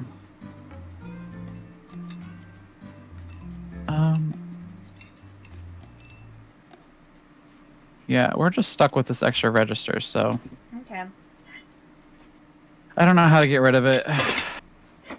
I tried. Hey, you tried. That's all we can do. Yep. Well, at least there's a register for both of us now if we get real busy. Um, I wish there was a way to close the registers. I will say that. So that we don't have to use them if we don't want to, you know what I mean? Yeah. I just noticed on the where it shows like the names of who's in the game, like your name and my name, there's a punish option. I don't know what the punish option does. It's interesting. Okay, here. Let's see. So if you're being bad, I can punish you. Oh no. Okay. In the name of the moon, I will punish you.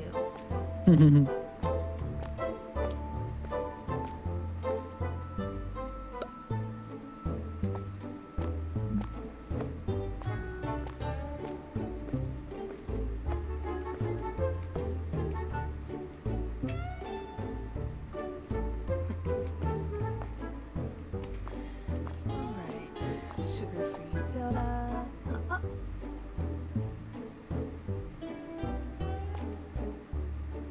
Oh, am I doing that wrong? There we go. So my method with checking all the stock and putting it on the shelves is I like move everything to one side as I put things on the shelves. Yeah. That way I know what I've already tried. Right.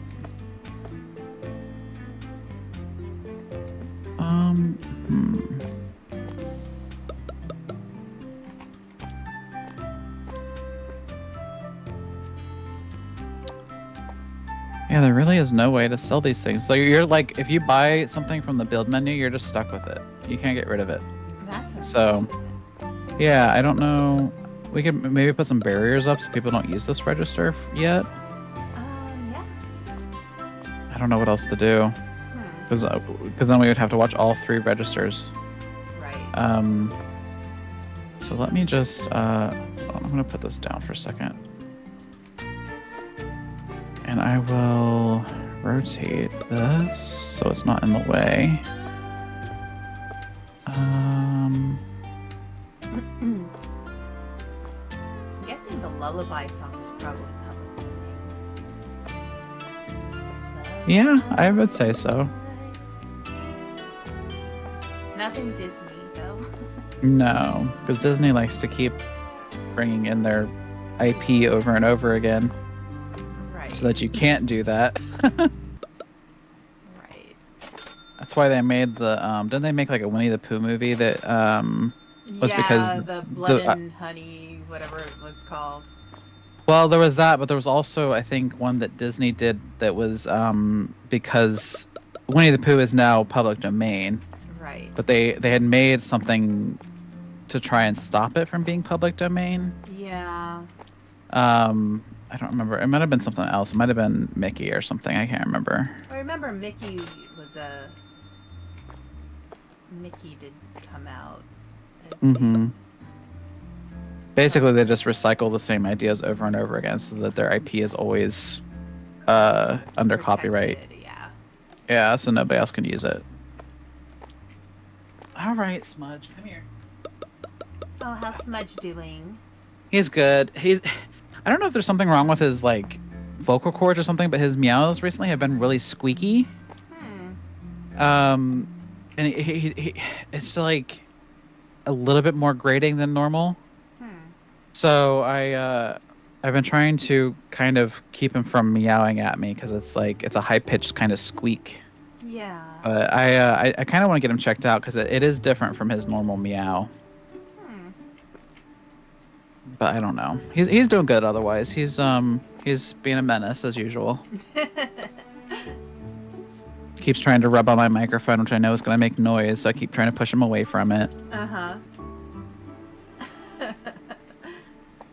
He's currently rubbing my hands, making me press buttons. No. Yeah, I miss having a cat so much. Yeah, I was wondering if you've ever had cats. Yeah, so I had a cat named Leo, and he was a. When we got him, he was already an adult. He was a stray, Mm-hmm. and he was the biggest sweetheart. Yeah. Like he likes to crawl under my blankets and sleep next to me at night, Aw. and Yeah. he also what else did he like to do? He used to lick my younger brother's head when he'd lay down on the couch. That's cute. Yeah, and try to groom him. Mm-hmm. For a male cat, he was very maternal. Mm-hmm. I feel like a lot of male cats are like that though. Like, Mm-hmm. Smudge in particular is very affectionate, and he wants attention like all the time. Mm-hmm. Um, so much so that I'm thinking about getting like one of those like baby wraps to put him in to carry him around with me when I do stuff. Mm-hmm. Because he's just always underfoot otherwise. Mm. So if I had him in that, at least I would know that he's not gonna get stepped on or something. Um, but yeah, male cats in particular are just super affectionate. Yeah, yeah. He was Female cats, like I'm not saying female cats aren't affectionate, but they're the male cats I feel are a little bit Mm-hmm. more Yeah, so. yeah. Let's see. I had an orange cat who used to like to sleep on my head. That Yeah. Oh, the first time that happened, it freaked me out so much. I was like, "What is happening? What is going on with my head?" Yeah. Yeah, Smudge, he likes to whenever we go to sleep, he's so funny because he knows the word bed. So whenever I say, "Are you ready for bed?" he gets up and like gets mad at me if I don't go upstairs right away. Mm-hmm. Um, he'll actually come back and start meowing at me if I don't get up and go. So I say like, "Are you ready for bed?" He'll follow me upstairs. Mm-hmm. He does get a little snack before bed because his brother always eats all of the food before he gets to get all of the nutrition that he needs. So I give him his snack. Then we both lay down, and he likes to lay. I'll put my arms. So I sleep on my side usually, and I'll put my arms like straight out and make a little like almost like a circle, and he'll lay in that circle in my arms, Aww. and That's we'll so just cuddle, sweet. yeah, as we fall asleep.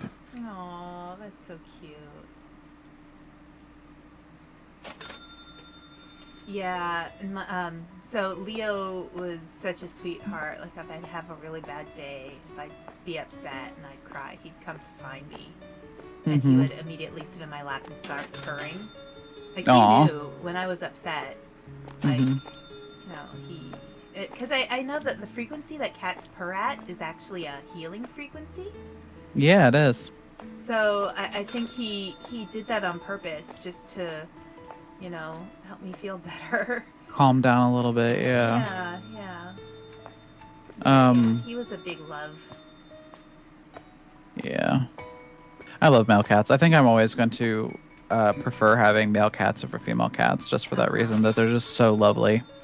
Yeah, yeah. Um, Tiny has started doing this thing in the mornings where I'll come downstairs after I wake up and I'll greet him, and he usually sleeps on the back of the couch in the window where the sun comes in. Mm-hmm. So he'll hop down and his back will be all warm from the sunshine and everything, and I'll pet him and he'll meow at me, like he'll talk to Mm-hmm. me, tell me about his morning, Yeah. and then he'll cuddle up next to my legs on the couch and he'll sit with his head on my leg. Mm-hmm. It's been like the most what I look forward to the most whenever I wake up is like our like morning time with Tiny. Because he's not a super affectionate cat all the time. He is very sweet, but he's a bit of a scaredy cat. Mm-hmm. So he will avoid whenever like people come in the door and things like that. He'll run and hide. Mm. So the fact that he's trusting me enough and he's like seeking out that attention is like what makes my heart melt from him. Mm-hmm. He's a good boy. Mm.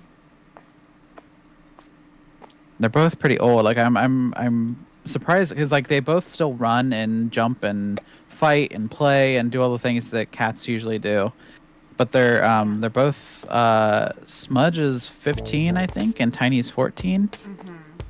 So they're getting up there in age. So I'm surprised that they're still as agile and energetic as they are. Yeah, yeah. Like, I'm glad I'm doing something right that they still feel good enough to do all that stuff, you know? Mm-hmm. Right. Let's see, so I need cereal. I need Uh, peppermint, valerian. I'm adding things to the list right now. oh, cool. So, Okay. yeah, because I think you're taking care of all the frozen ones, right? Yep, yep, yep. Okay. Get another white bottle cola. Green beans. What's the other one? Chicken. And the pizzas. I did put one of the black pizzas on my list. Oh, you did? Okay. I'm Okay. gonna I file will. that right now. I'll get rid of that. Okay.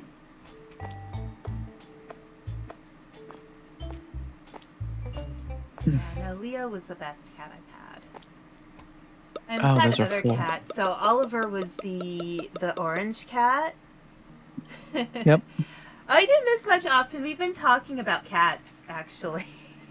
Yeah, we've been talking about a lot of stuff today. Yeah. So Oliver was the orange cat. We had a cat named Mittens. It Hmm. was a little black and white cat. She was cute. And one that was a tortoiseshell kitty named Uh-huh. Anthea. I named her after a character from a book. Yeah, I like that name. Yeah, yeah. With cats, I feel like you can give them the dramatic names. But with dogs, it Hmm. really, you want to give them names that they listen to. Right, right. You could probably call a cat anything they'll like. Yeah, whatever. You can call it Yeah, that, for sure, sure. for sure. Yeah, I've also seen cats with very comical names. Mm-hmm. They do really well either way, I think, as with names like that. Yeah. It's like they don't care. They're just gonna Yeah, do their thing. yeah. It's always funny, like a cat, you can tell a cat knows its name because even though it ignores you, Mm-hmm. like you can tell that like their tail twitches or like there's some Mm-hmm. kind of tell that you can see that they heard you. They're just Right. choosing to ignore you. Yeah, yeah. So, Austin just asked me if I would get a corgi. I don't know a lot about corgis and their care. I did think about getting a King Charles Cavalier Spaniel Those are because cute. they're I like really them. good therapy dogs. They tend to be pretty smart. Yeah. Corgis are really cute though.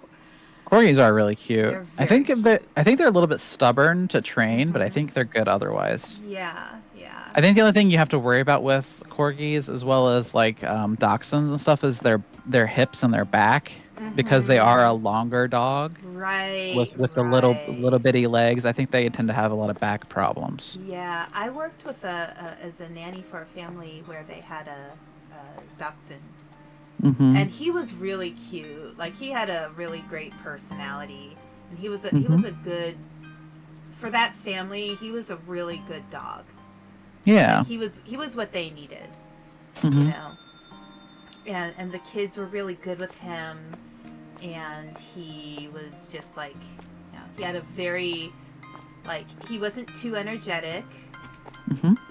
I ordered a box of colas and forgot to pick it up outside. So his energy level was good enough to handle kids, but to not, he wasn't bitey or anything. Yeah. And he was a shelter dog. You don't often find shelter dogs that are usually small. Most of the time, they're big dogs. Yeah, that's true. But yeah, he was a good dog. The kids used to go up and sit next to him and go, "Ooh," and then he'd start howling.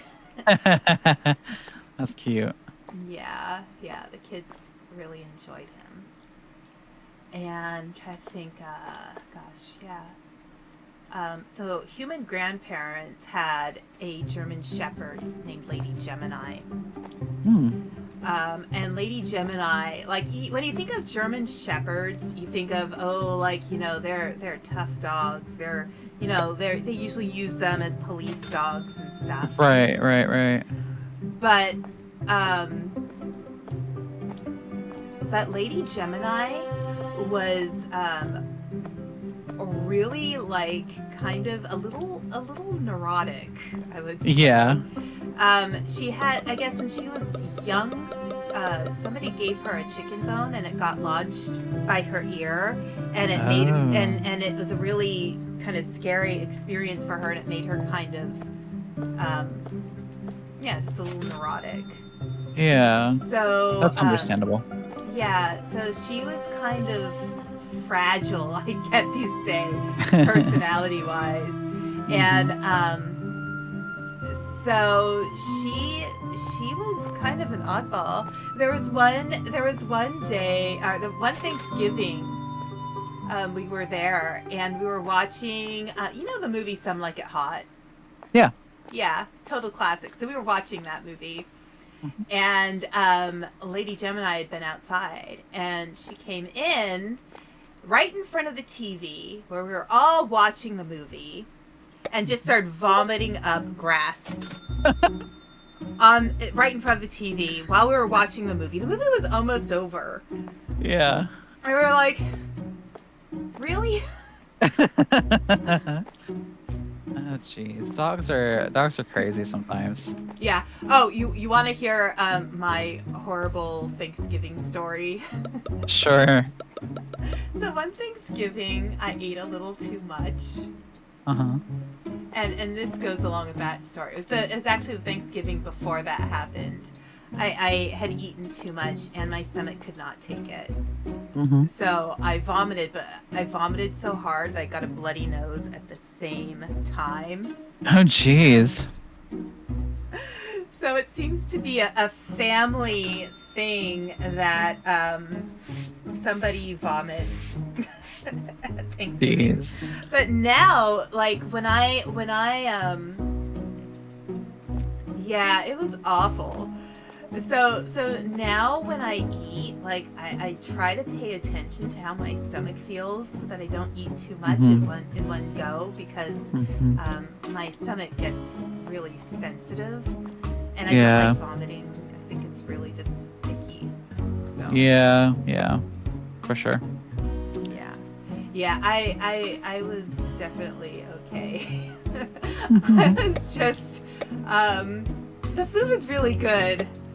You know? Yeah. Oh, I can't buy anymore. I can't buy. Oh yeah, we're broke. Yeah. Okay, well let's end the day, and then Let's see what our stats are. we were robbed seven times? How? Oh my god.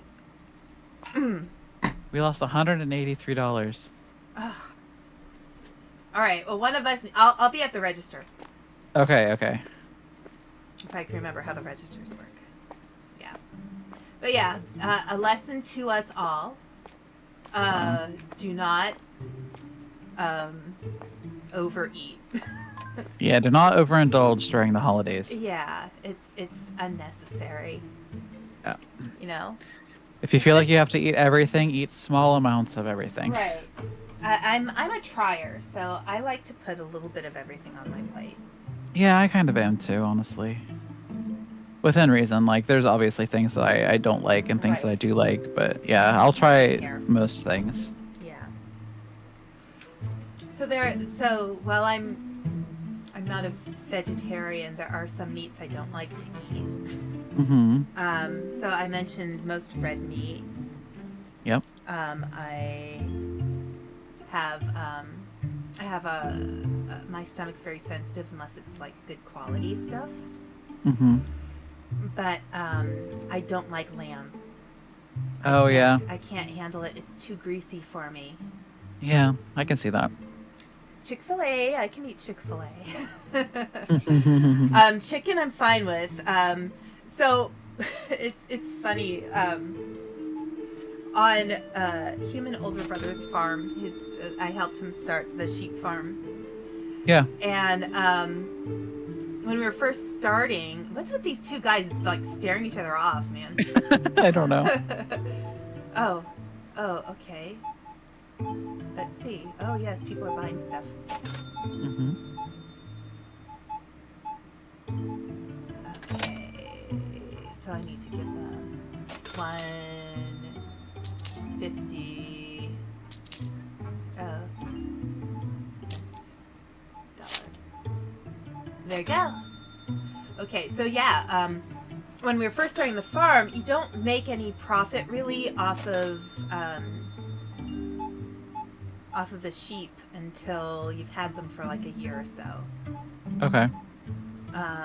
So 8. So we got turkeys Oh. to because you can sell them really quickly and make income from them pretty quickly. Yeah. Because it doesn't take long for them to grow. Mm-hmm. And so with the turkeys, I came to learn how mean they can be. They're not pleasant animals at all. They will peck each other to death. Oh, jeez. And I actually had to rescue a turkey from being pecked to death, and it was horrifying. I bet. So, like, to me, like, at this point, like, I don't mind eating turkeys because I think they're really mean animals.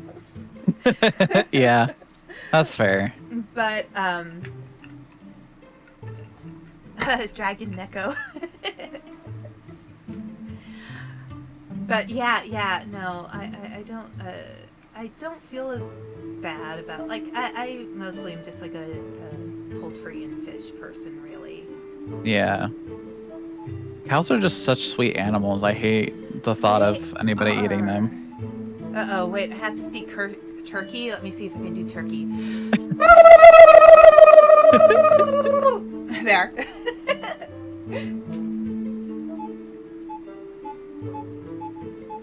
You know, I should do an outfit review sometime. Yeah. Or something like that, like ears or something. Yeah. 25, 35, 40. There we go. Okay. Oh my gosh, how many groceries are you buying, person? I mean, thank you for your business. These guys just standing here. I wonder if they're trying to get to this other register.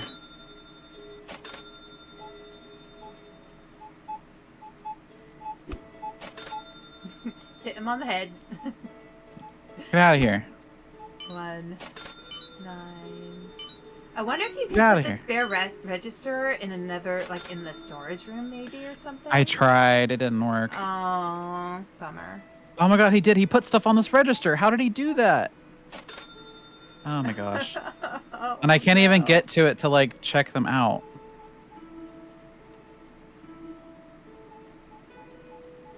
Alright, whatever. Oh, one more thing. I can't. Okay, I'm gonna have to move this. Guess I'll move it out here. That's a 20. Okay, so Quarter.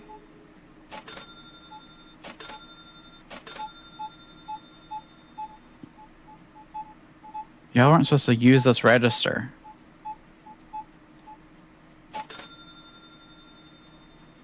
Alright, 64, 55. There you go. Have a good day. Oh my gosh. I guess our store is popular. Yeah, it is. Alright, so 5, 6, 7, 50. There you go. Have a good day. 10 million food. I shall have to buy 10 million billion foods Yep. to feed all the peoples. Maybe if I put it like that. I don't know. Yeah. Farming sim. Yeah, sheep are funny. I think I shared this story before on stream. I don't know. I talk about this experience a lot because it was the funniest thing I'd ever seen on Human Brothers Sheep Farm. Hmm. So there was this one lamb who, uh, so she was the cutest lamb. Um, so the breed of lambs Human Brother has is called their Icelandic sheep. They aren't Okay. one particular color. Hmm. They are black or white or brown or mixed colors. Like that, they'll be everything. So Yeah. she was particularly cute because her wool was it's almost like she was a candy corn. The way how her wool grew in. Yeah. So it was like one color on the bottom, one in the middle, and one on the top. Yeah. Interesting. Yeah. So she, being the funny little creature she was, thought she was one of the guard dogs. Oh. So one day I was out doing some work on the farm, like in the garden, and the Hmm. sheep and the dogs were nearby, and the dogs started play fighting with each other. So I was watching them, dogs being dogs. The lamb comes running over and started trying to play fight with the dogs because she thought she was one of the dogs. Yeah. And I was just laughing so hard because the dogs immediately stopped. Like you could see, they're like, no, don't hurt the baby. And so they Yeah. immediately stopped and settled the baby down, the little lamb down in between them, and laid down with the little lamb, just watching all the other sheep. And No. then a big group of other lambs walked by after like a couple of minutes, and the lamb Hmm. shot up and ran over to them and started to try play fighting with them, like she saw the dogs play fighting. Yeah, that's so funny. Yeah, it was really Animals are cute. so goofy. I was so entertained. Yeah, I bet. Yeah. Human Brother also actually had a couple of cows. Oh, I should wait Oh, until the ad break to tell this story because this is really cute. okay. But goofy Mudge, please go lay down somewhere. Okay. Hey, mid to mid. Okay.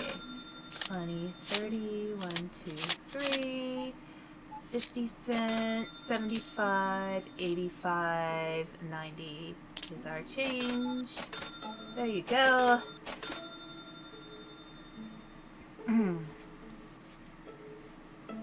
I think we're just stuck with this register being open, I guess unfortunately. so. We're gonna have to restock some soon. Yeah, I know. I haven't been able to because I've had to watch this register. Um. All right, I got a second. I can go look at stuff. 1, Let's see. 75, 85, 90. Bread. Okay. Bread.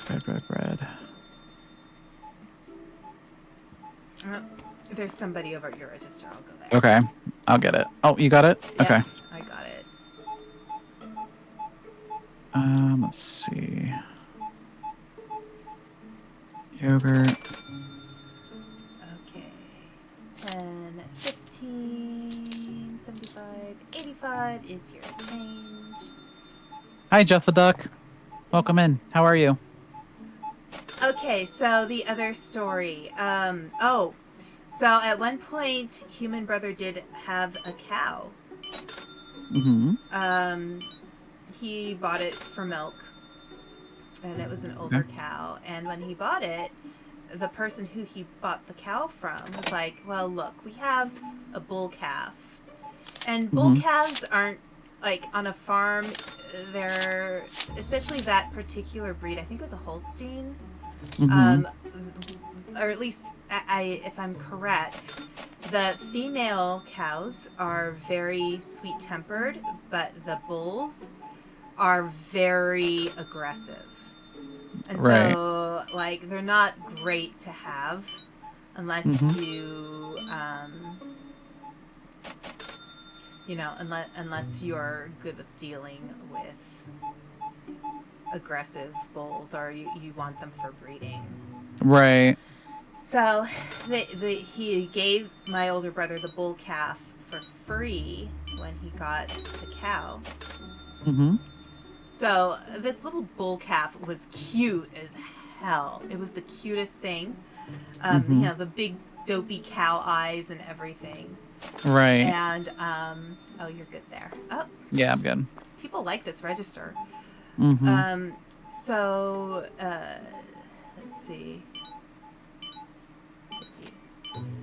So he ended up naming the calf Caffeine.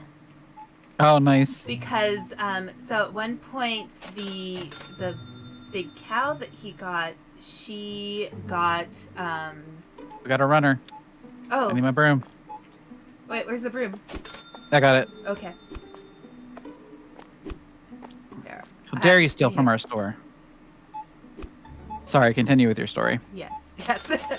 So the cow that he got, it Mhm. turned out that she had, you know, been pregnant, because of course in order to give milk, they have to have had, you know, Yeah, a yeah. baby. They'd have to have Baby. been pregnant. Mhm. And so pretty much what happened is she had been pregnant. She had a calf, but it hadn't been born, and it died inside of her, and she got infected. Mhm. So he Yeah. had to put the cow down, or else she would have died.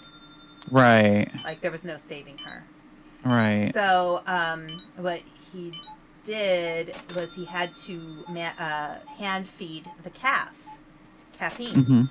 And so I don't know if you've seen how calves get their when they want to drink milk from their mothers, they I don't think will so. kind of butt their heads against their mothers, and Oh. then they'll feed from it. Like, Yeah. I think it encourages milk production or something.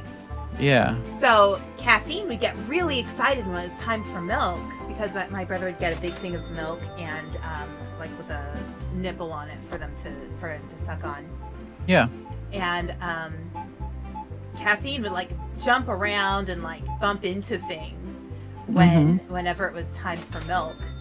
And so he'd get so excited. That's why my brother named him Caffeine. That's a cute name. Yeah. Whoops. Let's see. I think I have somebody over there, yeah.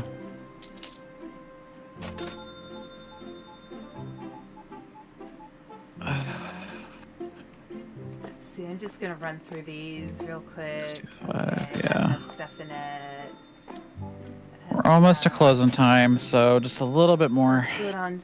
We still have enough, I think. Yeah. Yeah, we're good. I mean, you can see down the row over there, but meh.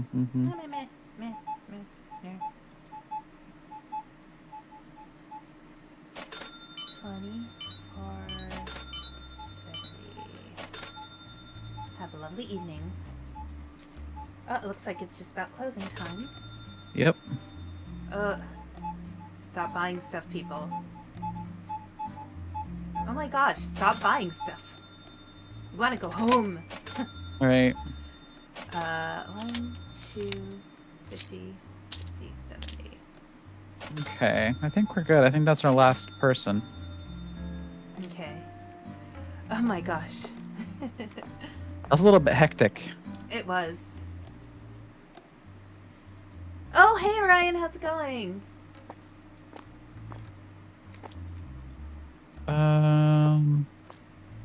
Oh yeah, it got messy back there. Yeah, a little bit. I'll do some cleaning. Okay.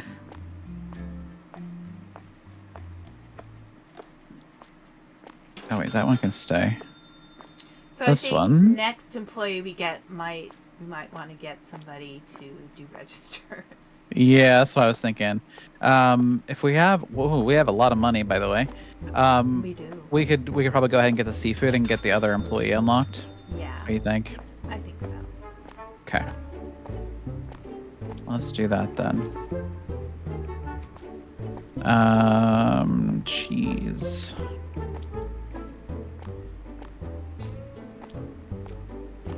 Did I do these? I can't remember. No, I did not.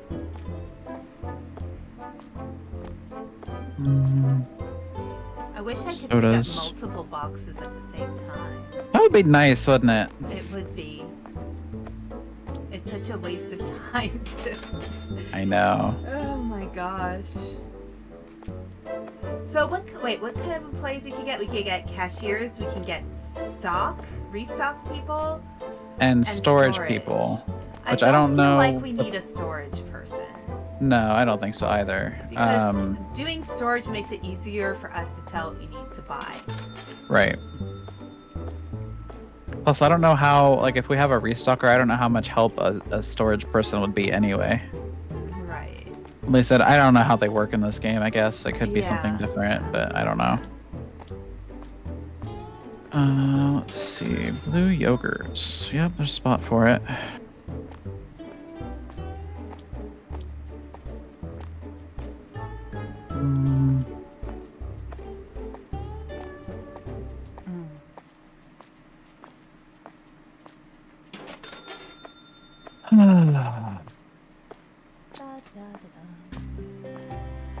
So how was your Labor Day? Did you do anything for it? No. Yeah, I didn't either. I feel like Labor Day is kind of a weird holiday. Yeah. I mean, I don't mind it. I don't mind having a day off. Yeah. But this week, though, like, my usual work schedule is 4 days a week. Mm-hmm. So it's actually still 4 days a week this week. I'm just working on the day that we'd usually be closed. Oh, I see. Part of the reason for that is my boss took some time off recently, so we were closed a little extra time. Oh, okay. So sometimes, like, if there's a holiday during a normal work week, we'll just work on the day that we don't usually work. Right. Yeah, that makes sense. So usually it's like Monday, Tuesday, Wednesday off, Thursday, Friday, the weekend off. Okay. But this week we're going to be doing Tuesday through Friday, which is hard. Yeah. Oh, you slept, Austin? Good. Get some good sleep. Sleep is underrated. It is. I enjoy a good sleep. Me too. In fact, I was going to get up earlier this morning, and then, like, I just didn't want to, so I didn't. Yeah. I mean, that's how I celebrate Labor Day. I sleep. Sleeping. Yep. I be a sleepy dragon.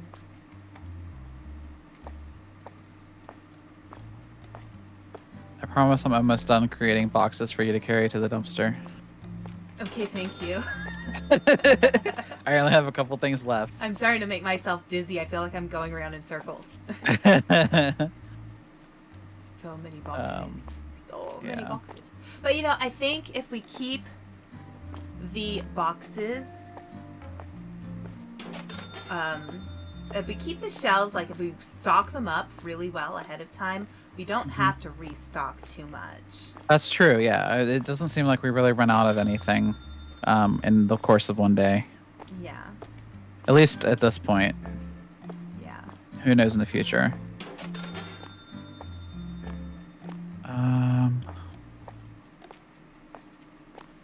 Okay, I don't know if the seafood is going to need a freezer or a cooler. I have no idea.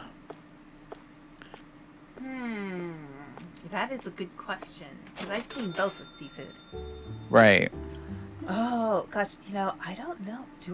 I don't have a favorite military jet, plane, or helicopter. I don't know a lot about military planes.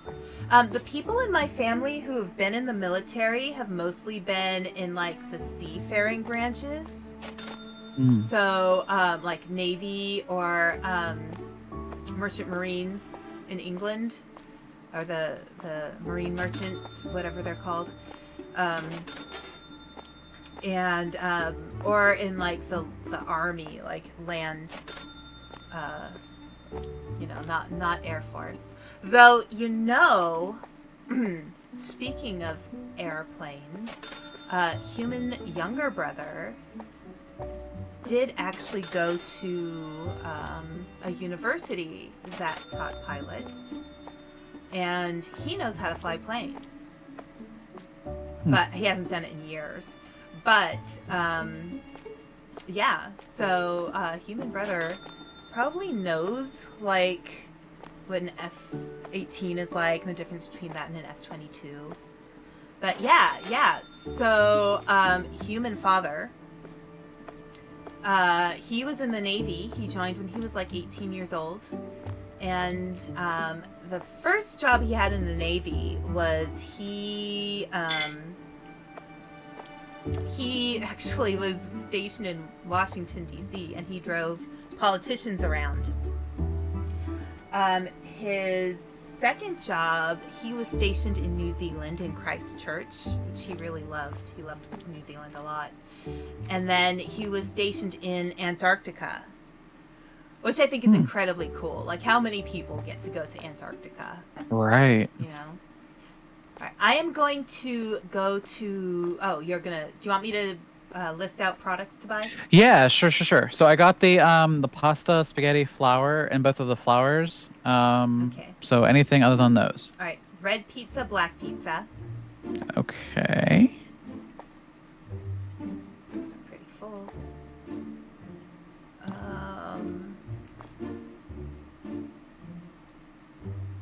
I can't... Oh, the lasagnas look pretty full.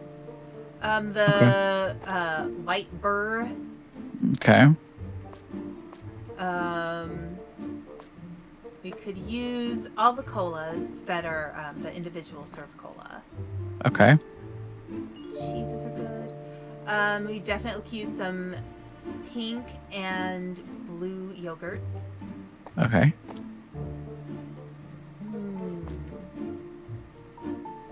A margarine. Margarine. Okay. Yeah, the cheeses all look pretty decent. Maybe a Reggiano cheese, the green one.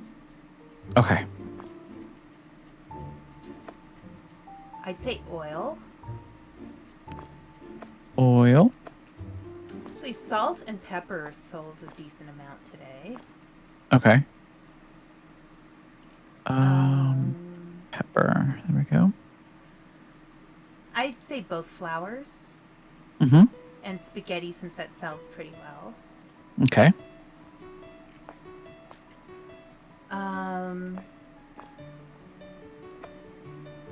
The tuna pate. Okay. Tuna, where is that? Which one is that under? I think it's the third. Basic. Yes. Yep. Got it. Let me see. Sometimes I need to look at these at an angle. I'd say orange juice. Okay. Bread. Mm-hmm. You got the pastas, right? Yep. Maybe some of the honeybee cereal. Okay.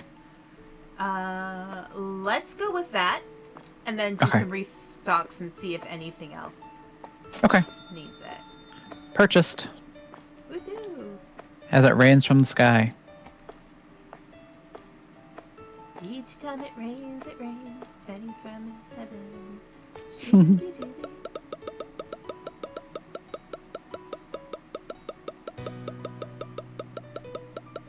Yeah, so human father was a mechanic in the Navy. That's what he did. Nice. I guess he was very fortunate. He didn't have to fight in any wars. You know, he got the nice jobs. Right. And part of the reason why he chose the Navy rather than another branch of the military is he was a competitive swimmer when he was in high school. And he did really well. Oh, the Amazon warehouse above us. Oh, I'm so sorry about the Wi-Fi. I don't know what to do about that.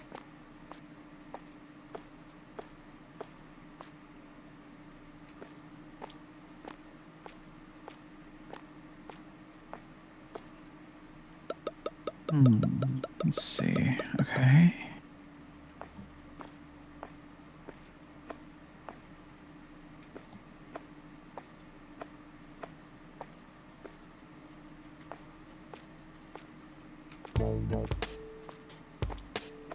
She's like, this is the music play, the like caper music. I Yeah. feel like that's the music I should start playing when somebody's acting suspicious in this game. Yeah. And then have it, like, tip us off that Yeah. something's going wrong. In King of Retail, that game I was telling you about the other day, whenever somebody shoplifts, they have a very sneaky walk that they do. It's the very like hands up in like the T-Rex formation, like Right. creeping around. Yeah. That's hilarious. I wish they Like did what a something like little that. kid So would do. yeah, and they kind of like look around a little bit more than normal. Yeah, it's funny.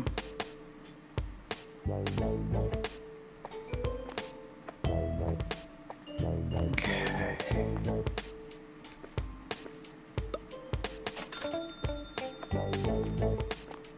Olive oil. Now, let me ask you a question, because I can only see your perspective of me. Do I look like I'm running all the time? No. Okay, You because look like you're walking. frequently look like you're running to me. Oh, okay. Yeah, I tend to hold down shift whenever I play games, Oh, because right. that's the typical like running Right. button. Yeah. So anytime I play a game where I have to walk around and do stuff, I usually hold down shift to see if it works, and it does in this game. So. I do that in Animal Crossing. Mm-hmm. Is that our last one? Okay. Yeah. So let's look How here about, and see how how about we're you doing. take a look and I will stand at the board and you can read Okay. out things to me that you think we could use extra of. Sure.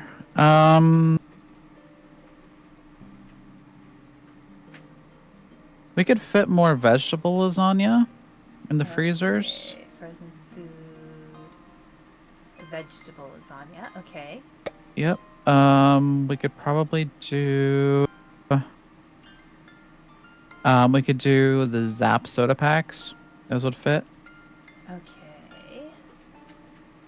All right. The 6-packs or whatever they are. And then I think we're good otherwise, honestly. Like everything looks good. Oh, hi Heather. So just get those and we'll be good. All right, so the vegetable lasagna and the soda pack.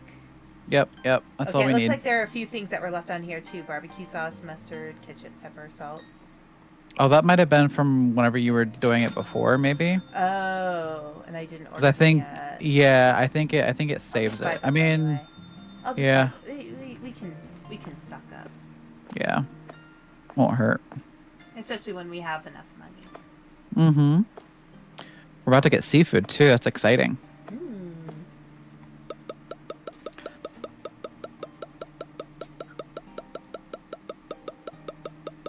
Let's see. Okay. I think we should finish up after this. Okay, that works. Yeah. Good. We're at like almost 5.5 hours total. Yeah. Yeah, and then I have to get to work on some. I have some submissions to read tonight. Ooh.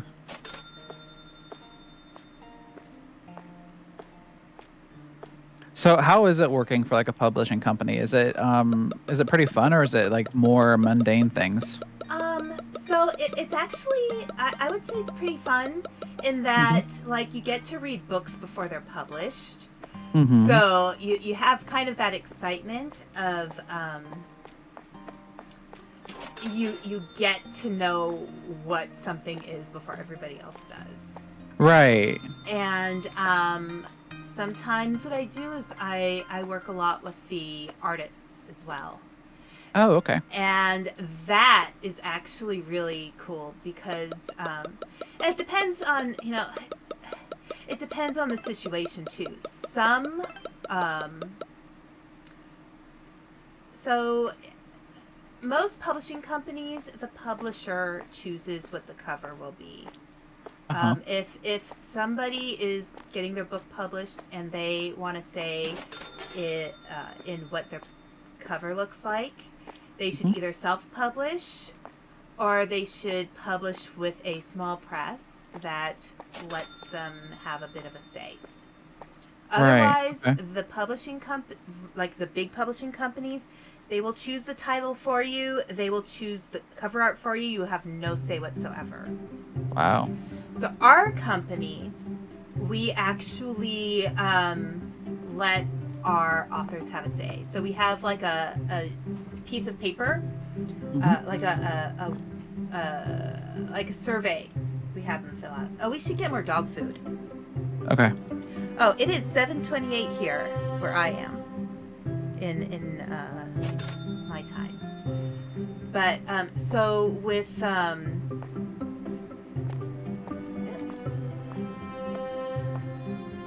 so what was I saying? Oh yeah, so we have a survey the author fills out. We have them write like a little bit of information about their book, you know, that they want the artist to know. Mm-hmm. We will ask them a bit about new employee, I guess. Yeah, I unlocked her. Okay. So the author can fill out information that tells the artist what their book is about, what the characters are, what they look like, what their personalities are, etc. We have them like make a Pinterest board with examples of other covers that they feel are similar to what they're interested in. Yeah. For their cover. And then that gives us our guide to figure out what kind of artists to hire. Gotcha. Now, one of the tricky things is, you know, I get to work a lot with the artists because I'm really good at communicating with artists about what specifics we want. Right. And we always try to hire newer artists because it gives them a chance to expand their portfolio and maybe try an area of art that they maybe hadn't considered doing that's a little bit more commercial but still allows them to be pretty creative. Yeah. And that's pretty cool. But we still pay them. We do not pay them in exposure. We pay them money. Good. So we definitely pay our artists, and that's important to us to be fair to our artists. Right. But part of the reason we go for newer artists too is because they don't cost as much, so it kind of balances out. That's true. Like a really famous cover artist for a book, they could go over $1,000. Wow. Our budget is usually around $300 to $400, which is still decent for cover art. Yeah, and I mean, for an artist starting out, that's pretty decent money too for a job. Yeah, and you know, part of the reason I'm talking about this too is because, you know, I do want people to know if they're interested in doing art with us, like cover art.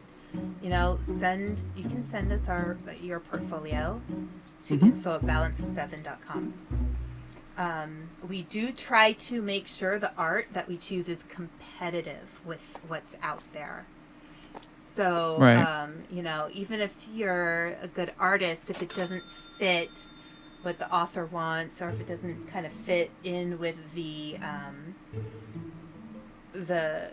styles that are more popular for books out there, you might, you know, we might be like, you know, thank you, but we are looking for something a little different.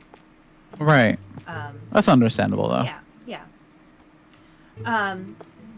But usually the art goes through about 3 different rounds of work. So we'll have the artist do a few sketches for covers, so we can choose one. Usually we ask the author to give us 3 to 5 different cover ideas that they would like. And then we'll ask the artist to make sketches of the ones that we approve of as well. And then we'll choose one.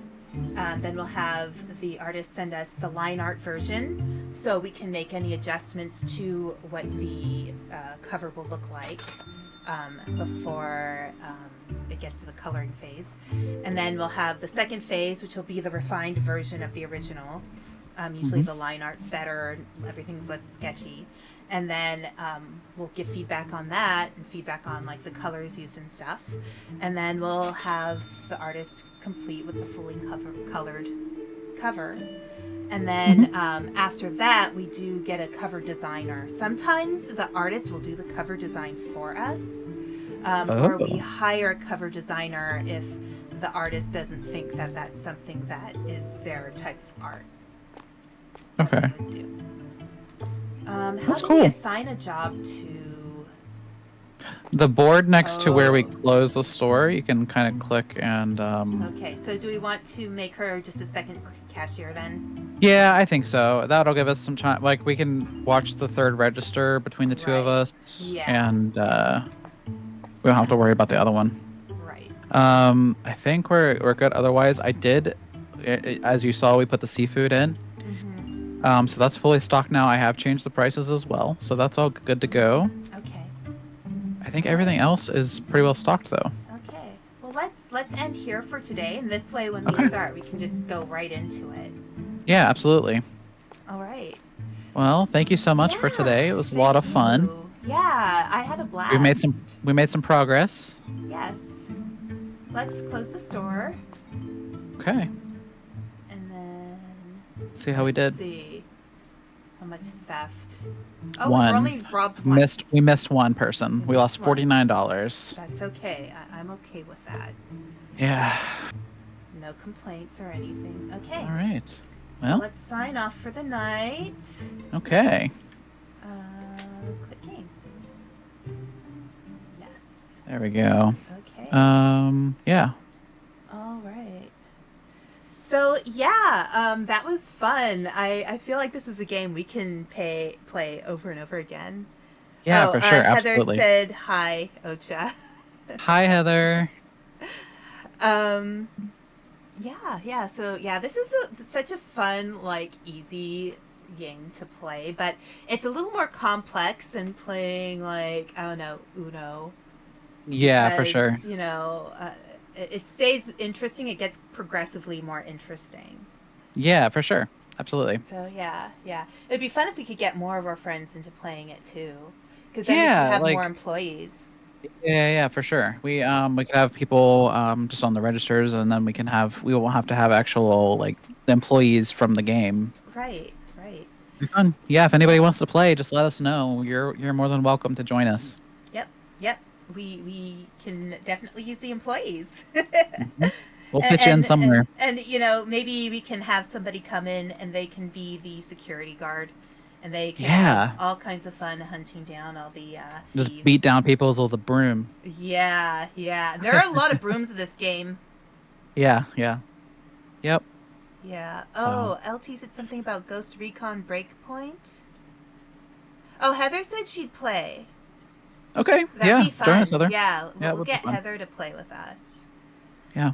Um, yeah. So that was a lot of fun.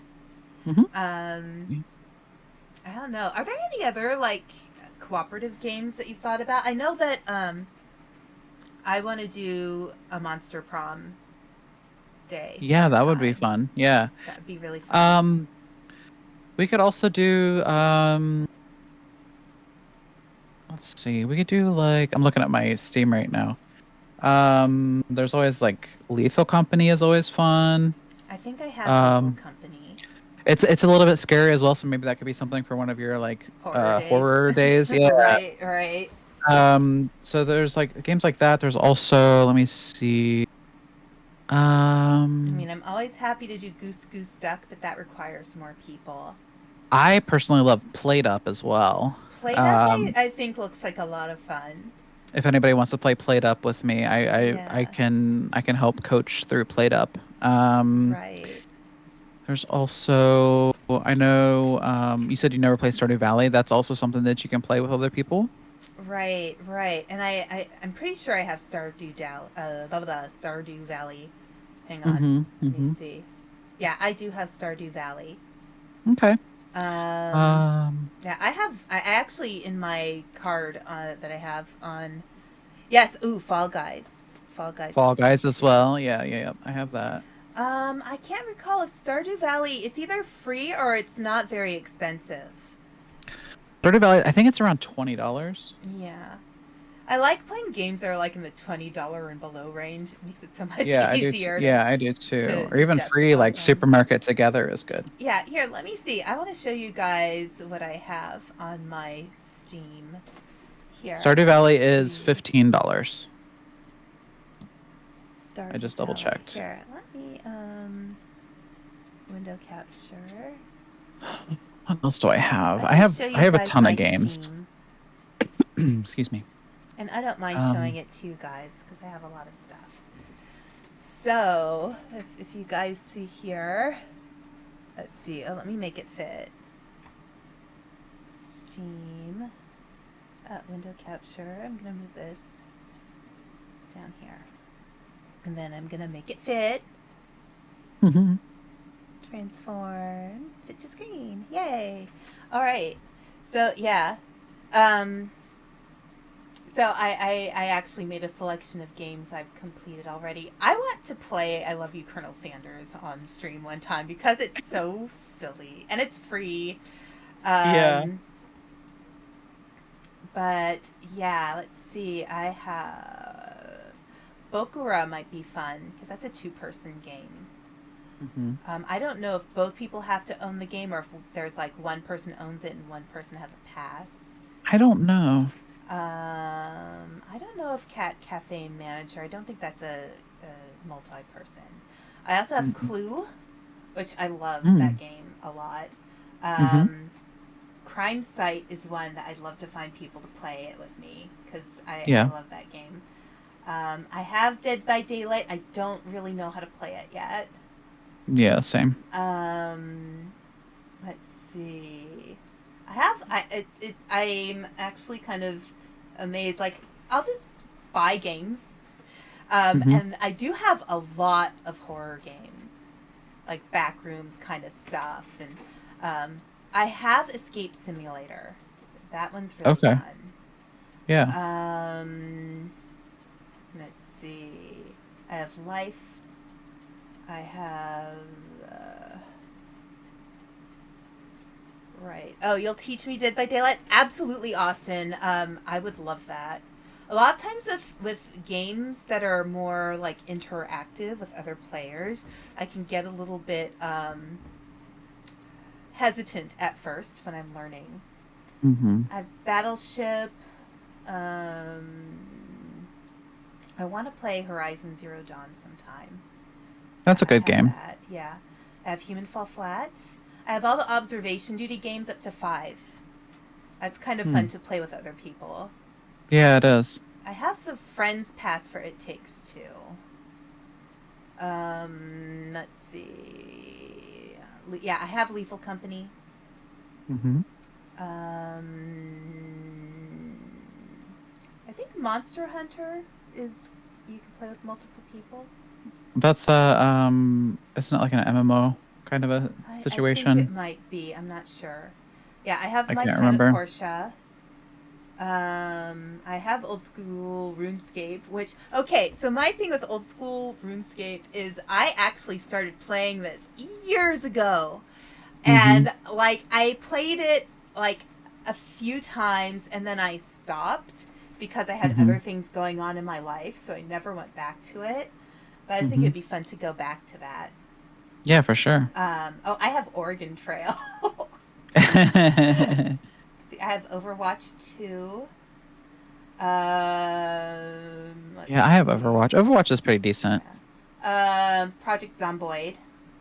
I have that game too. We could play that. Right, and I some have point. Resident It's Evil. hard. I have Resident Evil 6, which is the one that you can play with multiplayer.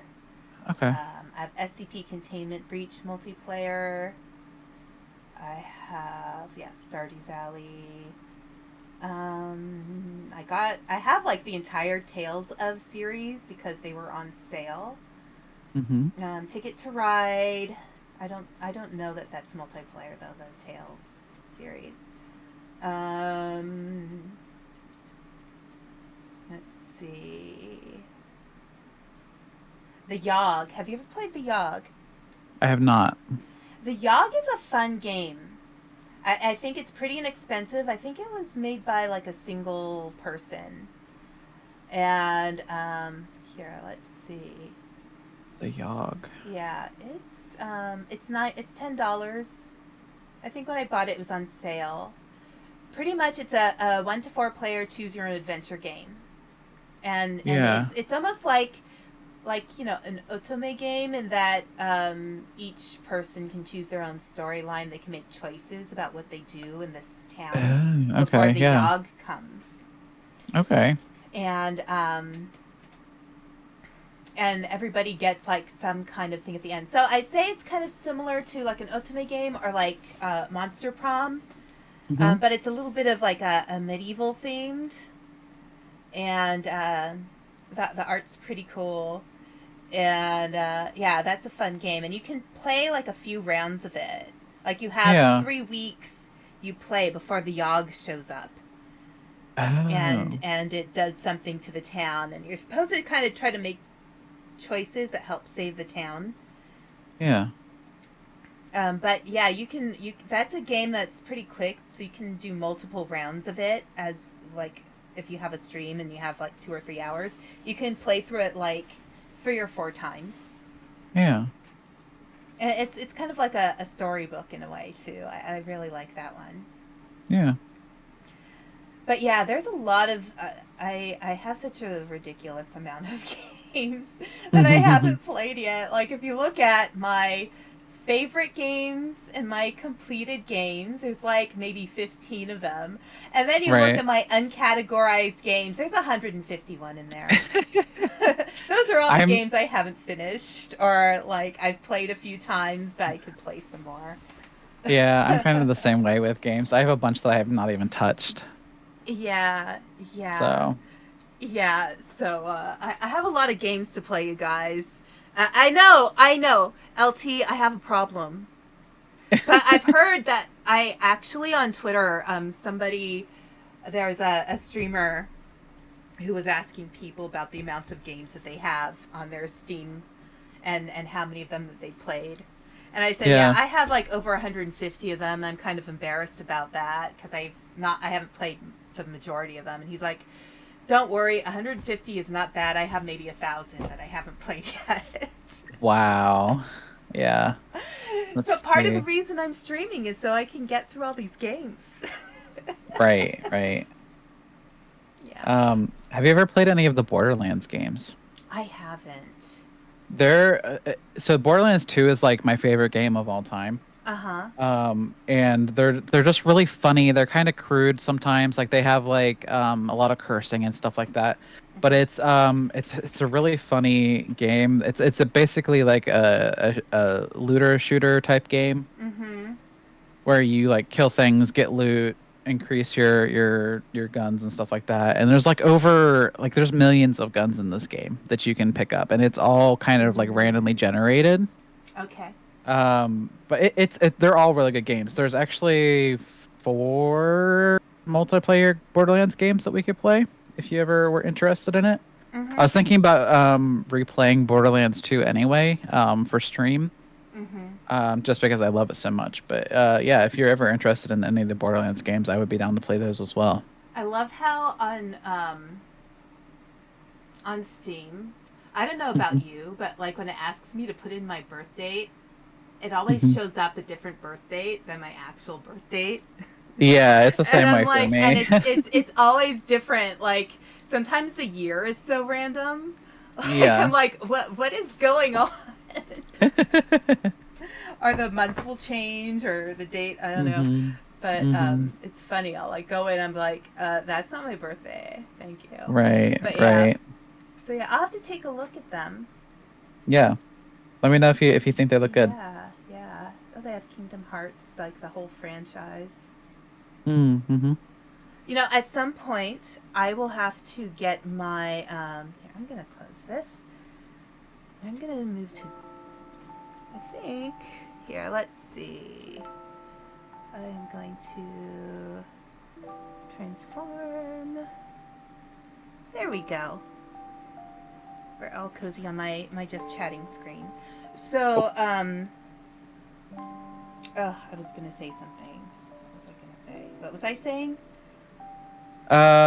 You were gearing up to say something about a game or something. I don't know. Oh. You didn't get very far into the thought. Yeah, I probably did. I'm probably tired. Um, oh, yes. No, I have my old PlayStation 2. Oh, okay. And once I get things figured out with my PlayStation 2, Mm-hmm. with hooking it up to the yeah, see, I've been playing this game too long. Oh no, don't get things in your nose that burn. Sometimes I sip water and it just goes straight up into my nose. It's so uncomfortable. Ooh, yeah. But yeah, so yeah, the what's the term? The thing that you use to plug your computer and your Like console a US. together. Yeah. Yeah. Anyway, yeah, I have a Switch and I have a PS2. And I have some games on the PS2. I have one of the games that I want to play once I get that figured out is I have the Neopets, the Darkest Fairy game. I Oh, love that nice. game so much. I Yeah. played that game, like I played the life out of that game. Yeah. Oh, Austin, my birthday is June 7th. So, yeah. Yeah. I am a Gemini. Which is funny because a lot of times Geminis are described as being the life of the party, and I'm usually the one in the back having a conversation with somebody in the corner. Like, I am Right. not the life of the party. But I Right. genuinely like people. Like, I may be an introvert, but I really find people so interesting, and I like to learn about them and learn from them and, hear their stories. So, as much as people wear me out when I'm around them publicly, I just need a little time away to pull myself together, and then after that I'm all good. But I do like getting to know people. Yeah. Yeah. That's Pisces, right? The symbol for Pisces is the 2, like the 6. Fish. Yeah. Yeah. Mm-hmm. Yeah. So, yeah. This was fun. Yeah, it I'm was. looking forward to doing it again. It's Yeah. addictive as anything. Like, this time passed Mm-hmm. by so quickly. I wasn't Oh, I expecting think to so play too. this. Yeah, yeah, Cancer! That's right. Cancer. That was the symbol. Yeah, so yours probably end of June, beginning of July, LT. But yeah, I really like this game a lot, and I didn't expect to like it so much. I'm But glad that we tried it out. it fits that part in my brain that really loves organizing things. Right? Like, there's a part of me, like, I like things being tidy. I like things being organized. I like things being presentable, you Mm-hmm. know. And in case, one of the things that is unfortunate about my model, and I think a lot of VTubing models, is they usually aren't designed so the hands move around. I tend to Yeah. talk with my hands. So if you can see what I'm doing with my hands right now, I'm making like a box shape with my hands. Ah, interesting. Yeah. So I think we should wrap up for the night. I think Okay. our little fox friend needs a ride. Oh, okay. Sounds good. So yeah, we will we can end for this evening, and I probably won't be back to stream until Thursday. Okay. Yeah, just let me know whenever you're ready to Okay. do it again. I'm pretty much open, so I can work around you. Great. Okay? Yeah, so maybe Wednesday we can do a little. We could play a little or something. Yeah, maybe we can get Heather to join us too. Yeah, we can teach her how to play. Yeah. All right. Okay. Well, All right. let's Thank you. sign off, and I'll say goodbye to my chat. Okay. And yeah, so bye. Thank you, Ocha. Have a good Yep. night. Thank you. Good night. Bye. Bye. Okay, so yeah. No, not the scary closet monster. Something funny. I'm not afraid of the dark, but I always feel uncomfortable if I leave the closet door open. Or leave any doors open. I don't know why. Oh, one last uppies. That's fine. We can do uppies. There we go. There you go. Yeah, yeah. So have a wonderful night. Look, I love the expression on Ocha's face right now.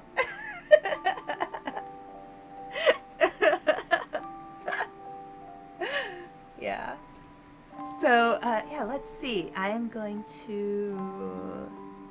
Oh, there we go. All right, so I hope you all have a lovely night and a good... Oh, I didn't mean to take off my glasses. I meant to move myself over here. Oh.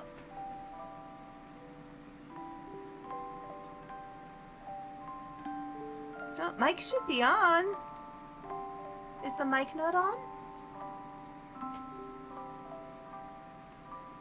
All right. So have a good night, everybody. Take care. I will see you guys soon. I'll do my work along stream on Thursday. I don't know, you know, LT, if you want to join us on my Thursday work along streams, you can work on, you know, job stuff, you know, or, you know, the work along streams are really meant just for time to, mostly it's to be creative, and do writing or art, but you can use it for practical stuff too, like homework and things like that. So, all right. So, yeah, I'm definitely a little tired after all of that. So have a good night, everybody. Please take good care of yourselves. For nightmares, for me, my big escape in nightmares is to jump from the scary place and land on my feet. That's always been my go-to to get out of a nightmare, and it works really well. For me, at least. Sometimes, like, if you can get to the point where you can lucid dream enough, so you can find some exit from your scary nightmare thing. Yeah. Bye. Have a good night, LT. Have a good night, everybody. Much love to you, and we'll see you soon. All right, so take care and have a good night, and I'll be signing off. Bye.